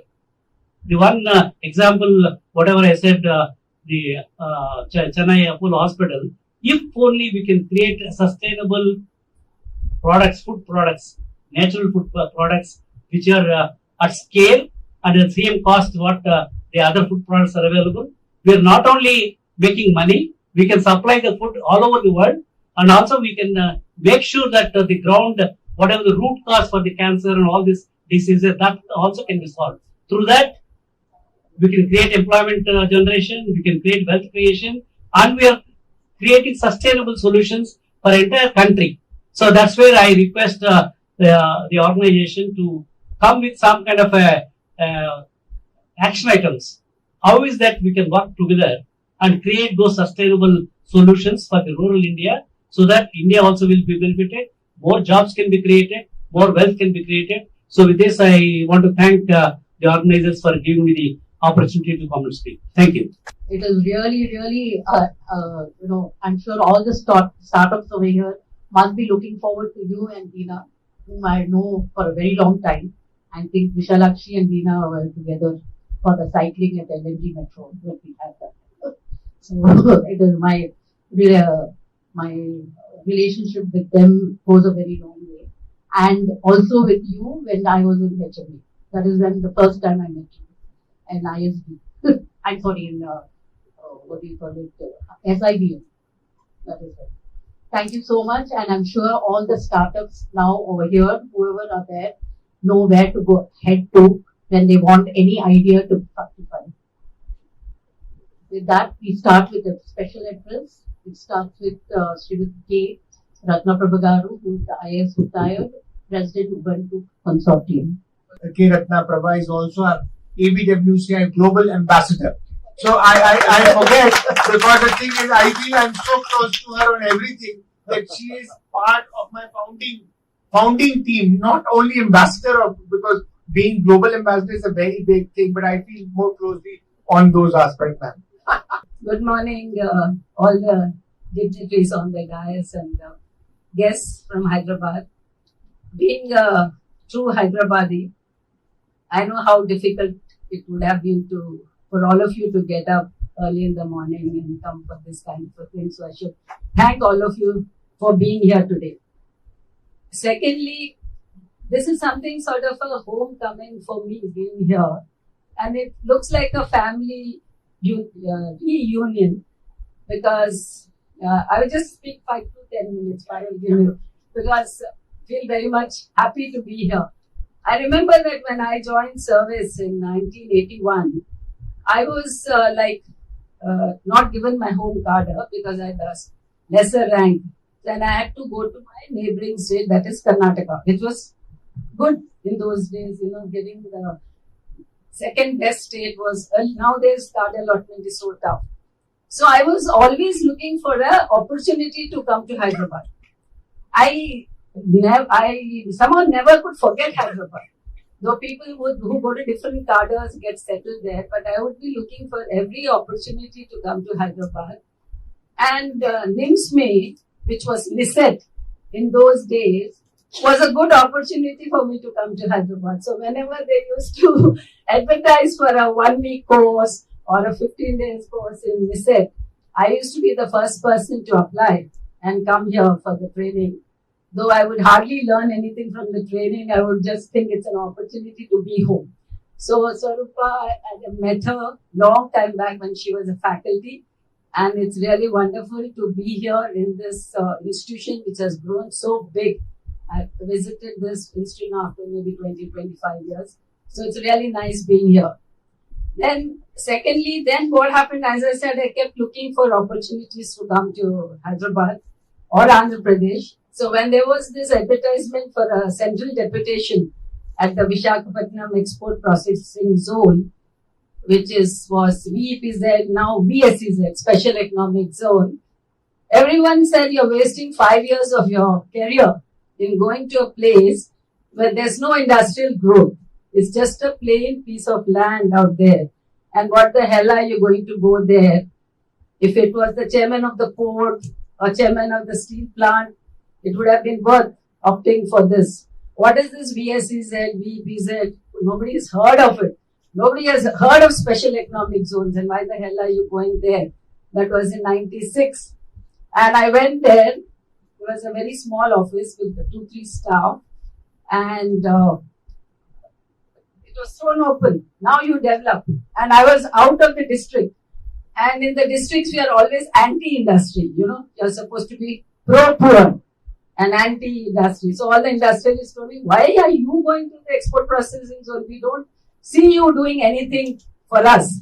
We're always, closing industries for pollution and labor issues and all that. So that was a new learning for me, going there, starting the industrial belt and, setting up a diamond unit, a car alloy unit. It was a very good journey, employing women out there.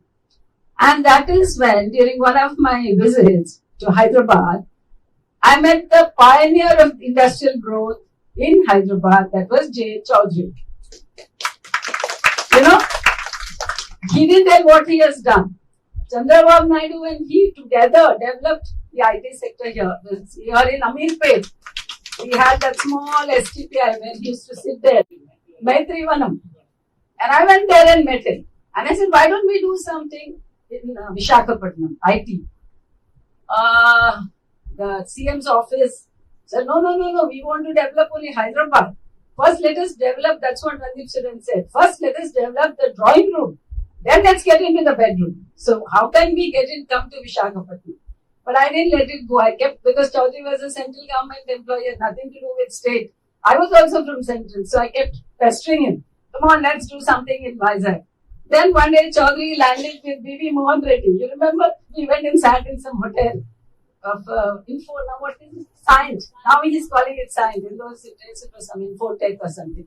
How do we do something? How do we grow IT? Because I'm talking of innovation. You know, these are all innovative ideas. Who would think in a coastal place we would start IT? You know, IT was just growing in Hyderabad. So Chaudhary and me went on pestering so many, companies to come to Visakhapatnam. No, we don't want to come. We give this incentive. Nobody wanted to come. Then Chandrababu Naidu was taking a delegation to Malaysia and Singapore because he wanted to learn what's happening. Chaudhary was also there. Then he said, why don't you come? I was in central government. They said, how can you go with a state government delegation? You're from central government. So I had to fight with everybody in the ministry and got myself nominated and went with them. And that is how first we saw the IT parks, how the computers are, how the IT grows, how it creates employment. And then we came back. And then Mr. Shamal Ghosh was Secretary Electronics. And he said, you're so passionate and I have faith in Chaudhary. We will set up the first STPI in the export processing zone. We will give you 1 crore to set up the satellite station. You give us the space. So first time it was a combination of Commerce Ministry and Electronic Ministry doing this. Nowhere it was done. That's how the IT exports started in Visakhapatnam. With Ramakrishna Hegde, the Commerce Minister, coming and laying the foundation. So from there, I have the association with Chaudhary. So you don't think he's a small man. He is the one who taught Chandrababu Naidu, showed the way to him how the IT could pick up in Hyderabad. Really, I'm telling you, because I have seen him. That small office, I used to go and sit with him. My 3-1. Can you imagine in Ameerpet, one small satellite there, he was sitting and trying to promote. And look what has happened to Hyderabad with the IT, this thing. So, with that experience, I came again. And then again, always wanting to be in Hyderabad. So, applied for interstate deputation. Came to Hyderabad. And because of that experience, the then CM Rajshekar Reddy gave me the post of IT Secretary. That's how I came here, continued working here, then the whole of that Microsoft, Infosys, etc. One phase, I take pride that it was established during my time. Because when I took charge, we had only the high-tech city there. Only that building. And the Cyber Pearl and some cyber something else. Only 3 buildings were there. The rest was developed during my time, where I was there for 3 years. And that is when I met Ramagaru. Okay. Ramagaru was heading a lead. She came and told me, I'm doing this, the industrial park and all that. IT, I had no need to take interest in industries, but I went to see what she was doing. And she had set up this beautiful women's industrial park, exclusively for women. So all this is innovation. You don't have to really say what is innovation. Exclusive women's park for women. Can you dream of it in India in 2000 or 1990 or something? I don't know. 25, 30 years back. A women's park exclusively for women entrepreneurs. And what she did remained in my mind. I always believe in learning from others. I don't think I'm a bureaucrat, I know everything.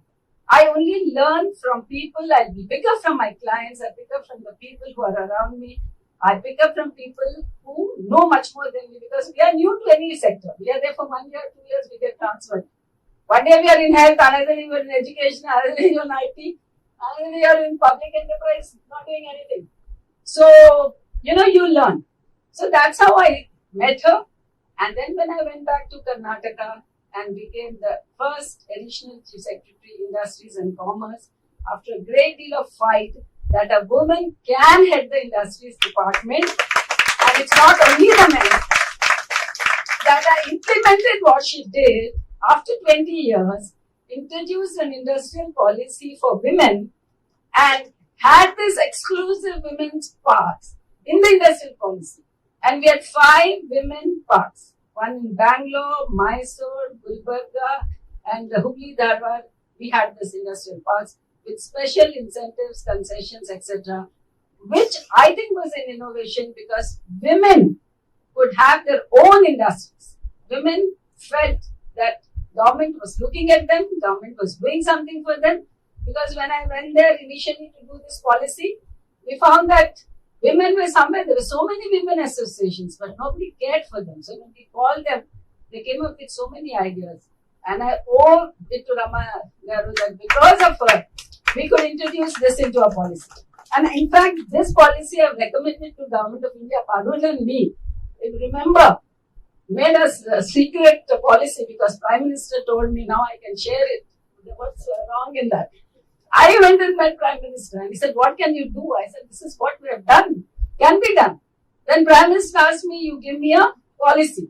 And I ran to Parul's office. Both of us secretly did one policy and shared it. We don't know, it didn't take shape, but it's fine. But we made our effort and I'm sure that someday the Prime Minister's office will look at the equal India. We call it equal India, that women should be. Because Prime Minister asked me, what do you want? What will be your contribution if I give you a position? I said, women form 50% of your vote bank. You should do exclusively for women. No, enough of Anganwadis, enough of maternity food. Let us do something for the women. And that's how, we did something there. So something innovative, we sent it. And finally, then one day Parul landed up in Bangalore to end the whole story of how all of us are here. 2014 to 16, I was the ACS Industries. Parul came to us representing We Connect. And we were just doing our Invest Karnataka. At that time, Karnataka was in the 8th position. Everybody thinks Karnataka is first in industries. But when I took charge, we were in the 13th position. Then the next year, 14 to 15, we moved to 8th position. That was the time when I met Parul. And then he said, I'm representing We Connect. When you're doing Invest Karnataka, why don't you have a separate session for women? And we said, yes, we should do something for women. Why should investors meet be only focused on men? Why should it be only focused on large companies coming to your state? Let's focus on women. And that's how he formed the WhatsApp group, which was called Invest Karnataka. And then we did a special session for women.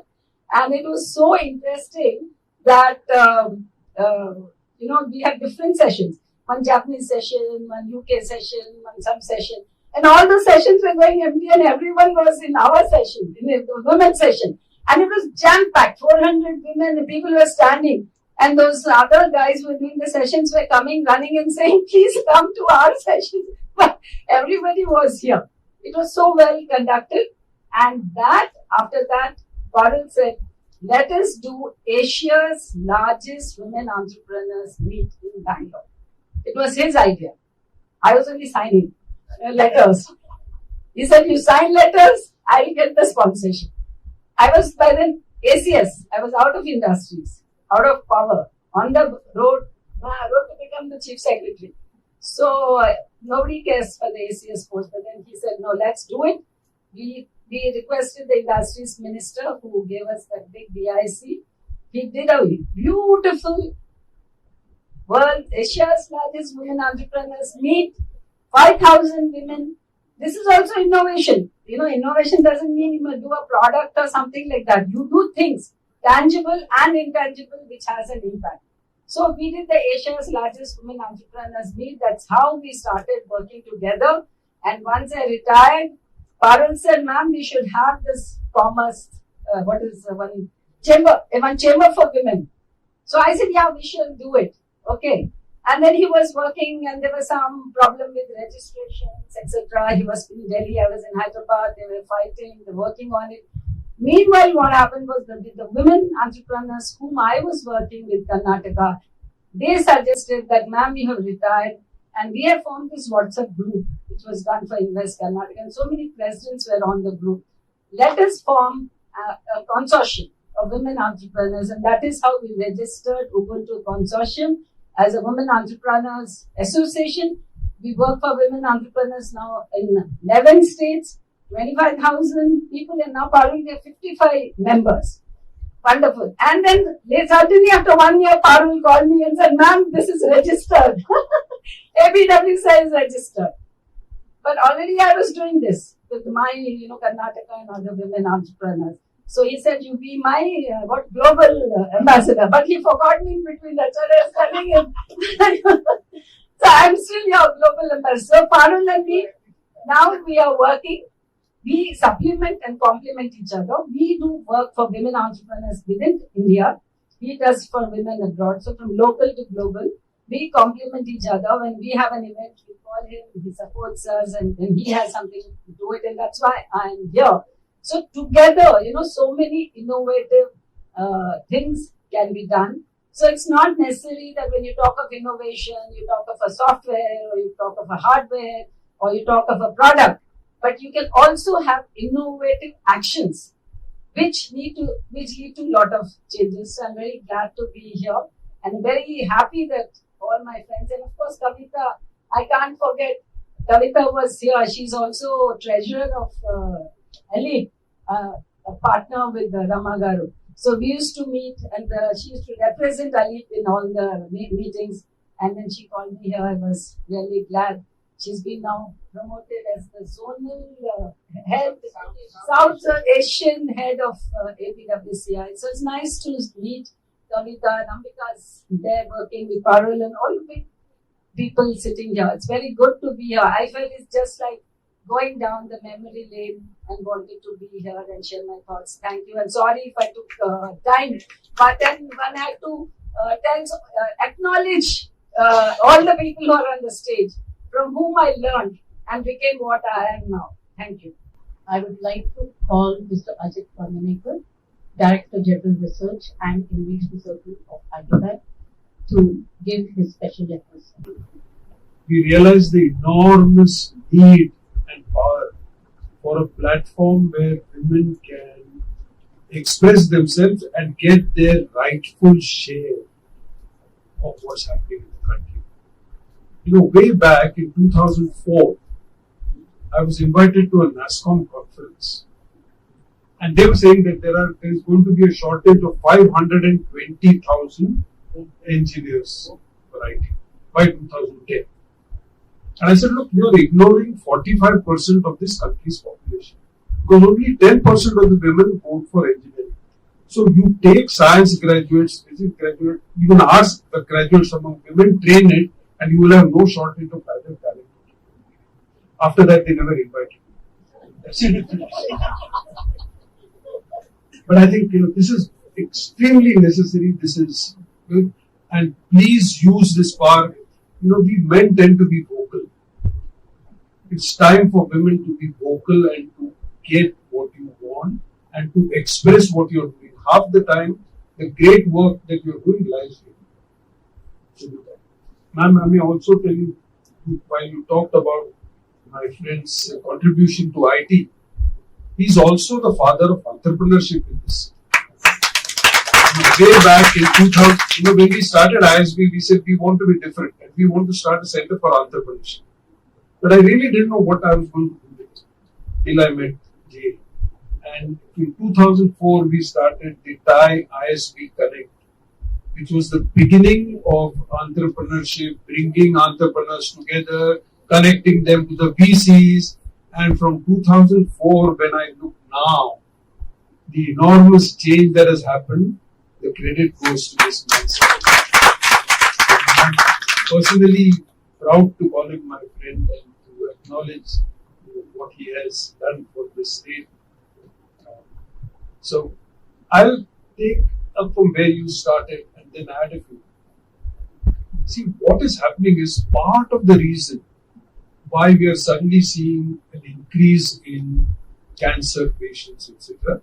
And please correct me if I'm wrong, is also because we are doing earlier diagnosis and better diagnosis. So it's not that necessarily, I mean, maybe cancer has worsened because of food and things like that. But the good part of it is we are doing. And a lot of it is happening because quicker, faster, technology-driven tests are coming up, which is allowing us. Hopefully, going forward, technology is also going to help us solve and to treat some of these things. Similarly, in agriculture, what's happening is while on one hand there is a shortage of labor, and that's a completely ridiculous situation today in this country where we have a huge pool of talent and we still don't have people. And that is leading to a large number of agri-tech innovations. Now in both life sciences and in agriculture, there is a huge percentage of women students. Right? So that's one. Also what is going to happen is, already we are saying that the heat wave is already upon us.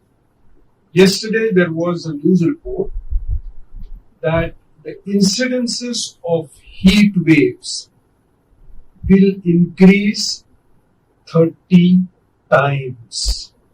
3,000% for those of us who see 3,000% increase in heat. And this is only heat waves. We already saw what happened to Dubai with extreme rains. So weather patterns and weather changes are going to play havoc also with agriculture, also with health. Because what will happen is, as places where we lived become unlivable, we will move, we will interact more and more with animals, zoonotic diseases will increase, and therefore, so this entire issue of health and agriculture is going to become very big. The second thing is, and by the way, one report said that from 1992 to 2014, in a period of 22 years, the world lost 30 trillion US dollars. Trillion. So roughly $1.5 trillion a year. India's GDP is about 3 trillion. So just think that the world is losing, and that was up to 2014. If you look now and you talk of this, the world will probably lose anywhere between 2 trillion and 3 trillion dollars every year. And it is expected that 60% of that loss will happen in southern countries like ours. So our future is at enormous risk from climate, number one. Number two, AI and all the developments are also creating a huge increase in cyber security risk.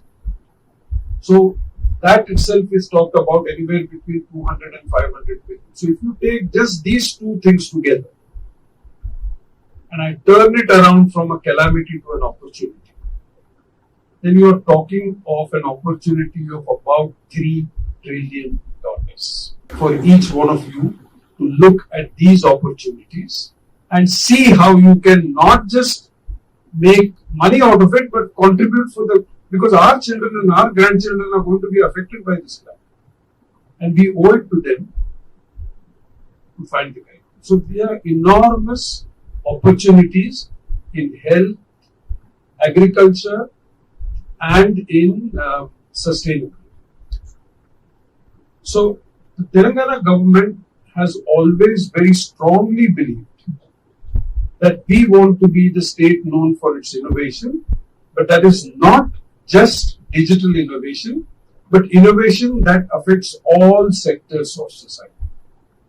So RICH, which I did, deals with farmers and innovations in farm and agriculture. VHub, and pretty soon the new CEO of VHub will be announced, and I'm meeting her.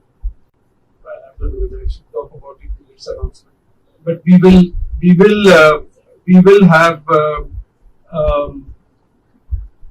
have I think a coordinated program. So we also have one organization which is focused on helping women entrepreneurs. The third entity is also the entity which I currently head, which is the Telangana State Innovation Cell. And the Telangana State Innovation Cell's current focus is to support startups at grassroots, rural startup. As Jay rightly said, there is enormous potential.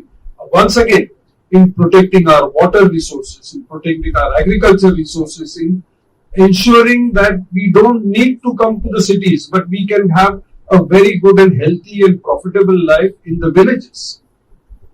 And so TSIC supports grassroots innovation and societal innovation. Innovation with a double bottom line. So innovations which are profitable, but the main purpose of that is to do societal good. And all of these are going to be necessary. The last 40 years from 1980 to 2020 were the era of capitalization, globalization. I personally very strongly believe that these next 40 years, including now, is going to be the era of environment and societal good. And I would like to see women take the first lead. As I said, the 3 state entities, Telangana State Innovation Cell, VHub, and the Research and Innovation Circle of Hyderabad are there for you to fully exploit, to get the best out of it. The one last thing I'd say is that there was a report which said that the world is losing I'm sorry, these days I only use trillions, because I'm just scared with what I'm seeing around. But the world is losing $6 trillion because women enterprises are not funded. Now, that is a crime against humanity. And again, while we can't, I wish we had $6 trillion and we would have funded, but we will, I'm hoping we'll start a fund for women entrepreneurs to support women entrepreneurs. Yes, and therefore I was going to say that ABWCI, he and I and VHub, and we'll bring everyone together and we'll make it happen. Thank you. We will work together because there are a lot of opportunities in the rural area. If Telangana government and ISF and ABWCI can work together, I think we can really create a new wave. You are part of it. You are ambassador. You are a global ambassador, right? Okay, how can you be? Thank you. Now I request our partner, Dr. S. Lodi Sarupa, Director General, NIMSLING, please give her address. Very good morning to all of you and greetings from National Institute for Micro, Small, Medium Enterprises, Ministry of MSME, Government of India, Hyderabad.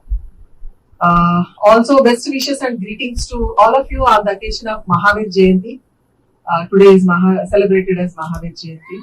We are very happy to be part of this one-day symposium on creative minds, innovative ideas, and sustainable solutions. Congratulations to Kavita Garu for taking over the charge as regional president. And I'm very happy to have Madam Ratna Prabha Garu. So she acknowledged me as a kind of second home. Nice to have all the previous friends like Madam Ramadevi Garu also. And Madam, for your information, I'm straight away coming from Laksa. So now they have special cadres also, Indian Entrepreneurship Development and Indian Skill Development cadre. So first batch of Indian Skill Development is undergoing induction, orientation. So I have been called for a session. I was there. We are making our best efforts to promote the women entrepreneurship and to handhold the women entrepreneurs and to cater to their needs wherever it is possible. And Kavita Garu made a very wise decision. The stage is well balanced. Yeah, that's why I came and sat beside. Otherwise, only all men beside. So, creative minds. I think in India we have a lot of creative minds. If we list the creations or the creative ideas given by starting from the school students or in the colleges, +2 colleges, especially in science and technology community, and among illiterate masses also we find, and a lot of innovations are going on. So rightly our ministry also identified the need, and they have announced a scheme that is innovative. And I'm very glad to share that we are the host institution for this innovative scheme.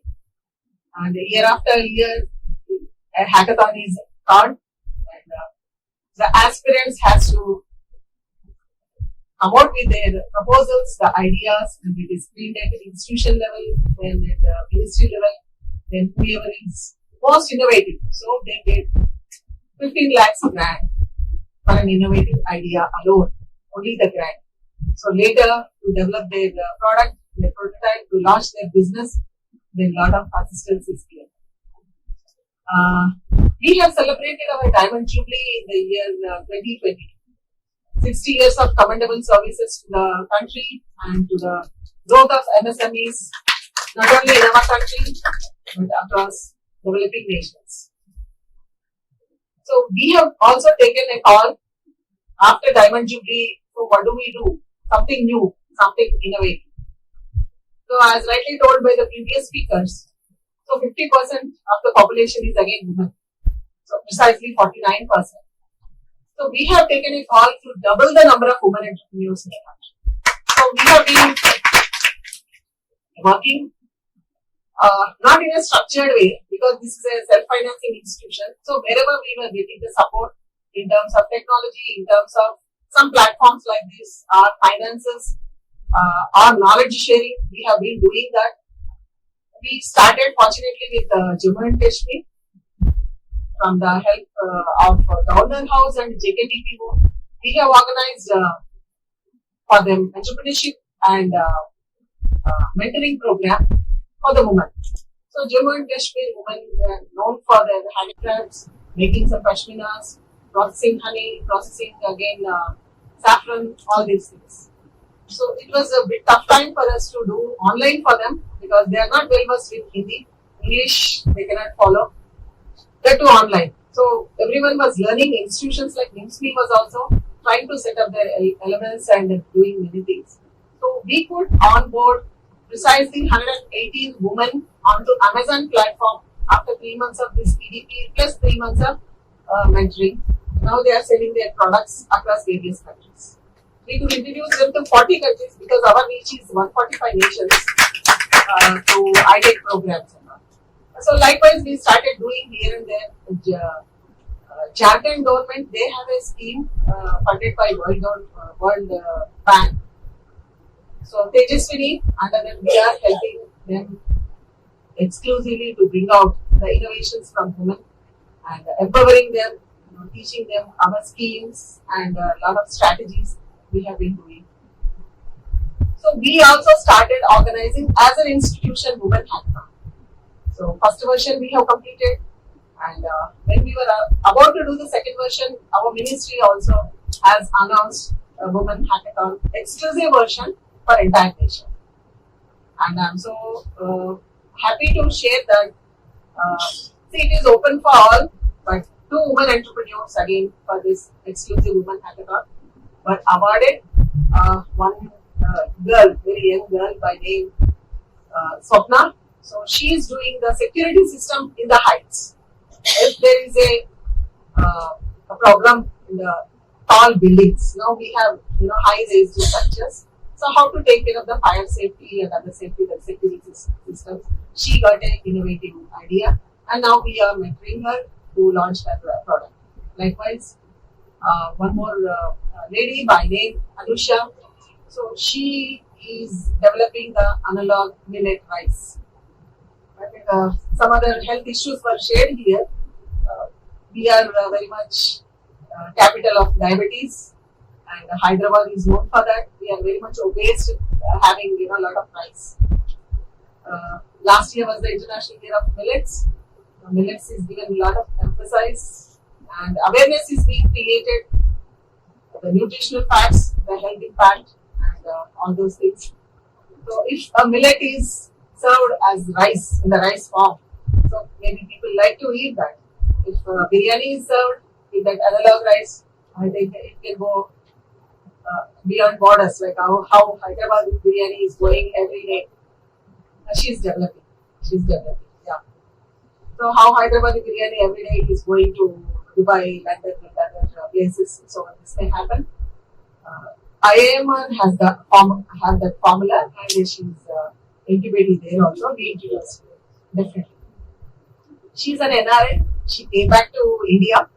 Good that, and she won the innovative idea competition and the women hackathon and analog millet rice she's done. I really appreciate Chaudhary ji for his voluntary support to this woman. So how do we double the number of women entrepreneurs? So we have a success women industry association here. Whenever there is a policy dialogue in the ministry, especially close room discussion with minister, I have been suggesting, rather requesting and making noise, trying to make a noise there, that every state we need this kind of women industry association. We have only 7, I think I'm right, 7. Yeah, Gujarat it started, Seva, then Ali, then we have Kobe, then we have Abeg, very vibrant and national, of course, international presence also. We do have, but other states it's not so. Tamil Nadu also we have, but such a national presence is not there. So I have been requesting my ministry to set up this kind of women industry associations in every state, so that whatever we are aspiring for, the targets, the goals, that will be achieved. As of now, in the MSME sector, women operated enterprises are only 13.2%, and women-owned enterprises are only 13.2%, and women-operated, where women also participating in leadership roles and in production, other floors, so it is around 18.3%. So unless we have these kind of associations, so women will not come forward for various reasons. There is a lot of stigma, and they need an exclusive forum where only women can take care of them, address their issues, and give a solution for their challenges. And so a lot of innovations, as told by Ratnaprabha Madam, it is happening. So from ministry side, from municipal side, we are also striving our heart to handhold the women entrepreneurs. And regarding sustainability, so I think we should all make a promise to ourselves that sustainability should be our responsibility, because we are all experiencing the ill impacts and the bad effects of the climate, and our interventions, more importantly. Because of our human interventions, all these things are happening. I'm very happy to share our ministry has launched 2 important schemes to take care of the sustainability aspects of MSMEs. One is GIFT scheme, Greening Innovations Finances for Transformation. Other one is for Circular Economy. So that is Sustainable Promotion for Circular Economy. Under these 2 schemes, the MSMEs who are planning to have the renewable energy sources are manufacturing of these kind of services, products, are rendering the services, will be given financial assistance and also credit guarantee under this SPICE scheme. So these 2 schemes are there. I think the majority of you are aware of this, but still you can take this message so that the MSMEs will become more sustainable. And it is very heartening to note that 28% of the pollutants and all the waste is generated from MSME sector alone. Though we contribute good for the GDP, for the economy, for employment generation, but still there is the negative side. That's why ministry has made this. And another good scheme is there, that is RAM, raising and accelerating the performance of MSMEs. Under this scheme, again, greening, the sustainability is one very major component. We are partnering with the states, because it is a state subject, MSME development and growth. So we are helping them to take care of these greening activities. Under that, again, creation of awareness, and to starting from solar panel making or whatever energy efficient solutions, technologies, promotion, establishment, and propagation. So ministry is helping. Since it is from Women Association, Foreign Association, so I just want to share one thing with all of you. We are aware of the Unicorn Club. There is only one woman from India into this Unicorn Club. She is none other than Miss Radhika Gai. Radhika Gai Agarwal is her full name. She is the only woman. So when population is 49%, I think more and more women should join that club. And she worked 20 years to get into that position. I hope all of you are aware what is the unicorn, 190, right? So minimum 20 years is required, and at present, if all the organizations sitting here, if they support any woman, I think minimum it takes 10 years to reach that 1 plus 9 zeros of business value to get into that class. Her brand is Kind Life. She's doing that IT business. Earlier, she was working for an international company that is Shopcluse. It's a marketing platform. So, gaining that experience, she could do that. Without that international experience, having working in US, it is very difficult for any woman to do that. So, we are with you to support with any kind of assistance, whether it is technology, space, finances, getting into a scheme, or networking, and hand holding, anything, we are with you. And we have IP facilitation center for your all IP product needs, starting from your trademark and patents, geographical indication, anything you can approach us. We will help you out. And like all the speakers were telling, so it is our responsibility to see that women progress, and more and more women should get into this unicorn club. So since that 906 is difficult, so I propose at least we'll start with the babycons, right? So definitely, yeah, we should start with the babycon. I'm trying to promote this concept everywhere because it's easy. We have several schemes, even under Mudra, 2 lakhs, 5 lakhs, 10 lakhs maximum. Under Kishore, it is given 10 lakhs. Even under PMEGP,